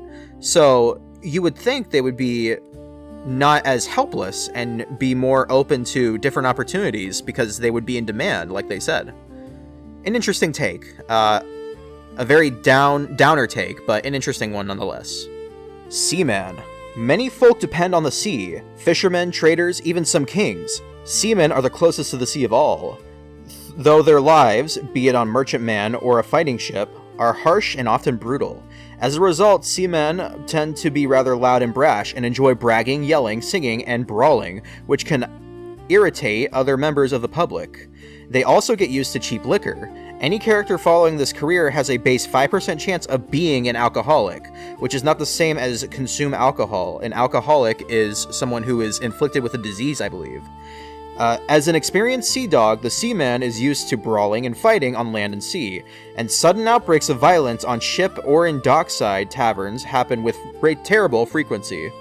Skills of dodge blow, row, sailing, scale sheer surface, speak additional language, street fighting, strike mighty blow, swim, and a 75% chance, a 3/4 chance of consume alcohol, with trappings of bottle or cheap spirit, so that's the important bit.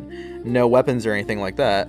Career exits of boatman, pilot, raconteur, sea captain, slaver, and smuggler. A lot of unsavory careers. Why do we have to have a seaman as opposed to a marine? Is this just like general pirate, general brigand? It seems to be that way. So if you want to go into the more bad guy scene of being a marine, then the seaman is the one for you. Seer. Seers are self-appointed religious authorities operating outside normal churches. They can be found in the marketplaces of any town, proclaiming their latest revelations to anyone who will listen. In an age of religious intolerance and competition, seers may appear to be opportunists, poaching from genuine beliefs. In an age where mental illness is not fully understood, the seer may more realistically be seen as eccentric. Some of them may actually be divinely inspired. More often than not, though, they are either charlatans, on the make, or completely unhinged. Skills include arcane language of magic, so there may be a little bit of legitimacy to their claims. Divination, again, legitimacy. Magical sense, half a chance of blather, half a chance of charm animal, and half a chance of public speaking, with trappings of divination equipments, which include bones, sand tray, dice, etc. Career exits of agitator and charlatan, so just public speaking is mostly what they're going to be focusing on. Very interesting. He is magically inclined, but not magically direct. He can't cast spells himself, but he can be the one to interpret spells and scrolls and the like. Yeah, okay. That would be an interesting thing to play, because you're sort of like brushing up on magic, but not actually within it. You're like an observer of magic. Servant. Servants aren't quite on the lowest rung of society. There are slaves after all. But for the scullion, stable boy, or serving wench, a life of adventure must seem the only dream they might fulfill. These unfortunates spend most of their time being given the menial and unpleasant task by more senior members of the household. Although it is possible for a servant, by dint of many years, time serving and hard work, to rise to a more respected and authoritative position within the household, such as butler or housekeeper, many of the more enterprising leave their master's service and seek out more exciting lives. Skills include dodge blow, a 1/4 chance of animal care, 1/4 chance of blather, 1/4 chance of drive cart, 1/4 chance of etiquette, 1/4 chance of heraldry, a 10% chance of cook, a 10% chance of ride horse, with trappings of club, 3d6 silver shillings, A quarter chance of livery, a suit of good quality clothes in the master's heraldic colors, and career exits of agitator, gamekeeper, scribe, and thief. This is probably one of the worst starting careers, to be a servant. It doesn't seem glorious at all, and quite frankly, you're not very skilled in much. You'd be better being in sort of the city and interacting with the nobles, but even then, the nobles sort of have a disdain for you because you're sort of a necessary evil that they have to tolerate rather than someone that they look forward to hiring and working with. A very sour start. I would not want to be a servant.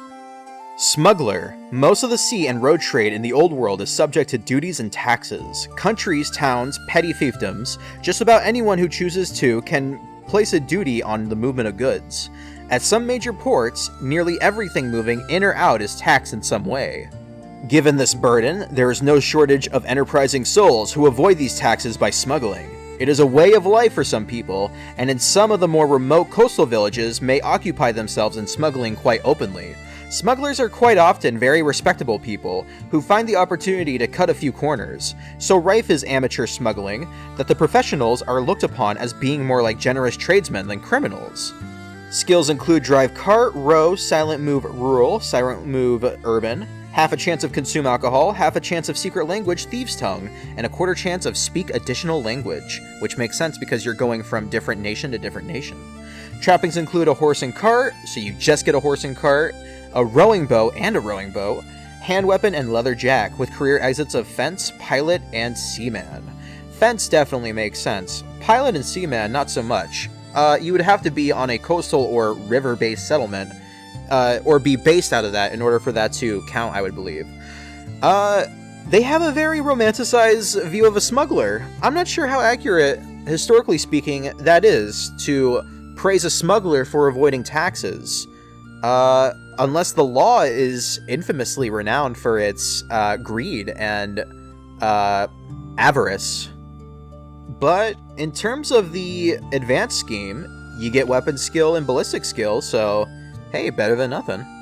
Soldier. It is quite rare for there to be a standing military force in the old world, since most nations depend on their militia and nobility, backed up with mercenary help when required. However, during any lengthy war, most countries will develop and employ professional fighting men.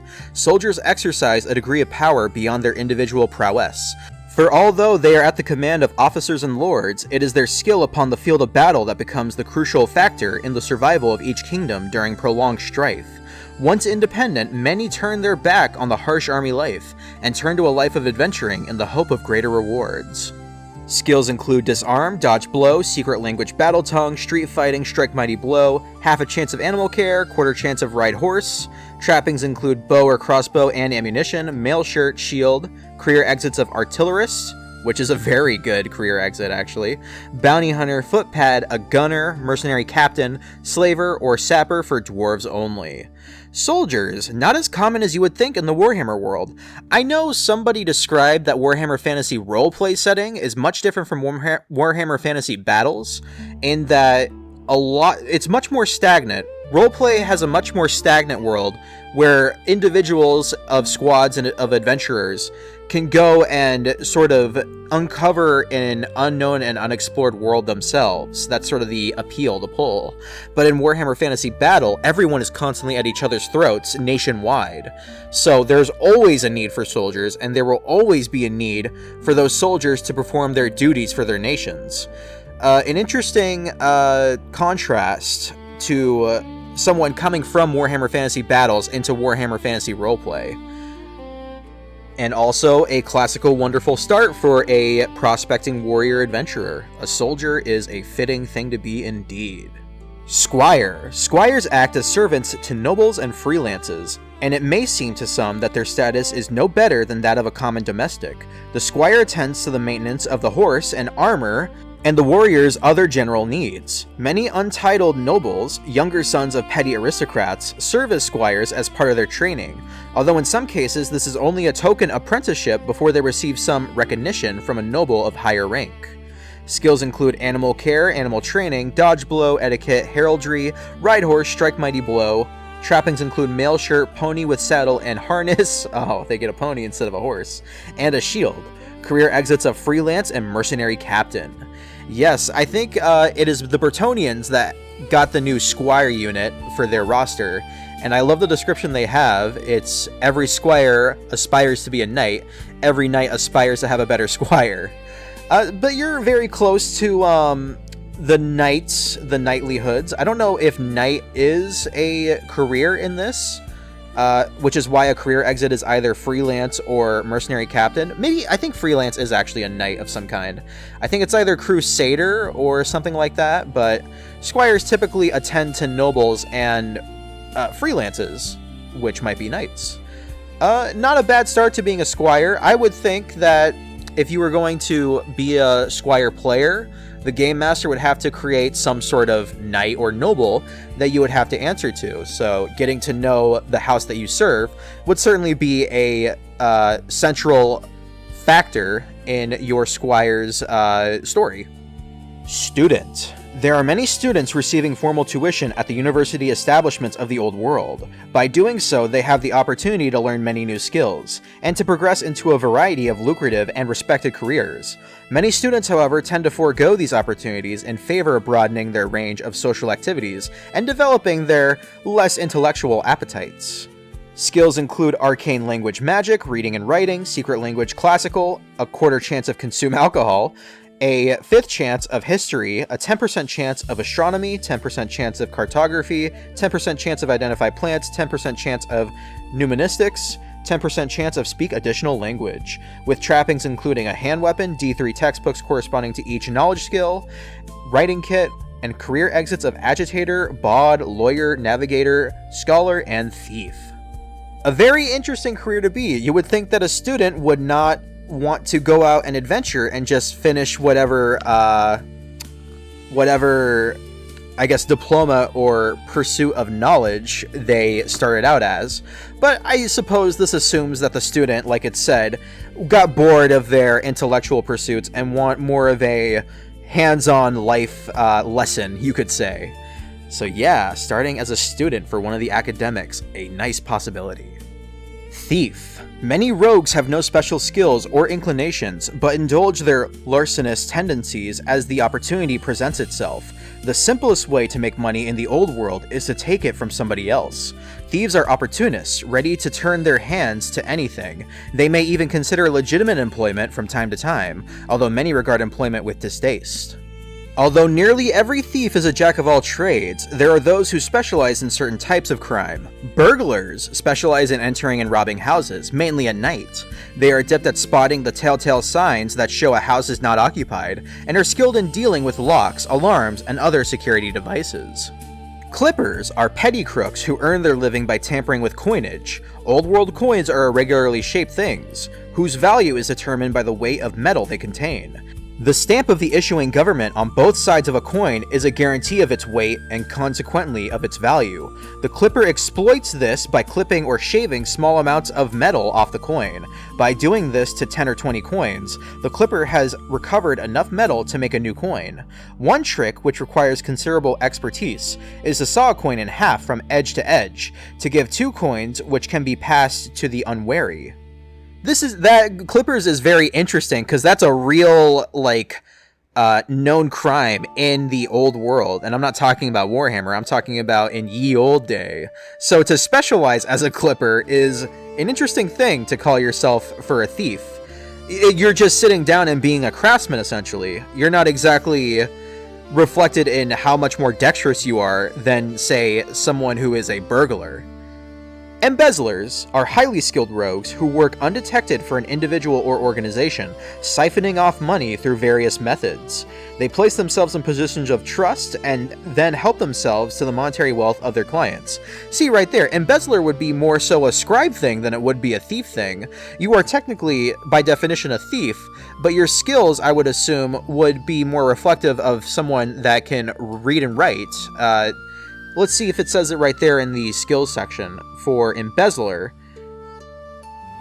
they have a 50% chance of read and write. How can you be an embezzler if you can't even read or write? An interesting interpretation of an embezzler. Pickpockets are specialized thieves whose forte is stealing valuables from pockets and purses. The pickpocket is a regular curse in cities, and on crowded market days, there can be any number of individuals or teams operating through the crowds. Cash, of course, is the favorite, the most common technique being to cut the purse from the victim's belt with a small sharp knife or straight razor. Jewelry has a high value, but is too often difficult to steal unnoticed and can be easily traceable, which makes it difficult to dispose of without the help of a reliable fence, who will probably rob the thief even more than the thief has just robbed the true owner. So yeah, specializing in being a pickpocket, and like in D&D, all these different skills, these specializations, would just be rolled up into a general thief. So typically you wouldn't specialize in being a pickpocket or specialize in being a burglar. That would all be wrapped up in the stealth and, pickpocket skill. Sleight of hand, I think that's what they call it. For the general thief, you got Concealment Urban, Secret Language of Thieves' Tongue, Secret Sign of Thieves' Signs, Silent Move Rural, Silent Move Urban, and a quarter chance of Evaluate with trappings of Hand Weapon and Sack. For the burglar, you get General Thief, as well as Pick Lock, Scale Sheer Surface, and Spot Trap. Along with all the General Thief trappings, you get Black Hooded Tunic, Lockpicking Tools, Rope of 10 yards. And for each one of these specialization thieves, it says that you get the General Thief skills and trappings, just to clarify. For a clipper, you get a palm object and small clippers and files. For an embezzler, you get palm object, half a chance of read and write, and a quarter chance of supernumerate, as well as being a general thief for the trappings. And then pickpocketing, you get flee, palm object, and pickpocket, and no additional trappings besides what they have for the general thief. Career exits. All beginning characters who roll thief as their careers start off as general thieves. Ah, there you are. Thereafter, all thieves may elect to become a specialist thief type on the completion of their basic career, or they may choose a new rogue or a random ranger, warrior, or academic career as usual. Additional career exits are available as follows. Thief can do bodyguard, charlatan, outlaw, or racketeer. And if you specialize in a burglar, you can then move on to being a bodyguard or fence. A clipper can move on to being a counterfeiter or fence. An embezzler can move on to being a fence, scribe, or trader. That's... okay, yeah, so clipper correlates to counterfeiter, which is fitting. And then embezzler would correlate to scribe, which I was ranting about earlier. And then pickpocket to bodyguard or fence, which I think is crazy funny. Fence makes sense, but for a bodyguard, it's because you know what to look out for when it comes to pickpockets. So you would make a good bodyguard because you've been the one that the bodyguard's been guarding against. A lot of like back and forths here with like the poacher and game master and stuff like that. Very, very good. Very detail orientated.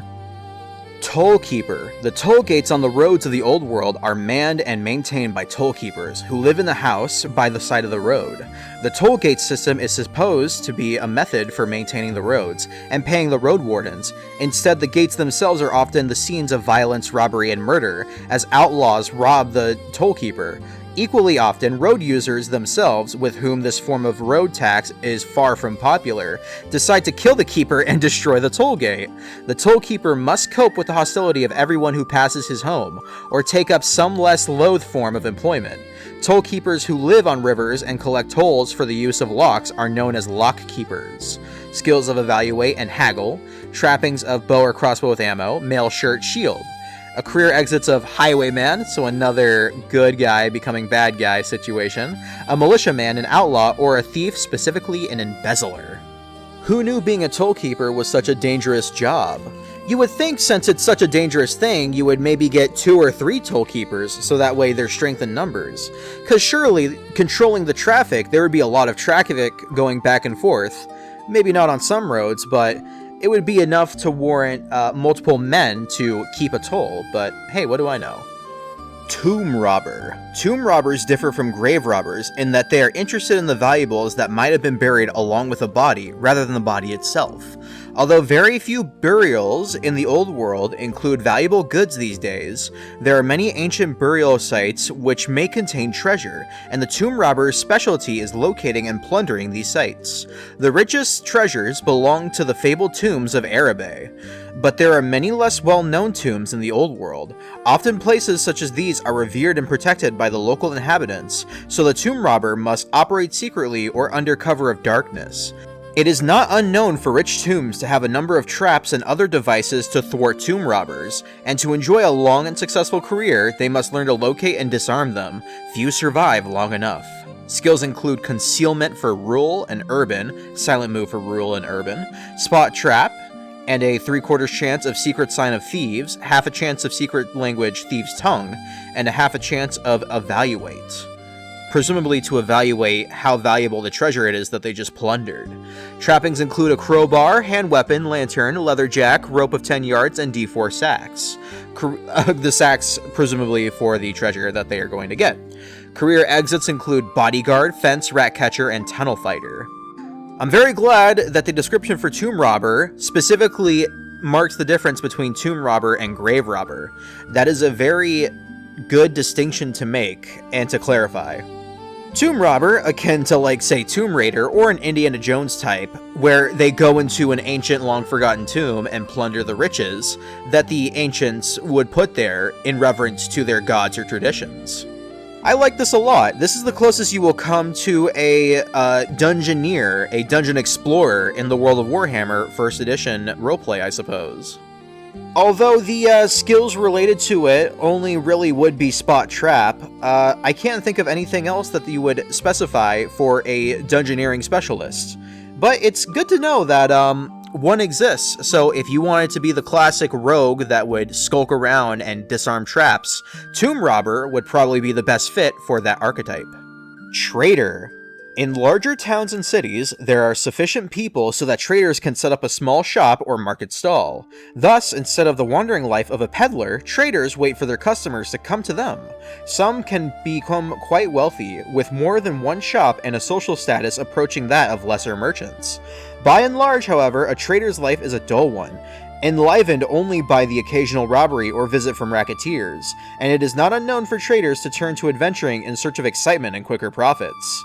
Skills include evaluate, haggle, numismatics, quarter chance of blather, quarter chance of law, trappings of leather jerkin, and 2d6 gold crowns, with a career exit of fence, merchant, and thief clipper.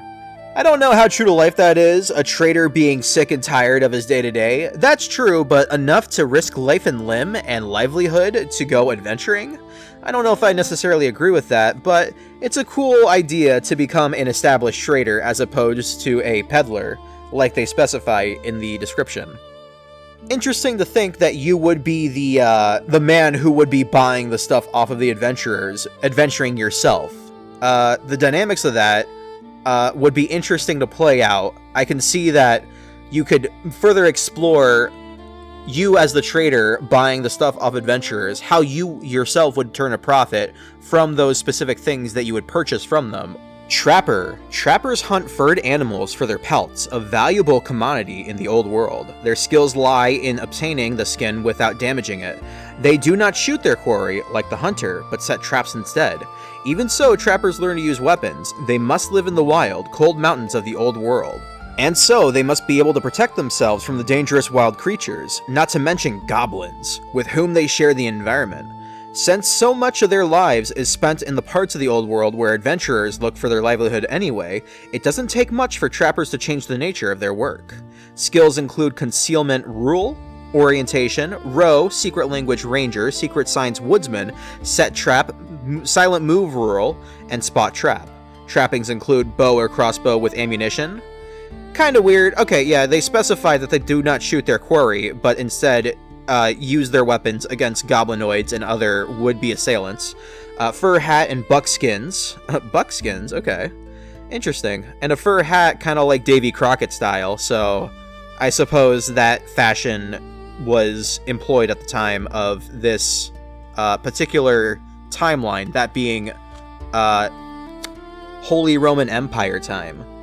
They get a leather jerkin, which I assume is armor, rope of 10 yards, a rowing boat or canoe, moored or hidden. on the nearest wall. Oh, moored or hidden. Interesting. D4 animal traps. Career exits of Druid, Outlaw, and Scout.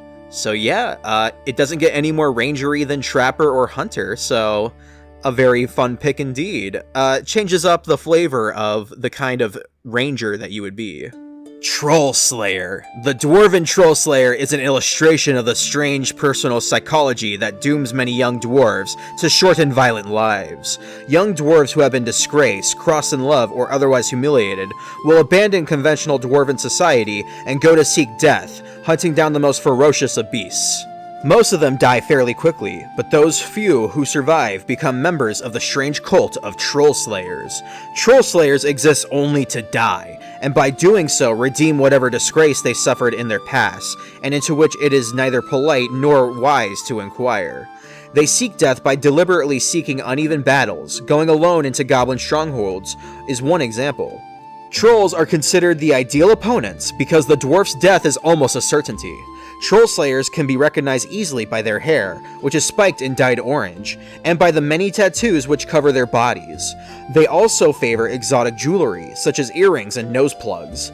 They spend a great deal of their time boasting of their exploits and showing off their many scars, and often indulge in bouts of overeating, fasting, and excessive consumption of stimulants. Skills include Disarm, Dodge Blow, Specialist Weapon, Two-Handed Weapon, Street Fighter, Strike Mighty Blow. Trappings include a two-handed axe. Career exits, the only one being Giant Slayer. It doesn't get any more iconic for the Warhammer world than the Troll Slayer. Even though in this specific depiction, it seems like a proto-slayer, the typical slayer has an orange-red mohawk, signifying that they follow Grimnir, the dwarf slayer god. And if you're looking for the barbarian archetype, this is as close as you come to it in this game. I assume you can't play as a sort of chaos marauder, because it seems like so far there hasn't been one, at least playable, marked down. But the Troll Slayer is as close as you can come to that classic barbarian archetype. Looking right there, the Troll Slayer has +4 wounds. He can get +4 wounds and +1 attacks. This is the absolute of dwarf warriors through and through. For all those would-be Troll Slayers, go and sing your battle hymns of doom, and find yourself a glorious and worthy death. Kazukan, Kazukate, ha! Tunnel Fighter. The incursions of chaos into the World's Edge Mountains have overrun many dwarf holds, and over the centuries others have had to be abandoned. Against this, the dwarves have struggled to maintain their existence for centuries, and have developed armies of highly trained warriors who specialize in combat underground. Nearly all tunnel fighters are dwarves, as might be expected, as humans only become involved as mercenaries seeking to be rewarded with dwarven treasure. In recent years, as the dwarves have declined still further, even halflings have been known to take up the life of a tunnel fighter, for the rewards are often great. Note, only dwarves may have an initial career as a tunnel fighter. Skills include Dodge Blow, Orientation, Underground only, a very specific stipulation, Scale Sheer Surface, Strike Mighty Blow, Strike to Injure, Strike to Stun. Trappings include a crossbow with ammo, a grappling hook and 10 yards of rope, a mail coat, shield, and water flask. Career exits include Sapper for dwarves only, a Smuggler, and a Tomb Robber. This must have been during a time before the Ironbreaker concept was developed, and thus a tunnel fighter would be the proto-Ironbreaker. Ironbreakers being the most elite dwarves that specialize in tunnel fighting. They are the difference between life and death for any dwarf hold, for there is always a constant stream of opposition, including goblins and Skaven, that are trying their best to burrow underground into a dwarf hold, to claim it as their own, and to plunder the treasures therein. Anyone who decides to become a tunnel fighter can expect to be as skilled as an Ironbreaker for at least this setting. Watchmen. Watchmen are employed by all the towns of the Old World to act as policemen. Their job is to patrol the streets and to be on hand in the event of trouble. They are responsible for general law and order as well as dealing with any unexpected emergencies. Watchmen are usually employed by local authorities, and their powers vary from place to place. In many towns, their powers are almost absolute, especially when they are dealing with the poor and defenseless. It is the Watchman's curse always to be unpopular with the people of the towns and cities. They are recruited from the dregs to combat the dregs. Only a rare few are professional lawmen. Ironically, it is normally these who give up the unequal struggle and seek life and adventure elsewhere. Skills include Strike Mighty Blow and Strike to Stun. Trappings include a club, a lantern and pole, a quarter chance of a mail shirt, and a leather jack if character does not have mail shirt. Oh, so you only get a leather jack if you don't have a mail shirt. Career exits include a bounty hunter, judicial champion, mercenary captain, racketeer, and road warden, except for halflings. Why? Why exclude halflings from that? That's very strange and specific. But yeah, Watchman, that's a career start with a lot of power and authority, and I guess and ethos, I suppose, an appeal to authority. Narratively speaking, a Watchman, it seems, has the same sort of say as the governing body themselves, whether it's corrupt or not. So, could be a very good thing to have starting out in the world of Warhammer. Wizard's Apprentice. Wizards must serve a long and dangerous apprenticeship. By becoming apprentices, aspiring wizards find themselves working many long hours at menial tasks in return for lodgings and, occasionally, magical instruction. Many apprentices tire of scrubbing floors, fetching and carrying, and being treated as menial servants, and do not complete their apprenticeship. Skills include the arcane language Magic, cast spells petty magic only, read and write, secret language classical, and a half a chance of scroll lore. Magic points include 2d4 for humans and elves, and 1d4 for dwarves and halflings. And I believe for magic points, that's the maximum you get for being a wizard's apprentice. So if you don't get your 8 as human or elves, or 4 as dwarves and halflings, you just get reduced in your potential magic output, period. They get no trappings, and have career exits as Bod, Charlatan, Entertaino, specifically Bunko Artist, and Gambler, Grave Robber, Tomb Robber, and the ever-so-coveted Wizard Level 1. I really do like this idea of starting out as somebody who is around the magic people, but not necessarily starting out as a magic person yourself. You don't want to be larger than life right off the bat. And being able to earn that up to being a level 1 wizard, that is something to be cherished for sure, especially considering in this game, the odds of you dying early on are fairly high. So it is no small feat and a very special thing that you become a wizard level 1 from going through it being a wizard's apprentice. And finally, we have woodsmen. Woodsmen live among the mighty forests of the old world, looking after trees which they will fell for timber. The woodsmen must also be able to recognize and dispose of any vermin that threatens the timber.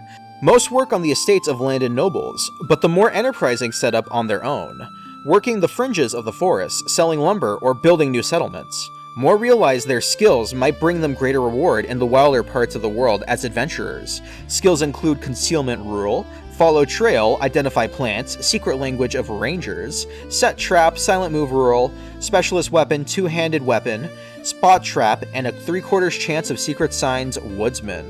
Trappings include a leather jack, a two-handed woodsman's axe, with career exits as druid, outlaw, or scout. That description is very interesting. It implies that as a woodsman, you could set out on your own and establish your own town or city to build and cultivate. That would be a very cool idea for a campaign indeed.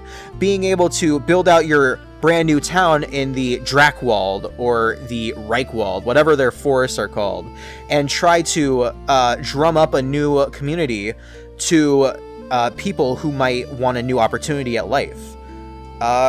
Would make for a very, very interesting campaign indeed, I would think.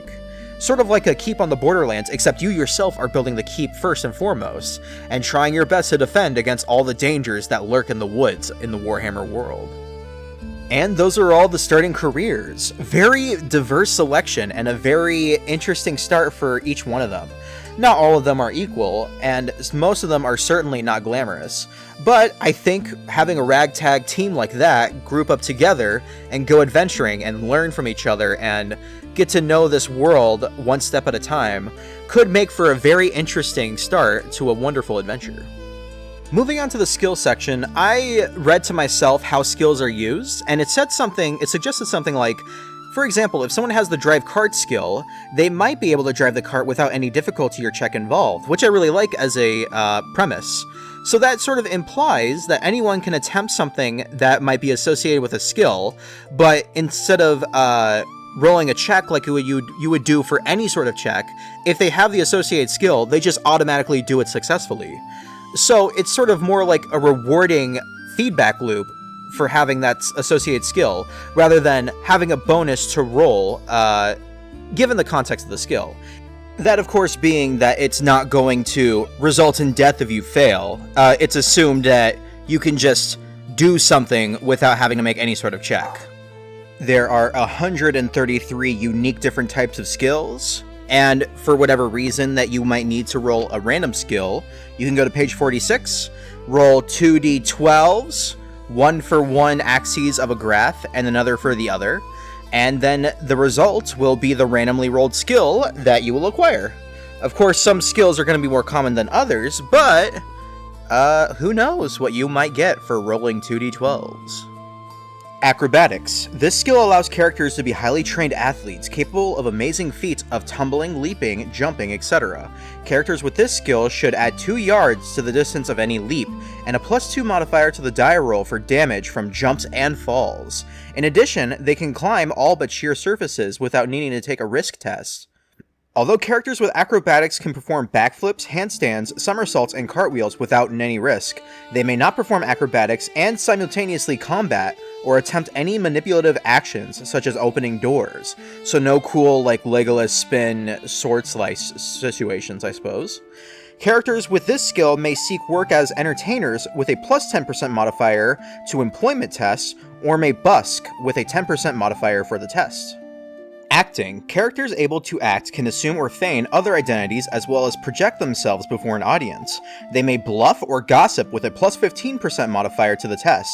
Actors also have a stock repertoire of speeches, and a good actor will be able to receive these at the drop of a hat, or recite these, which allows them a +10 modifier to all busk tests. There's a lot of additions to modifiers, and I'm just going through each one of them and highlighting all the bonuses, because it's sort of hidden under a layer of text that is wholly unnecessary, but as was the time, you steep a role-playing game in text for whatever reason. This was also a factor in Cyberpunk, as well as AD&D First Edition. There is just a lot of reading to do, and it could be boiled down to simple bonuses, penalties, and specific design choices for that skill. Acute hearing. Characters with this talent are blessed with astoundingly good hearing. They may make a listen test with a +10% modifier, and may also add 2 yards to the normal distance over which sounds can be heard. Ambidextrous. Ambidextrous characters can use both hands equally well and suffer no disadvantageous modifiers for using weapons wrong-handed. They also have a +10% modifier for all risk tests based on dexterity to account for their greater adroitness. Hang on, how do you say that? Adroitness. Sure. Animal care. Characters with this skill are used to dealing with domestic animals, including riding animals and beasts of burden. They are aware of the requirements of the animal as regards to general care, feeding, grooming, and exercise. They will also be likely to spot any developing illness or sign of discomfort. Typically, this skill applies to horses, other equines, and cattle. So this is a sort of flavor text skill. A game master would presumably withhold information about an animal, and you would have to do some sort of tests to see exactly what ails the animal. But with the animal care skill, you would be able to tell immediately if it had, say, like a splinter, or it was starving, or it yearned for the open sky. And you can see here the little falcon. The falconeer is attaching, I would assume, some sort of hat, or maybe some sort of muzzle to the beak of this falcon. Animal training. Characters with this skill can train animals to perform certain duties or tricks. The skill is general and applies to horses, dogs, hawks, and other pets, as well as suitable wild animals. Any non-fantastical animal can be trained, unless noted otherwise in the bestiary, as long as it has an intelligence of 6 or more. The more complicated the task is, the longer it takes to teach, as the following guidelines show. Obey a simple verbal command in the character's presence for 1 week. Count balance balls or perform party tricks, that'll take 3 weeks. Fetch items or obey commands while it's out of the character's presence, 10 weeks for training. Train a fighting animal such as a hawk, warhorse, or guard dog, 12 weeks. The training must be appropriate to the animal. A warhorse could be taught to remain absolutely still, even in the midst of a great excitement and the smell of blood. A hawk will obey attack and return commands, or return to a lure. The loyalties of a trained animal cannot always be transferred to a new owner.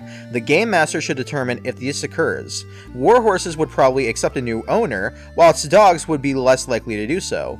The skill additionally confers a plus 10% modifier to all employment tests for work as retainers, stable lads, falconers, or whichever is appropriate. Arcane Language. Characters with this skill can speak, read, and write one of the arcane languages. Arcane languages are used only for the purpose of magic, and they are never spoken merely to communicate. Indeed, that would be largely impossible. All books, scrolls, and other inscriptions of a truly magical nature are written in one of the secret arcane languages. A magical book or inscription may be written in an ordinary language, but it will have no power to teach a magical spell, and will not in itself be magical. It would be a mere curiosity. There are 6 different arcane languages. The character will know the language indicated from the career description. Magic. This is the usual language humans use for magical purposes in the old world. Almost all scrolls are written in magic, and all wizards, as well as many other privileged characters, can utilize it. Old Slan, a very old language, encountered only in a very ancient and rare artifacts and books. Arcane Dwarf. Known only to the dwarf magicians, it bears a resemblance to ordinary dwarfish, but it is far more subtle. It is extremely rare. Most dwarf practitioners of magic use magic instead. Arcane Elf. Known only to the elf magicians. As with Arcane Dwarf, the language is based upon an ancient form of the present-day tongue, but is far more powerful. It is used only by the elf homelands, and by wandering high or sea elves. It is not known at all to the elves of the old world, who use magic for their own purposes. So that's an interesting distinction. Arcane Elf is used only by sea elves and high elves, elves abroad, whereas the wood elves and dark elves, we'll get to learn those later in the bestiary, use typical magic, which is mostly used by humans. Druidic, the tongue of the old druids as spoken by the most ancient of men, who inhabited the old world in days of old. It is extremely rare, although it can be found inscribed upon many of the ancient tombs and artifacts of the old world, so Druidic was much more common, and it was much more common in the old world, and can mostly only be found in presumably crypts, dungeons, tombs, or other places that have not seen the light of day for quite some time. And then finally, Demonic. This is the language spoken by demons, and used in all demonic conjurations. So Demonic has its own special magical language. I would assume in modern day terms, this would be whatever Chaos's language is. Maybe the language that Beastmen would speak, or Warriors of Chaos. We'll get to that in the bestiary as well. But a very interesting distinction for arcane languages. They can never be used to communicate, but they can only be used to read truly magical things. I think this is a wonderful take on it, as it's sort of like trying to communicate a feeling to somebody, and they would not know the feeling unless they themselves have felt it. It's sort of like trying to describe color to a blind person, right? It's something that only you would know if you can see or sense it. Art. Artists can paint, sculpt, or produce other works of art. Some are limited in the type of work they can do as defined under their appropriate career. Whatever their talent, artists can produce usable or saleable items, saleable at the Game Master's discretion naturally, including convincing copies of existing works of art. The following chart can be used by the Game Master to establish the sale values of the artist's work and the percentage chance of a forgery being spotted as a fake by a non-expert. So time spent for 1 week, the sale value will be 10d12, I assume gold crowns, and the detection is the buyer's intelligence percentage, straight up. Okay, so if you roll under the buyer's intelligence percentage, you can detect if it is a fake or not. Each additional week that you spend on the art craft will result in an extra 10d12 crowns, and it'll be an extra 10% for a maximum of 90%. Okay, I see. So this chart, if the following columns are valid, that is the check necessary in order to spot if something is a forgery, and how valuable it'll be to sell. And the time spent is how long the artist worked on either the forgery or the genuine piece of art. So, why you wouldn't make a genuine piece of art, I'm not sure, but let's read on. The maximum time that can be spent on an average painting or sculpture is 2 months, so that would be about 8 weeks. Larger or finer works are at the game master's discretion. The sale value depends upon the artist being acceptable to the purchaser. Not everyone in the old world values art highly, and the game master must allow for the possibility that the character's art just doesn't fit in with what people are willing to buy. Even so, the character has a 10% modifier to all busk tests. Artists are better at spotting forgeries themselves, and should add a plus 15% modifier to their intelligence for the purposes of detection. So artists tend to be natural buskers, and I don't know the exact definition of busk, but I can assume it's entertaining people in order to receive cash. And then a 15% modifier to detect a faker, which makes sense because a faker knows a faker. Astronomy. Characters with this skill are familiar with the heavens and the cycles of the heavenly bodies. They can recognize constellations, planets, and unusual bodies such as comets, novae, etc. On a successful intelligence check, the character can navigate by the stars with reasonable accuracy, and can predict cyclical astral events such as eclipses and meteor showers. Very interesting that they say successful intelligence check, and you must have the skill in order to do this. But I can assume this will make navigating much easier, and being an astronomer for astronomy, you can predict if some sort of greater than life, godlike event might rain down on this mortal plane. Begging. This is a skill learned the hard way, and usually through strict necessity. Characters with this skill know all the standard beggar's tricks: pleading, groveling, whining, pretending to be a war hero, and so on. The skill allows characters to earn a little cash on a successful test based on the average of willpower and fellowship, so that's a combined test, and we'll learn later that a combined test is made up of the average of the two tests. The character will gain D3 silver shillings, which is quite small considering it's going to be a rather complicated test. A test should be made for every hour of begging. Any success depends ultimately on being in the right place at the right time, and the game master should modify their chance of success and the reward as circumstances warrant. Okay, so it's a mix between willpower and fellowship, so I will highlight that and mark that down. Blather. Characters with this skill may attempt to blather against characters who speak the same tongue. Blathering can be used in almost any situation in order to gain time. Blatherers simply invent a complete string of nonsense, ranting on and on whilst their victims stand dumbfounded, wondering whether they are insane, intoxicated, or possibly dangerous. Blathering is always nonsensical. It is not an attempt to bluff, only to confuse. Blathering characters should make a test against fellowship. A successful test indicates that the blatherer succeeds in its purpose for that 10-second combat round. Success by 10% or more points indicates that it works for D6 additional rounds. Ooh, okay. After this time, the victim will wise up, and the character had better run for it. NPCs will not remain transfixed by a blathering character if they are in obvious danger, or if blatant preparations are being made to harm them. Although blathering characters may transfix any number of opponents, they are unlikely to succeed with more than one if anything else is going on around them, such as a fight. So I kind of like this. It's quite the niche skill, but it's ultimately a distraction skill. This is someone who wants to, say, distract a guard to bypass them so that they can sneak into a gala, or being able to distract a jailer long enough in order to steal his key. It is the distract skill. Boat building. Characters with this skill have worked building boats and understand the basic principles and requirements of constructing sea or river-going vessels. They are familiar with nautical terminology as well as the normal range of woodworking and sail-making tools. Given time and equipment, characters would be able to repair or construct a boat. Rafts or other improvised craft can be built at a rate of 10 man-hours per passenger to be carried. Characters with this skill have a modifier of plus 10% for construction tests when employing wood or other boat-related raw materials. So you know what kind of boat you need for what sort of water, and you have an extra 10% for construction. Straightforward to me. Brewing. Characters with brewing skills can brew wine and beer, and understand the principles of the fermentation process. They are able to judge the quality of the ingredients and the finished product. Estimate fermentation times in any given environment, and judge whether a particular brew is ready. They also have a 10% modifier to their chance of noticing a drug or poison in wine or beer. See administering poisons. If successful, the presence of some foreign substance will be detected, but not its nature. Bribery. Characters with this skill have mastered the art of buying favors. They know who to bribe, what to offer, and how to go about it. They have a plus 20% modifier to the bribe test. See standard tests. Note that money is not the only thing that can be used for a bribe. I wonder if bribery can also be marked under as blackmail.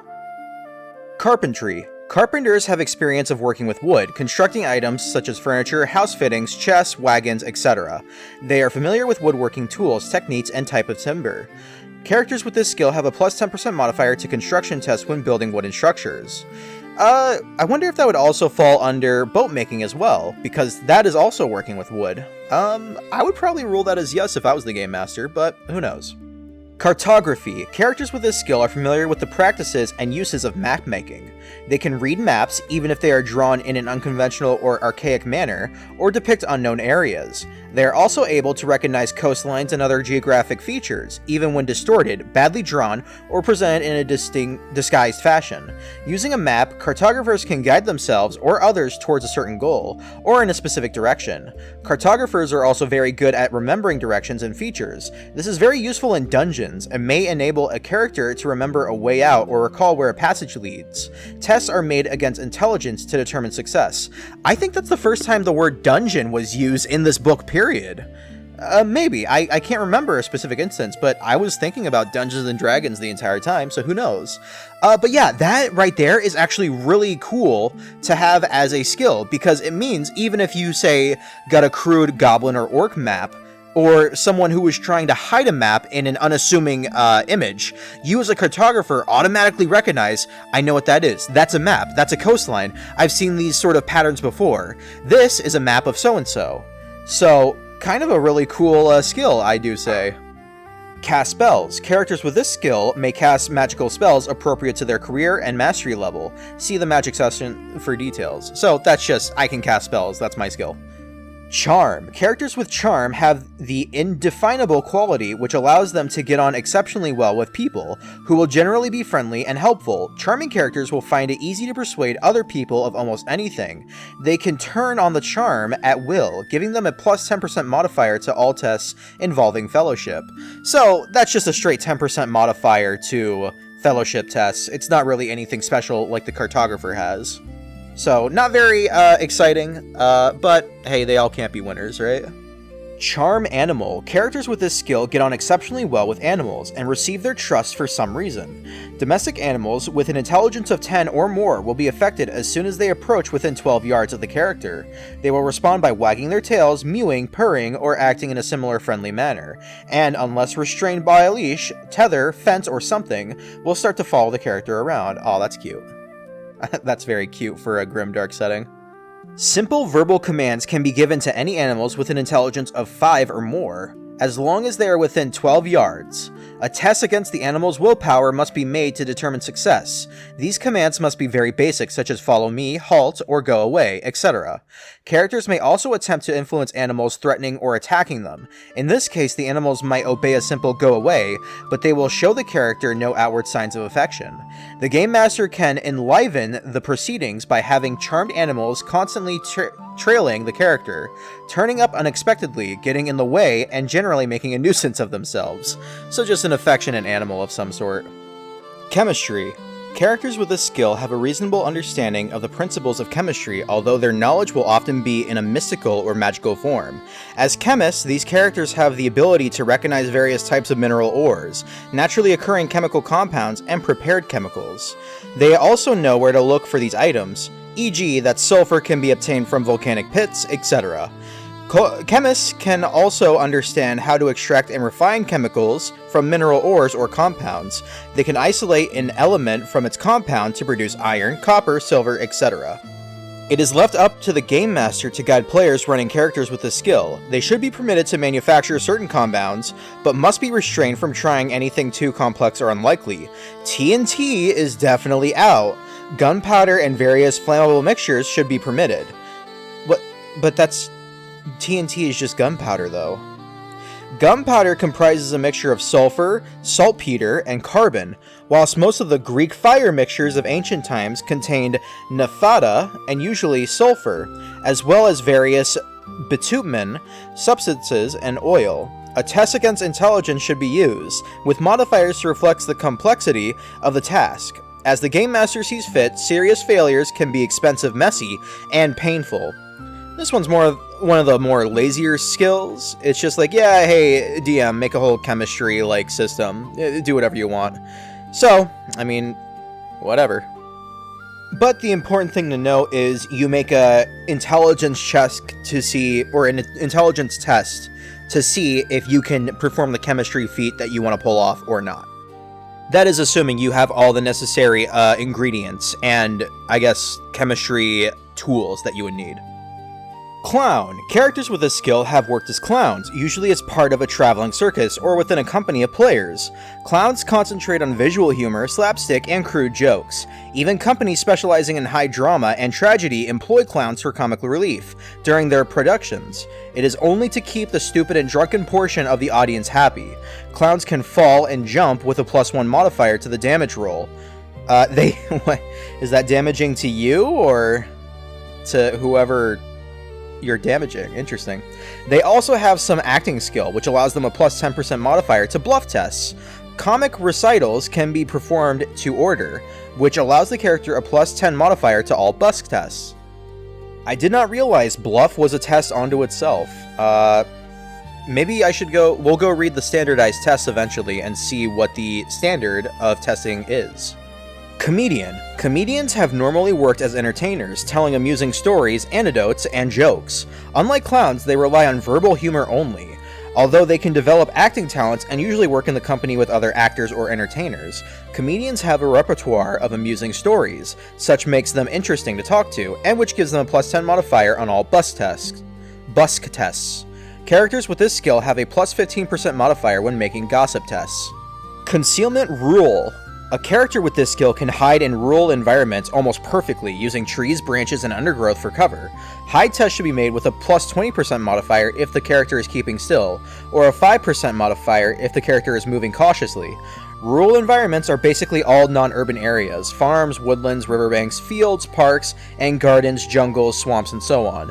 The distinction between rural and urban can blur in some circumstances. For example, formal gardens attached to a townhouse. In such cases, the Game Master should decide the environment involved. Obviously, there needs to be somewhere for the character to hide. The Game Master should ask the players to describe what their characters are doing to hide, and modify the chances accordingly. There is something interesting to note about the writing of these old RPGs, where it seems like there would be a lot of presumptions. So, like, obviously there needs to be somewhere for the characters to hide. Like, I guess you do need to explain that to a degree, but you could also just infer that as a Game Master. The basic principle that you should teach any aspiring Game Master is to visualize what's happening right now, consider what factors could be involved for the task the players want to do, and then decide then and there, whether it's right or not, how that should play out. That is the ultimate job of the Game Master, is to facilitate the adventure as it is happening. Concealment Urban. Characters with this skill can hide in urban environments almost perfectly, using the shadows of doorways, back alleys, walls, and fences for cover. Hide test should be made with a 20% modifier if the character is keeping still, and a 5% modifier if the character is moving cautiously. Urban environments are basically built-up areas. The skill can be used both inside and outside of buildings. The distinction between urban and rural can blur in some circumstances, such as farm buildings, and in some cases, the Game Master should decide the environment involved. These skills also apply to certain underground situations, such as artificial tunnels and rooms. Obviously, there needs to be somewhere for the character to hide. The Game Master should ask the players to describe what they're doing. Yeah, it's just like the rural concealment skill. So, same stuff, different setting. Consume alcohol. Characters with this ability have developed an unusually high resistance to alcohol, being able to consume large quantities without much visible effect. They can drink almost other characters under the table. They suffer only half the normal characteristic reductions due to alcohol consumptions, see poison. But their willpower tests to resist the lure of another drink are made with a negative 10% modifier. So you can consume alcohol in greater quantities with less penalties, yet you are more addicted or, like what it says, lured towards the idea of drinking. Contortionists. Contortionists receive their training through circus people or through some strange religious discipline. The skill allows them to control their bodies in ways not possible for normal people, moving bones out of sockets, distorting the physique in lots of horrible ways, and otherwise being revolting. That's sort of showing your bias, whoever wrote this. They can escape from ropes, chains, or other bonds on a successful test against dexterity, with a penalty equal to half the intelligence of whoever secured the bonds. Contortionists can also squeeze through ridiculously narrow openings, such as the bars of a cell or of a narrow ventilation shaft. 6 inches by 1 foot is the narrowest practical gap such a character can squeeze through, even though many people find their antics repulsive. Is that like a common sentiment back when this was written in 1986? Contortionists have a 10% modifier for all busk tests. What a strangely opinionated skill. Interesting. Cook. Characters who can cook can prepare food to a high standard, and judge the quality of both ingredients and the finished product. They also have a 10% modifier to their chance of noticing a drug or poison in food. If successful, the presence of some foreign substance will be detected, but not its nature. Cryptography. Characters with this skill have been trained in the art of devising and cracking codes and ciphers. They can devise a new code on a successful intelligence test and have a 10% modifier for any intelligence tests made in order to break unfamiliar codes. The Game Master may assign modifiers for exceptionally easy or difficult codes. Cure disease. Characters with this talent may attempt to cure any disease. Ooh, that's attempt. They can recognize common illnesses automatically, and may be able to recognize rare diseases if a successful test is made against their intelligence. Once a disease is recognized, the Game Master can tell the character what must be done to administer a cure, and any special requirements, herbs, potions, etc. the cure involves. When administering a cure, the skilled character must make a successful intelligence test, with a modifier equal to the patient's toughness. If the test is successful, the patient will suffer no more ill effects from the disease, and recovery time will begin immediately. If the test is unsuccessful, the treatment will have had no effect, though another attempt may be made on the following day. Critical failures, which is, I believe, past 30% failure, should have very drastic outcomes, possibly even the death of the patient. A character with this skill can provide medical attention to shorten recovery time. Dance. Characters who have this skill can dance exceptionally well, either formally, informally, or both. They may add a 10% modifier to employment or bus tests when seeking employment as entertainers, or when providing street entertainment. Demon lore. Characters who have this skill can recognize a demon when they see one, and can distinguish general types at a glance, greater, lesser, or servant. They are sensitive to the smell and aura of demons, and will be able to tell if there are any demons within 48 yards, even if they cannot be seen. Characters without this skill may not know that there is a demon they are going up against, but the Game Master should be hinting pretty strongly that the opposition looks tough and very unfriendly. When confronted with a demon, a character may be aware of its capabilities, weaknesses, and disposition. To determine this, the Game Master can test against intelligence when the character meets a demon of a previously unencountered type. If the character has met up with the type of demon before, all these details will be known automatically the next time one turns up. So you're constantly making a sort of database of demons in your head every time you encounter a demon, and you're exceptionally well at spotting one at like 48 yards, which is fairly far. Disarm. Characters with this skill may choose to disarm an opponent rather than to do damage. The player should state that the character is trying to disarm the opponent, roll to hit as normal, and then roll to hit again. If both rolls are successful, the opponent is disarmed, otherwise nothing happens. Weapons knocked out of an opponent's hand will travel 2d6 yards in a random direction. This skill cannot be used against a creature which has a bite, tail lash, or other unarmed attack. Disguise. Characters with this talent are skilled at preparing and using disguises. A disguise can be very elaborate or quite simple. The Game Master should bear in mind how much effort has gone into a disguise when deciding whether it works or not. A disguised character can pass unnoticed amongst unsuspecting people, and will pass casual examination if a test against fellowship is successful. Close examination will always reveal a disguise, although the character may forestall such examinations by means of successful bluff. Again, the Game Master should take the nature of the bluff into account. Something like, "Do not search me too roughly, dearie. I's been a bit delicate since I got touch of the old king's rot," ought to be successful in most cases. Divining. This skill can be used to try to discover information not normally available to a character. For example, it might reveal the whereabouts of a lost jewel, the projected coronation date of a new monarch, or the winning number in the town lottery. The game master must be discreet when giving a player information of this kind. Answers should not be too cut and dried, but be cryptic, leave room for erroneous interpretation or ambiguity. The game master can establish the success of divination by a test based on the character's intelligence. Divination can take many forms: crystal gazing, sand writing, throwing bits of bone around, etc. But in all cases, some sort of objects or divining utensils is used. The player should establish the character's own method and stick to it. Optionally, a character who is skilled in one form of divination may acquire the skill a second time to become skilled in another form. I do like that. I think it's similar to D&D's spell Augury, where the game master must reveal a certain question asked for the gods. Asked for the gods. Dodge blow. Characters with this ability are especially skillful at avoiding blows from hand-to-hand combat, by ducking or weaving away from the blow. To dodge successfully, the character must take a successful initiative test. A successful dodge means all damage from that blow is ignored. Only one dodge can be made per combat round, and characters may only dodge a blow that they see coming. Surprise attacks cannot be dodged, and neither can missile fire from bows, crossbows, or firearms.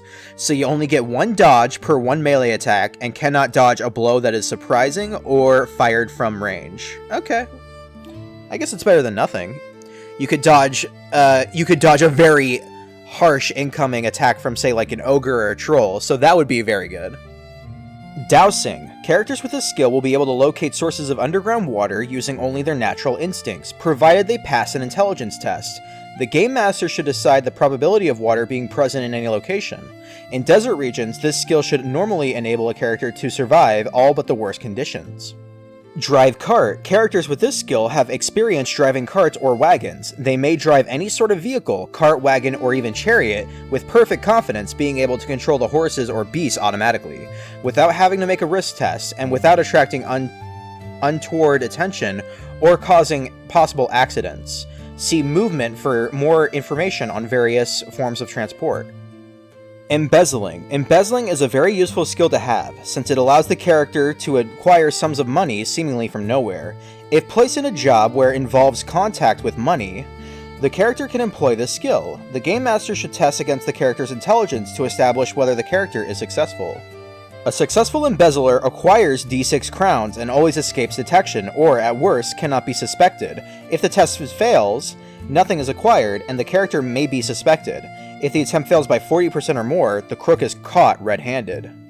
Characters can attempt to embezzle as often as they like. If they embezzle more than once per day from the same place, each successive attempt is subject to a disadvantageous modifier, -10 for a second, -20 for a third, so on.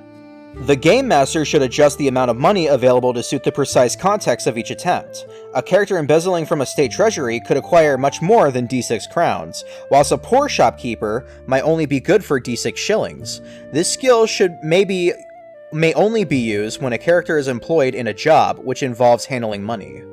An interesting, unique skill. I don't know when this would be used during an adventure.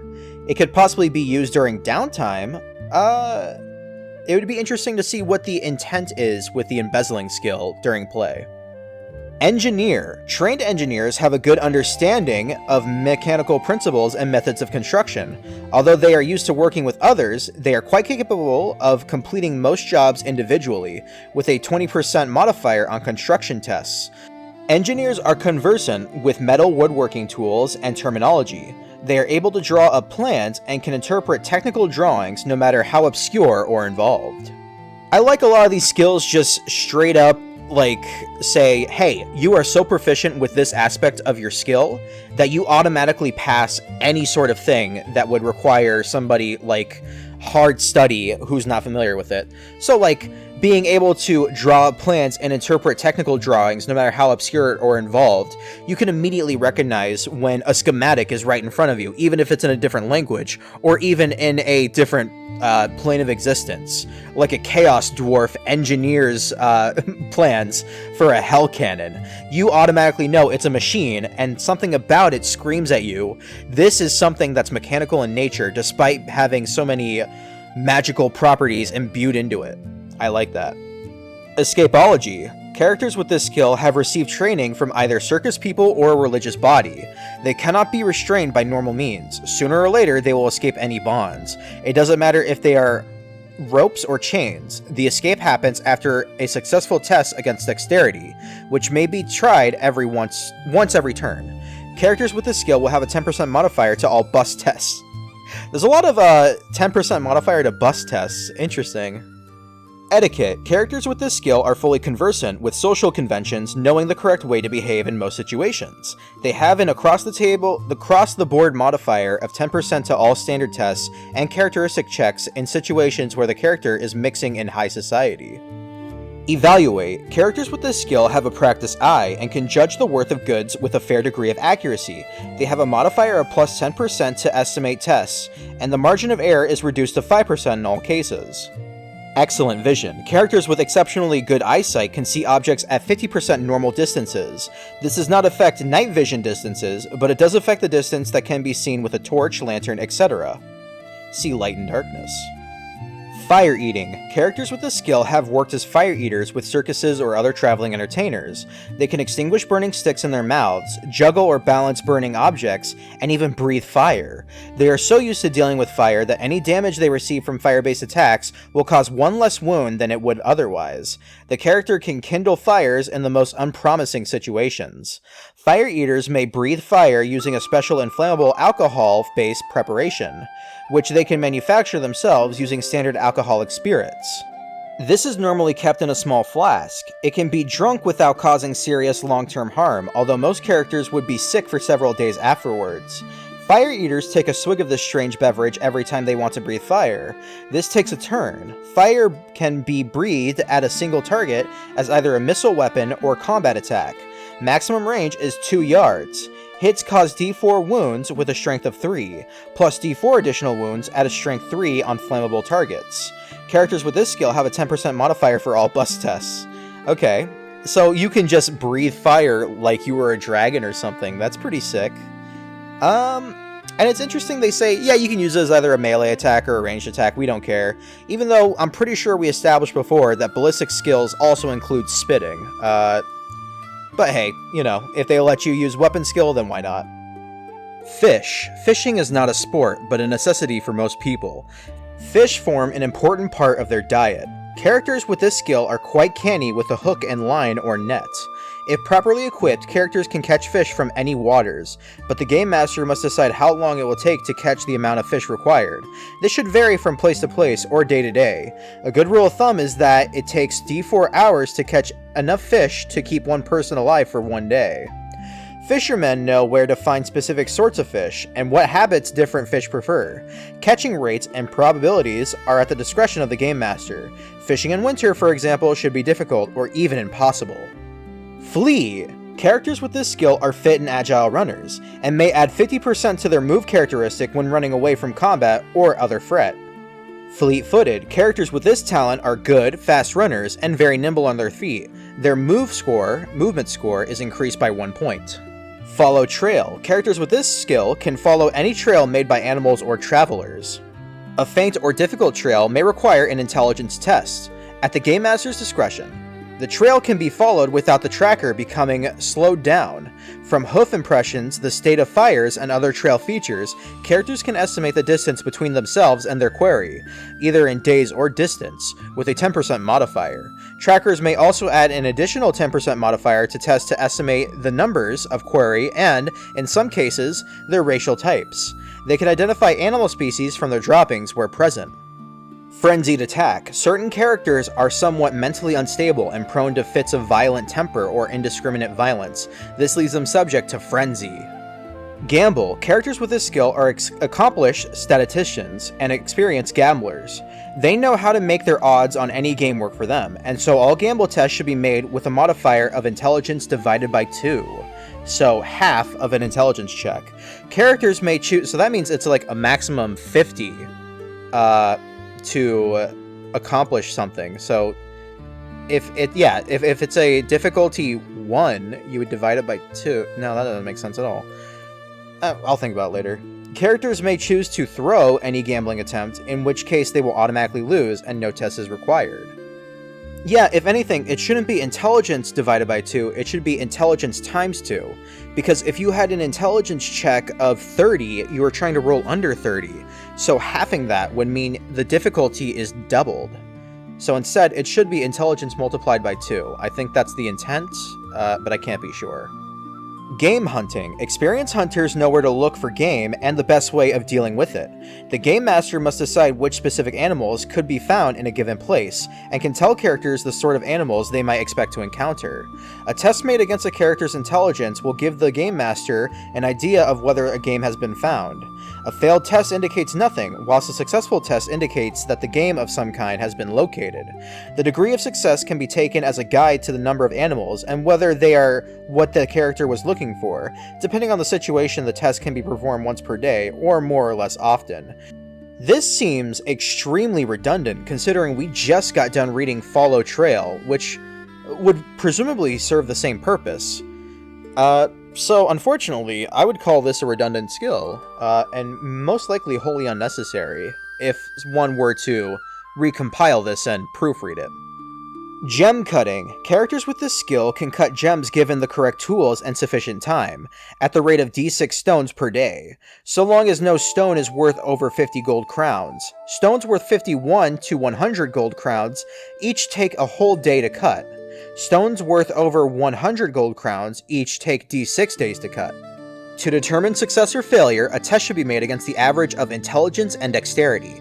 If successful, the value of the gem is increased by 5% for every point under the requirement rolled on the dice. So an intelligence 50, dexterity of 40, gemsmithing rolling 5 would have increased the value by 200%. Right, okay, so it would be an average of 45 tests, and if you rolled a 5, that's 40. 40 times 5, that's 200. So the math works. If the character is recutting a once cut gem, the increase in value will be 10%. If the test is failed, the value of the cut or uncut stone is halved, and the character must start from scratch, working on the smaller stone. Large gems may be split into smaller gems totaling 75% of the original value. Ooh, that is lucrative. And jewelry can be broken up or recut, losing 10% of its value. Haggle. Skilled bargainers can often obtain goods at well below market prices. Characters with this skill have a 10% modifier to all bargain tests. Heal wounds. Characters with this skill can minister to wounded characters in 2 ways. In the field, they can provide first aid, binding wounds, staunching blood, and so on, which will have varying effects depending on how seriously wounded the patient is. See Combat Wounds and Recovery. The character providing the treatment must make a successful intelligence test. If the patient is lightly wounded, treatment takes 1 game turn and restores 1d3 wound points. If the character is heavily wounded, treatment still takes 1 game turn, but only 1 wound point will be recovered. However, the character can now be considered to be only lightly wounded. Note the only 1 treatment may be performed until the character suffers further damage. It is not possible to use this skill to aid a heavily wounded character, and then treat the now lightly wounded character again in order to restore further wound points. If the patient is severely wounded and losing further wounds each round, the character may only stop the bleeding and prevent further wound loss. This takes 1 combat round, and further attempts may be made as long as the character lives. The patient does not recover any wound points, however, and will still die unless successfully treated by a character with surgery skill within 24 hours. This skill may also be used to accelerate the recovery of lightly wounded characters. The character using the skill must make an intelligence test with a bonus of 20, and provided that he or she is in attendance for at least half an hour each day. The wounded character will regain a number of wound points equal to his or her toughness each day. Even if the test is failed, the patient will still regain a number of wound points equal to half toughness. So it looks like depending on the severity of the wound, you can heal a certain number of wounds with this skill, and then for more advanced injuries, you'll need the surgery skill instead of heal wounds, because this is more like out in the field sort of recovery. And it looks like you can help accelerate recovery with a plus 20 bonus, and depending on how high you get, you can help the wounded characters get better much faster. So pretty... Like, I would say the way it's presented is very clumsy and a little too text-heavy, but you could probably translate this into a simple system. It seems straightforward once you actually digest it. Heraldry. Characters educated in the reading of heraldic devices may recognize any heraldic device emblazoned on any shield or other item. Know to whom it belongs, and know a little of their history and genealogy, after a successful test against intelligence. It's weird this be considered a skill rather than, well, like a test. It's weird that this is considered a test, but you must have the skill in order to do the test. I assume this was probably designed by multiple people, so they probably had different ideas and standards for what constitutes a skill.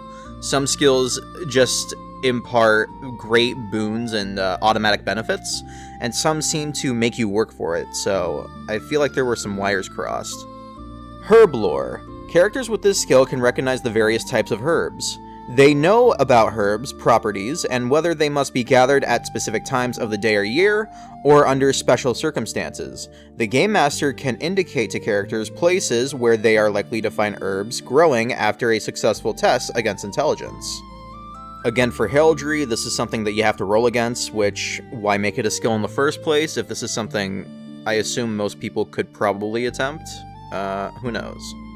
History. Characters with this skill have considerable knowledge of local history, as well as a good idea of history in general. They are aware of all important events that have occurred within their own hometown area in the last 100 years. What exactly constitutes an important event is left up to the Game Master, who can feed the player information as circumstances warrant. Tests against intelligence to establish the extent or accuracy of knowledge about any particular event.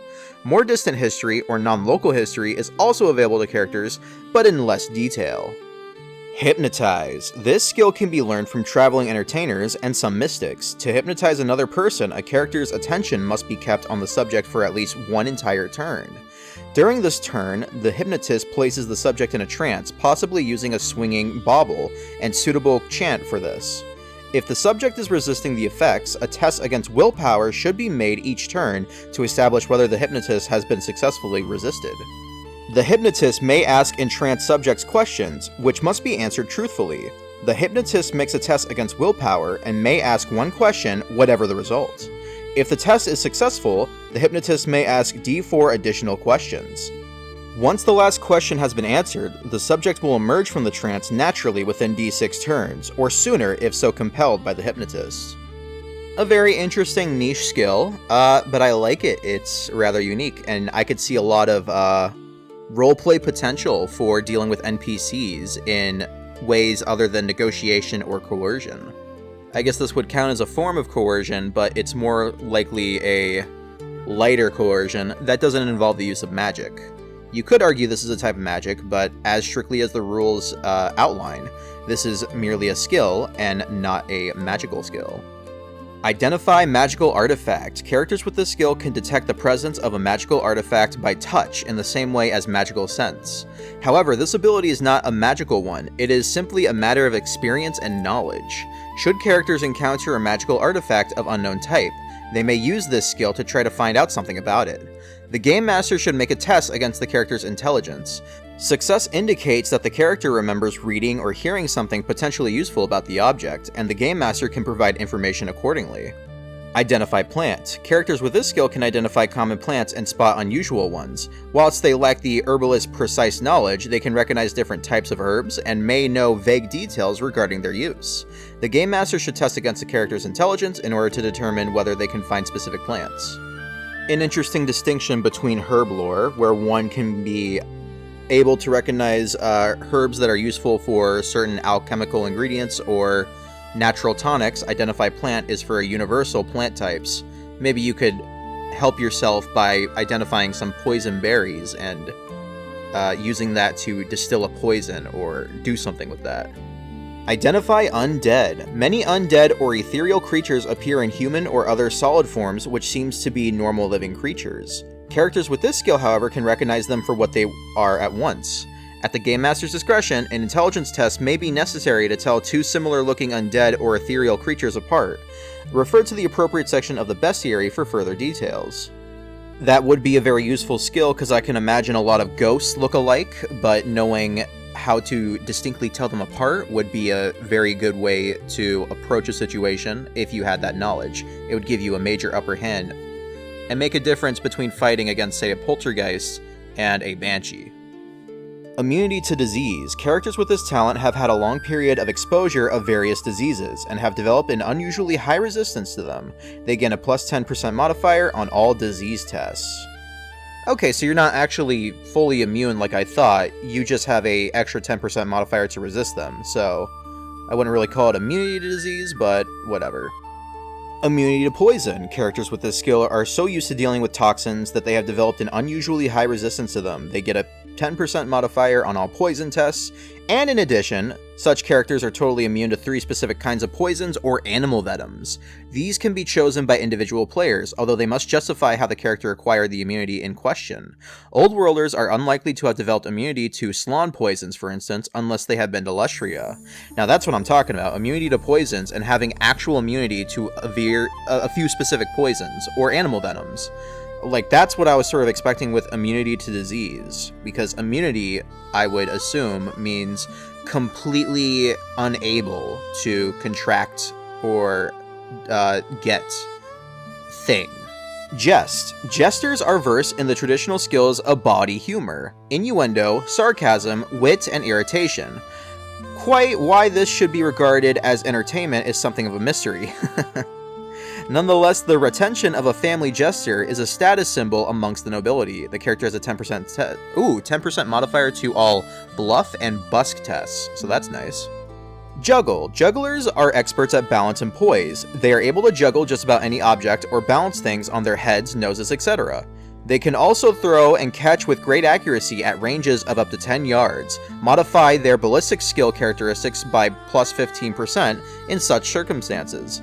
At greater distances, characters will only have a 10% modifier to ballistic skill tests made with thrown weapons, up to the weapon's normal maximum range. They also have a 10% modifier to all busk tests. Law. The law skill reflects a character's ability to handle legal systems and arguments. Such characters have formal legal training, or at the very least, some sort of legal experience. When encountering a legal system in any place, the player can invoke this skill in an attempt to avoid the character's incarceration or punishment, or to lessen a statutory punishment. Success can be established by the Game Master using a test against the character's intelligence. Lightning reflexes. Characters with naturally fast reflexes, or those trained by years of experience or practice, have an advantage in combat. Such characters have a 10% modifier on their initiative profile score. Linguistics. Characters with this skill have a natural affinity with language, which goes beyond learning and experience. They pick up languages very quickly and can learn enough of any tongue to get by within 1 week of encountering it. They can also communicate with people even if they speak a different language, although such communication may be fairly basic. The character has a 10% modifier for all understand language tests. If characters can read, they may be able to translate from unknown languages. This is left to the Game Master to decide under the circumstances, but must not include magical scrolls or anything written in an arcane language. Lip reading. Characters with this talent have learned how to read what people are saying from the movements of their lips. They can listen in to whispered conversations, provided that they have a clear view of the speaker's lower faces. A test against intelligence is necessary to lip read successfully. The Game Master may impose modifiers for extreme distances or other considerations. If the character cannot understand the language being used in a conversation, lip reading is impossible. Luck. Characters who were just born lucky find that whatever they do, things seem to work out alright in the end. Such characters can use their luck in order to add 1, 2, or subtract 1 from any d6 dice roll, or modify any d100 roll by 10% at any time. This luck modifier can be applied to a dice score after rolling dice in order to turn a failed result into a success. Characters can use their luck modifiers a certain number of times a day. The first time a character uses the luck modifier during that game day, the Game Master secretly rolls a d6. The score indicates how many times the character can use luck on that day. The Game Master knows this number and notes it down, but players have no idea how many times they can call on their luck until the first time it fails. That is an interesting way to go about that, because when someone, say, pushes their luck, they don't know whether their luck's actually going to help them out in the end or not. I like the premise of that, and I hope that when you use that practically, it'll come through how I imagine it would, ideally. But in practice, I'm not sure. I hope if I ever play this with a group of people, someone gets the luck stat, so that way we can test it to see how well it applies to actual play. But very fascinating. I like that a lot. Magical Awareness. This skill is unique to magic using characters. A character with this skill who remains totally inactive for a whole game turn, 1 minute, will be made aware of the presence and rough direction of any other magic using creatures or characters within 100 yards. The character's concentration must be absolute. Speaking, moving, fighting, or attempting anything at all will make this skill unusable. That's a nice way to sense magical things with a non-magical skill. I like that a lot. I wonder if that's considered... Well, it's a skill, so you would assume you would either be born with that skill or develop it somehow. And if you develop it, I wonder how one would go about doing that. Magical Sense. This skill is unique to magic using characters. A character with this skill who touches an object which is affected by magic, or which is magical, will be able to sense this. The function or purpose of the magic will not be revealed, only that the magic is present. A wizard is able to sense that another character or creature has magical abilities simply by touching, such as by shaking hands. So like a quicker and more localized, like person-to-person magical awareness, except it's a magical sense, so you would have to be in physical contact with it. Manufacture drugs. Characters with this skill are able to, on a successful intelligence test, manufacture drugs either from normal sources or from various chemicals. Characters wishing to work with both types must acquire the skill twice. Oh, okay. A drug made from an herb retains the properties of the herb, but in a more convenient tablet or liquid form. Drugs produced may be medicinal in nature, can cure or cure diseases, or poisons of delirium or toxin types, see poisons. Manufacture magic items. Characters with this skill are very experienced wizards, fully capable of manufacturing and using magical artifacts. Further details will be given in forthcoming supplements from Hogshead Publishing. Oh, okay, cool. Thanks. Manufacture potions. Characters with this skill are very experienced wizards, fully capable of manufacturing and using magical potions. See the magical section for further details. I assume that'll be a big factor when being an alchemist, so I'm sure they would get the manufacture potions skill. Manufacture scrolls. Characters with this skill are very experienced wizards, fully capable of manufacturing and using magical scrolls. See the magic section for further details. Marksmanship. Marksmen are naturally good shots and have a 10% modifier to any ballistic skill test.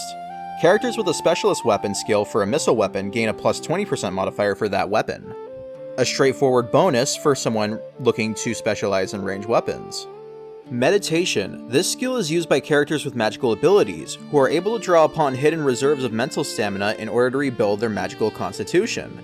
The player should declare how many magic points the character is to recover, which must not take the character past his maximum level, and then roll 1d6 for each. When the dice scores are added together, the result indicates the length of time in game terms, minutes, the character must meditate. Once meditation is complete, the characters can refuel their magic points by the pre-selected amount.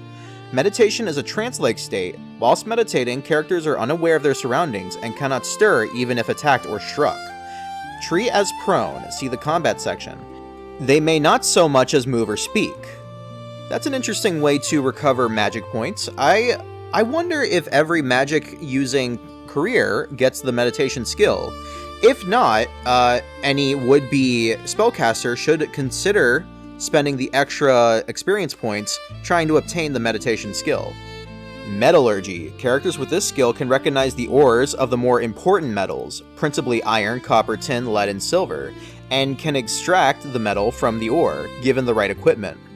They can also calculate the correct mixture of metals required to produce alloys of varying quality, such as mild steel, high and low grade bronze, pewter, and electrum.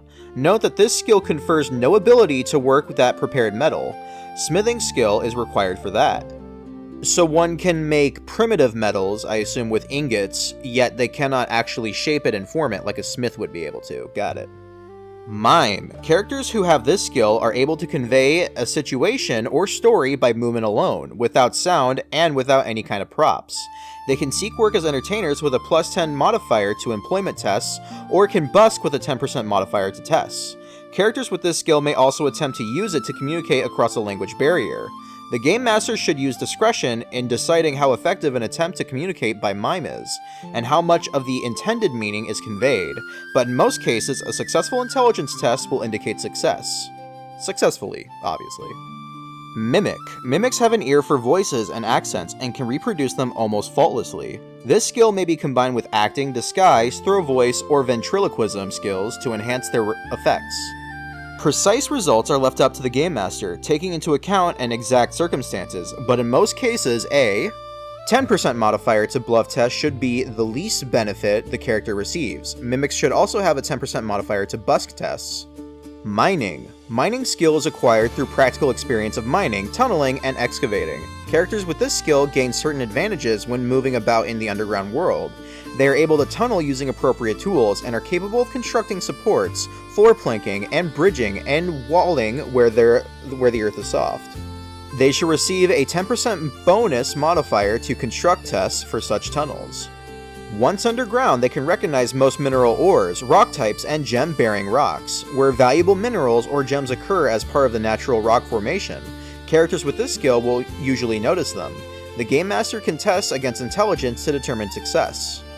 These characters also have a 10% modifier on the normal chance of noticing secret doors and concealed passages in underground complexes. Whilst underground, they can sense changes in direction, ground slope, temperature, and humidity. The Game Master can use these traits to help players where appropriate. So, assuming that all dwarves have mining, they also get a +10 modifier to noticing secret doors and concealed passages, just like the D&D dwarf can. Musicianship. Characters with this skill can play a variety of musical instruments. There are 3 fields of competence, for stringed, wind, and percussion instruments. Musicians are normally skilled with only one type of instrument, but characters acquiring the musicianship skill for a second or third time may extend that range. Players may choose a specific instrument, such as a mandolin, lute, or recorder for a skilled musician character, although some careers specify a particular instrument. In either case, characters will be able to improvise on other instruments within the same competence field. Characters with this skill gain a 10% modifier to employment tests when seeking work as entertainers and to all busk tests. Night vision. Characters with this talent have a natural ability to see extremely well in the dark. The darkness should not be complete, such as at the bottom of a deep mineshaft or down a dungeon, but light sources giving the same level of illumination as starlight will allow the talent to operate. Characters whose race has already conferred a standard night vision range upon them will have this extended by 2d6 yards. For humans who have no normal night vision, the score rolled will be the total night vision distance. It's weird that getting a skill you roll once and then that's the permanent bonus. I would probably just change it to 12 yards, because I think that seems reasonable, but whatever. Numenistics. Characters with this skill are used to handling coins from all parts of the world, having perhaps worked as traders or having had other close dealings with money. They are aware of all different sorts of coins in common usage, know their origins, names, metal contents, and relative values, recognize which are most likely to be underweight, and so on. In the old world, there are many different currencies issued by various states, individual cities, or trade guilds over the years. Some are more popular than others, but in all cases, value is determined by the weight of the coin's silver or gold. Skilled characters can recognize forgeries or clipped coins at once, and will always recognize the origin of unusual, foreign, or ancient money after a successful intelligence test. When the character is confronted with an unusual coin, the Game Master can test against the character's intelligence to find out if the coin is recognized, and how much is known about it. In this way, characters may receive clues about possible treasure hoards or the presence of exotic traders. Orientation. Characters with this skill have an instinctive feel for direction. They will always be able to find north in any surroundings, and can navigate in most circumstances with little or no chance of becoming lost. In difficult circumstances, the Game Master may impose an intelligence test. Palmistry. Characters with this skill have acquired the skill of reading palms, possibly from traveling or with circus people. Palmistry is mainly used for entertainment, enabling the character to earn a little money, much as would a street musician. Characters with this skill have a 10% modifier to busk tests. On a more practical note, characters can actually learn information about other characters. The Game Master decides what information the character discovers, possibly making a test for accuracy against the character's intelligence. The Game Master should present information in a fairly ambiguous manner, yielding useful information if the circumstances are right. Information could be about personality, intentions, or family detail. Palm Object. This is a useful skill that allows characters to slip small objects into their pockets, up to their sleeves, or simply into their palms. The largest object that can be palmed would be about the size of a clenched fist. Although any character may attempt to pilfer something in this way, characters with this skill have a 15% modifier to all palm object tests. The object to be palmed must be handheld. For example, shuffling a deck of cards, counting out money, or examining vegetables at a market stall would allow a character to attempt to palm one object, be it a single card, coin, or carrot. The Game Master can test for success using the character's dexterity, applying any modifiers that are appropriate. A successful test means that the object is successfully palmed. A failed test indicates that the palming was a failure, because the character was too closely watched, slipped, or etc., but went unnoticed. Failure by 40% or more indicates that the palm has gone badly wrong, and the character has been caught red-handed. So I suppose that's their sleight of hand skill, and it does use the dexterity modifier, which is, reasonable. Pick Lock. Characters with this skill can pick locks, dependent upon a successful pick lock test. The skill can be obtained more than once, allowing a greater chance of success. For each extra acquisition of the skill, give the character a 10% modifier, assuming that you start off with an extra 10%, once you take the skill, initially. Pickpocket. This skill allows the character to steal people's personal possessions. Success depends upon a pickpocket test. This skill can be acquired more than once, in the same way as the pick lock skill, giving the character a 10% modifier to the test for each additional time the skill is obtained.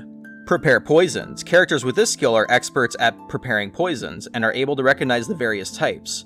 A successful intelligence test is required in both cases. Given the correct materials, they can manufacture 1 dose of any poison type within a day, plus d6 doses per day thereafter, as long as they do nothing else. A character with this skill also gains a 10% modifier to rolls to detect poison in food and drink. Public speaking. Characters with this skill are able to manipulate whole audiences or crowds of people by verbal persuasion. This is represented by the normal bluff and gossip rules, but they should be applied to far more people than normal. A number up to the speaker's leadership characteristic should be the maximum.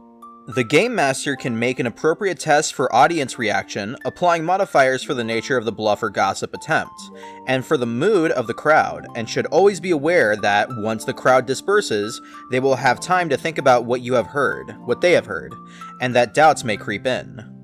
A weird skill, and considering that your, bluff or gossip number would be somewhere in the 30s or 40s, that's a decent group of people to be listening to you, so a kind of interesting skill, but not one that's too useful, I would say.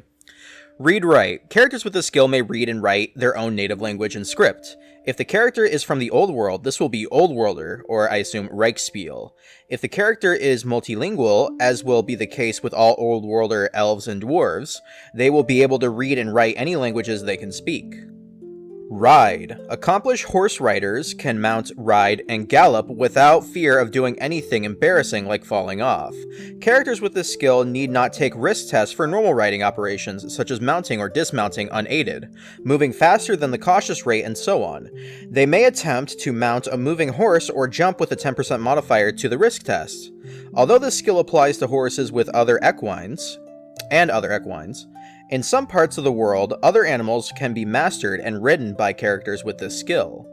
Okay, so characters may attempt a ride skill check, but if you have the ride skill, you can just automatically pass without having to make the check, period, which reflects your honed skill in riding that particular animal. Okay, that's cool. That's agreeable. River lore. An understanding of river lore allows characters to be familiar with the hazards of water travel. They will recognize signs of turbulent water, the approaches to falls, rapids, and other dangerous areas. They can also tell if a river water is fit to drink, whether there are likely to be dangerous animals about, and whether anything is out of place or unusual. Row. Characters with this skill have considerable experience of handling rowing boats. They can use small oared vessels efficiently and without danger. Rune lore. Everyone knows that runes exist, and most people would accept that they work. However, most folk cannot tell the difference between a real rune and any other pictographic sign, or a fake rune with no magic. A character with this skill can manage this, and can tell the different sort of runes apart. Rune Mastery. Characters with this skill are very experienced wizards, fully capable of inscribing as well as using magical runes. Further details will be given in the forthcoming supplements from Hogshead Publishing. Cool, okay, so a skill that you can get access to which you don't even know what they do, unless you have a supplement. That's great. Thank you, Games Workshop. Sailing. Experienced sailors are familiar with all nautical tasks and terminology, and are used to the hardships of the sea, and the responsibilities of an aquatic life. As well as being able to handle small boats and sailing craft with ease and safety, the character can work up as an ordinary crew member on a larger ship. Scale Sheer Surface. Characters with this skill may climb any wall or vertical surface no matter how treacherous, although they will need all their limbs free to do so. They need never take a risk test for climbing in most circumstances on sheer surfaces. A risk test may be necessary where the surface is particularly difficult or slippery. The Game Master must decide if this is the case, and on any modifiers involved. Scroll Lore. Characters with this skill can recognize a magical scroll when they see one, assuming they can understand the arcane language in which the scroll is written. They can tell what sort it is, and can use the magic contained upon it. See the magic section for further details. Secret Language. There are 5 basic secret languages spoken throughout the old world. A character with this skill can speak one of them. Battle for warriors, Ranger for rangers, Thieves for rogues, Classical for academics, and Guilder for guildsmen.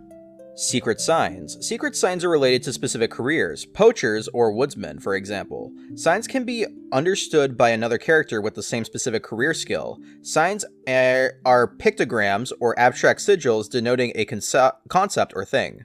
They do not comprise a language as such. An inscribed sign corresponds roughly to 3 words or fewer of English, along the lines of "danger, here goblins," or "no gamekeeper here." 2 or more signs can be inscribed, but they cannot be grammatically interconnected. Seduction. This skill is based on a combination of natural charm and physical attraction. It allows characters to bluff, bargain, or gossip with members of the opposite sex with a 10% modifier to tests, and to proceed from there to certain other activities if the character being seduced fails a willpower test. Set Trap. Experienced trappers have the ability to set animal traps of various sizes and designs, which are intended to capture or kill their victims. These must be correctly baited and set if they are to work properly. The trapper knows the best places to set snares, gins, and nets, what baits to use, and how to set them properly.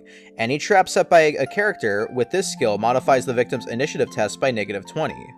Animal traps and snares placed by trappers have a 50% plus intelligence chance per day of catching small game. That is insanely generous. With an intelligence of 50 burgeoning on the absolute maximum in the beginning, you could easily just automatically catch small game every time. So I wonder if... that's good. That's very good. Shadowing. Characters with this skill can follow someone without being spotted. They have a 10% modifier to standard hide tests to avoid being noticed. Silent Move Rural. Characters with this skill may move through rural environments almost silently. Listen tests made against the character will be modified by -10 on the basic chance. So cautious movement, for example, normally heard within 4 yards 30% of the time, can be detected on just 20. Rural environments are basically all non-urban environments: farms, woodlands, riverbanks, fields, parks and gardens, jungles, swamps, and so on. The distinction between rural and urban tends to get a bit blurred in some instances, with formal gardens, for example. In such cases, the Game Master should decide what category the environment falls into, normally allowing the character to utilize this skill. Silent Move Urban. Characters with this skill may move through urban environments almost silently. Listen tests made against the character will be a -10% chance. This is like the same thing, except for urban. Sing. Characters with this skill have the ability to sing well and know a variety of popular as well as formal songs. This may allow them to earn a little money singing in public. They have a 10% modifier to employment tests when seeking work as an entertainer, and may modify bus tests by the same amount. Sixth Sense. Characters with this skill have the natural ability to know if they are being followed or watched. The Game Master should make a secret test against the character's intelligence during any turn where it is appropriate to do so. If the result is a success, the Game Master can then inform the player that the character has a strange feeling of being followed or watched. Smithing. Smiths have the ability to work common metals, principally iron and steel, and can prepare metal in a furnace using scrap or refined ingots. Under normal circumstances, a smith would not refine metal from ore, although this can be attempted at the game master's discretion. Smiths can prepare or mend usable, workmanlike articles of everyday use. Horseshoes, nails, railings, cauldrons, etc. They can also produce or repair usable weapons and shields. Characters with this skill have a 10% modifier to all construct tests for suitable metal products. Speak additional language, that allows you just to get another language to speak, and it specifies reasonable language, so it must be one that you've encountered before or have a reason to learn. Specialist weapons. Specialist weapons are weapons whose use requires special training or knowledge. Characters attempting to use specialist weapons without the appropriate skill to do so have a weapon skill or ballistic skill of 10%. The Game Master may also employ a standard risk test where an incompetent user might come to harm. A character with this skill has just one from the following list of categories of specializations, although additional categories of weapons may be added if the character gets this skill again. There's pole arm, a double-handed weapon, which include a plethora of different double-handed weapons. Flail weapons like Morning Stars, which I think that's a mace, but flails and whips, fencing sword, foils and rapiers, parrying weapons like left-handed daggers, sword breakers, and bucklers, lance, net, and then bomb. This covers not only placement or throwing, but also preparation and manufacture. Incendiaries, firebombs, Molotov cocktails, lasso with lassos and bolas, longbow, repeating crossbow, that's cool. Crossbow, pistol, a small spring gun. I wonder what that means. Throwing weapons, sling, blowpipe, artillery, bolt and stone throwing war engines, so a ballista and catapult. Firearms, which are gunpowder weapons, and fist weapons, which are gauntlets, knuckle dusters, hooks, strangling scarves. Okay, so like Hitman's Wire. For a full description of the different specialist weapons, and any special effects they may have, see the combat section. Spot Trap. Characters with this skill can avoid falling into, onto, or otherwise foul of animal snares, man traps, or other similar mechanical devices. They have a 10% modifier to their chance of avoiding such a trap, see traps. If characters examine a booby-trapped object, they should normally be able to spot that it is rigged somehow. The Game Master can make a search test to establish whether they find this. Characters can also safely disarm a trap of any kind on a successful test based on dexterity. Failing an attempt to disarm a trap means that it goes off, possibly harming the character. Stoneworking. Characters with experience of working with stone can construct stone items such as pillars and other building elements, and can carve small decorative pieces like friezes and gargoyles. They are familiar with stoneworking tools, techniques, and types of stone. A character with this skill gains a 10% modifier on all construct tests when working with stone. Storytelling. This is a partly natural skill that endows certain characters with an ability to spin entertaining yarns. This can apply to joke-telling, anecdotes, religious stories, or anything. Characters can possibly earn a little money by telling stories. More likely, they will earn people's interest and a few beers. Characters with this skill will have a 10% modifier for all gossip and busk tests. Street Fighter. Experienced Street Fighters can defend or attack using their fists and feet, clothing, handfuls of dirt, or anything else that comes to hand. Characters with this skill can cancel the normal negative 20% to hit modifier and the negative 2 damage modifier for firing unarmed. See the combat section. So, going off of this, I can assume that Street Fighting incurs a negative 20% to hit penalty and a negative 2 damage penalty when it comes to fist fighting. Or improvised weapons, I suppose. Strike Mighty Blow. Characters with this skill modify the damage caused by a successful hit by +1. Strike to Injure. Characters who have this skill and who cause a critical hit on an opponent may modify the location number by 10%. This can be plus or minus, allowing the character to go for specific areas in preference to others. Thus, a location number of 82, right leg, could be modified to 72, body, or 92, left leg, as the player desires. Strike to Stun. Characters with this skill gain a bonus of +20 to their chances of stunning an opponent, and may strike to stun without the usual negative 20 penalty to weapon skill. The chance of stunning is equal to the modified damage roll, d6 plus strength minus toughness minus head armor, multiplied by 5. Note that the skill is most effective when used on static targets, since these are hit automatically, and the modified damage is doubled. Strongman. Strongmen are characters who have worked with the circus or as traveling entertainers. They build themselves up on a diet of raw meat, eggs, and other things that would make a lesser person seriously ill. This gives them a +1 modifier to strength and d4 extra wounds. They also have a 10% modifier to any employment tests when seeking work as entertainers. Due to their peculiar diet, strongmen have rather high living expenses, and spend 50% more on living expenses than anyone else.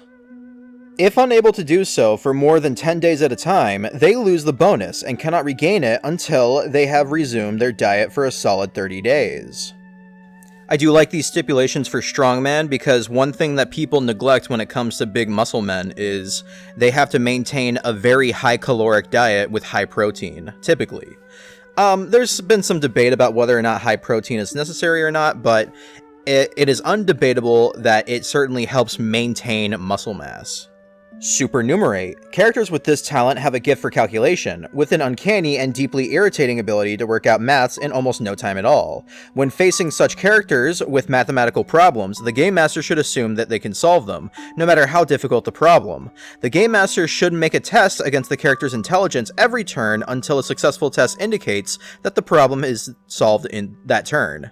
The Game Master can then reveal the solution. Supernumerate characters also have a +20% modifier for all estimate tests and a 10% modifier for all gamble tests. Surgery. Surgeons have the medical knowledge required to patch up badly mangled characters. To avoid infection, extensive treatment is better performed outside the adventuring environment, in properly equipped surroundings, free from interruption. The Game Master may apply whatever modifiers seem appropriate if the surgeon is attempting to operate without proper equipment or facilities. For example, if a character is trying to treat an amputee in a damp, dark underground cave, while a hand-to-hand combat rages around them, the chances of success should be reduced to about 5 or 10%. Essentially, the surgeon may perform 6 types of treatments. Treat heavy wounds. By making a successful intelligence test, the surgeon can restore 1d3 wounds points to heavily wounded characters, who are then treated as lightly wounded. Then the procedure takes 1 game turn. Stop wound loss. By making a successful intelligence test, the surgeon can prevent a critically wounded character from losing further wounds. This is the only treatment that may be made in the field without penalty. The treatment takes 1 combat round to apply, and may be repeated as long as the patient still lives. Note that unless the patient is treated as described under Heal Severe Wounds, he or she will still die. Heal Severe Wound. By making a successful intelligence test, a surgeon can prevent the death of a character who has become successfully treated for terminal bleeding. The operation takes 2 hours. The surgeon must make an intelligence test and, if successful, the patient will sleep for 24 hours, after which time he or she is considered to have 1 wound point and recovers as though lightly wounded. If the test has failed, the patient dies. Set broken/dislocated limbs. The surgeon must make a successful intelligence test with a bonus of 10, whereupon the character is considered to have 1 wound point, and is treated as though only lightly wounded. The limb will remain strapped up and incapacitated for a further d4 + 1 weeks. The operation takes 2 hours and may be repeated if necessary, but with a penalty of -10 for each previous failure. If the operation is not successfully performed within 1 week of the injury, the limb will be permanently incapacitated. Ooh. Very grimy and grim healing system. Treat amputation. Under no circumstances can a surgeon replace a severed limb.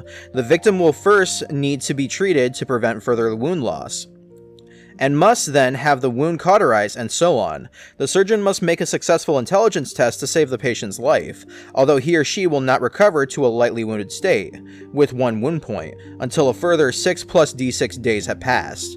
If the test has failed, the patient dies.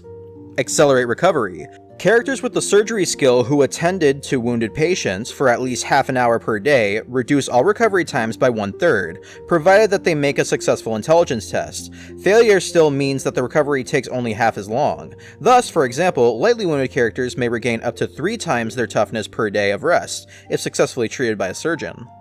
Swim. Characters who can swim do so at 2/3 of the cautious movement allowance, and gain a 20% modifier to all risk tests while swimming.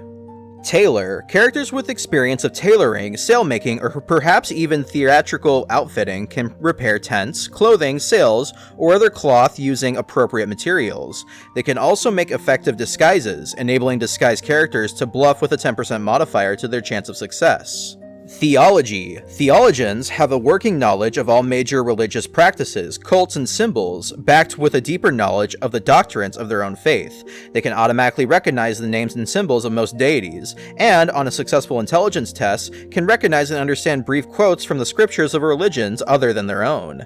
The Game Master may assign modifiers in the case of extremely well-known or extremely obscure religions. Torture. Characters with this ability are skilled in the arts of interrogation, and especially the careful application of severe pain, so as to encourage the victim to talk without causing any fatal damage. The victim's willpower is reduced by 10% for all interrogation tests, and the amount of damage caused by each application of torture is halved. Trick writing. This skill may be acquired from circuses, traveling people, or some nomads. Characters with this skill are capable of a variety of unlikely feats of horsemanship, including standing up or performing handstands on the animal's back, leaping from moving horses, etc. Practically speaking, characters with this skill need never make a risk test for any riding action, except that characters wishing to leap from a horse moving at speeds of greater than 8 yards per round should make a risk test with a 30% modifier. In addition, they do not suffer any disadvantageous modifiers when using missile weapons from a moving mount. Ventriloquism. Ventriloquists learn how to speak without moving their lips. When characters are under close scrutiny, the Game Master can make a test against their willpower to discover if their lips can be seen to move. Very resilient. Very resilient characters should modify their toughness characteristic by +1. Very strong. Very strong characters should modify their strength characteristic by +1. Wit. This skill shows the character to be a master of quick wit and ready repartee, eager to amuse or enlighten others with a wry comment or penetrating observation. This ability allows characters to be charming should they wish, giving them a 10% modifier to bluff and gossip tests. Wrestling. Characters with this skill have learned how to wrestle in the traditional, no-holds-barred style of Old World. Wrestling is a sport and is supposed to stop short of death or serious injury. Nevertheless, this skill enables characters to fight unarmed without suffering the normal negative 20% unarmed combat modifier. Instead of causing damage on a successful attack, the wrestler may choose to grapple, which is in unarmed combat, which I assume is in the combat section. This skill also enables the character to enter wrestling competitions or stage public bouts. Very interesting. Very cool. So that was every single skill presented in the basic Warhammer Fantasy Roleplay First Edition book. And a lot of them are more so suggestions and minor bonuses than actual skills. Typically, in modern role-playing terms, I'm thinking D&D, skills are something that everyone universally should roll against to see if they can get it. But not in Warhammer Fantasy. Sometimes a skill is just something that you either have or you don't. Sometimes a skill is something that you test against, comparing it to a standard test. And sometimes a skill is just something you get an extra 10% or 15% bonus in. I do kind of like this style of skills. It kind of flushes out the character and what they could possibly use that's in their repertoire. But ultimately, it does come out to a sort of big jumbled mess of stuff that you could possibly do in any sort of situation. And if you're not actively thinking about the skill that you have, you might not even realize that it's applicable to the current situation that you might find yourself end up in. Hopefully, the players that have skills that might be niche but very fitting for whatever situation they find themselves in will realize that they do have that skill. Otherwise, it's just going to be a bonus to whatever associated characteristic it involves. And here we see an example character sheet, one Clem Shirestock, a human male ranger who ended up being a outrider with their career ethics of scout, highwayman, and mercenary. Currently they have 4 movement, 28 weapon skill, and it looks like they already took their advance plus 10, so their current profile actually reads as 38 weapon skill, a 38 in ballistic skill, a 3 in strength, 3 in toughness, 6 wounds. I'm not sure if that's right. They could get a possible extra 10 wounds. That doesn't make sense to me. With 29 initiative, 1 attacks, 33 dexterity, 30 leadership, 32 intelligence, 25 cool, 37 willpower, and 32 fellowship. So the standard, like I've been saying before, is around 30, which is a very low skill to have, in my opinion, if it's out of 100. But assuming that the Game Master is accounting for additions and modifiers, or additions and penalties with the modifiers of those checks, it should even out to something of a reasonable chance of accomplishing anything, should you put yourself in the right situation. He has a sword and a knife. I assume PY is parry, I is additional initiative. I'm not sure what those are. We'll get to those in the weapons combat section. And the skills they get is ambidextrous, and look, you can see a plus 10 dexterity to risk tests. Animal care, and that's a specific skill, so he has to refer to what animal care actually does in order to make use of it. Follow trail, lightning reflexes, orientation, ride horse, scale sheer surface, silent move rule, and specialist weapon lasso. With a mail shirt on the body location giving him a +1 armor rating, and a shield gives all armor rating to all parts of the body, with 60 and 50 encumbrance respectively.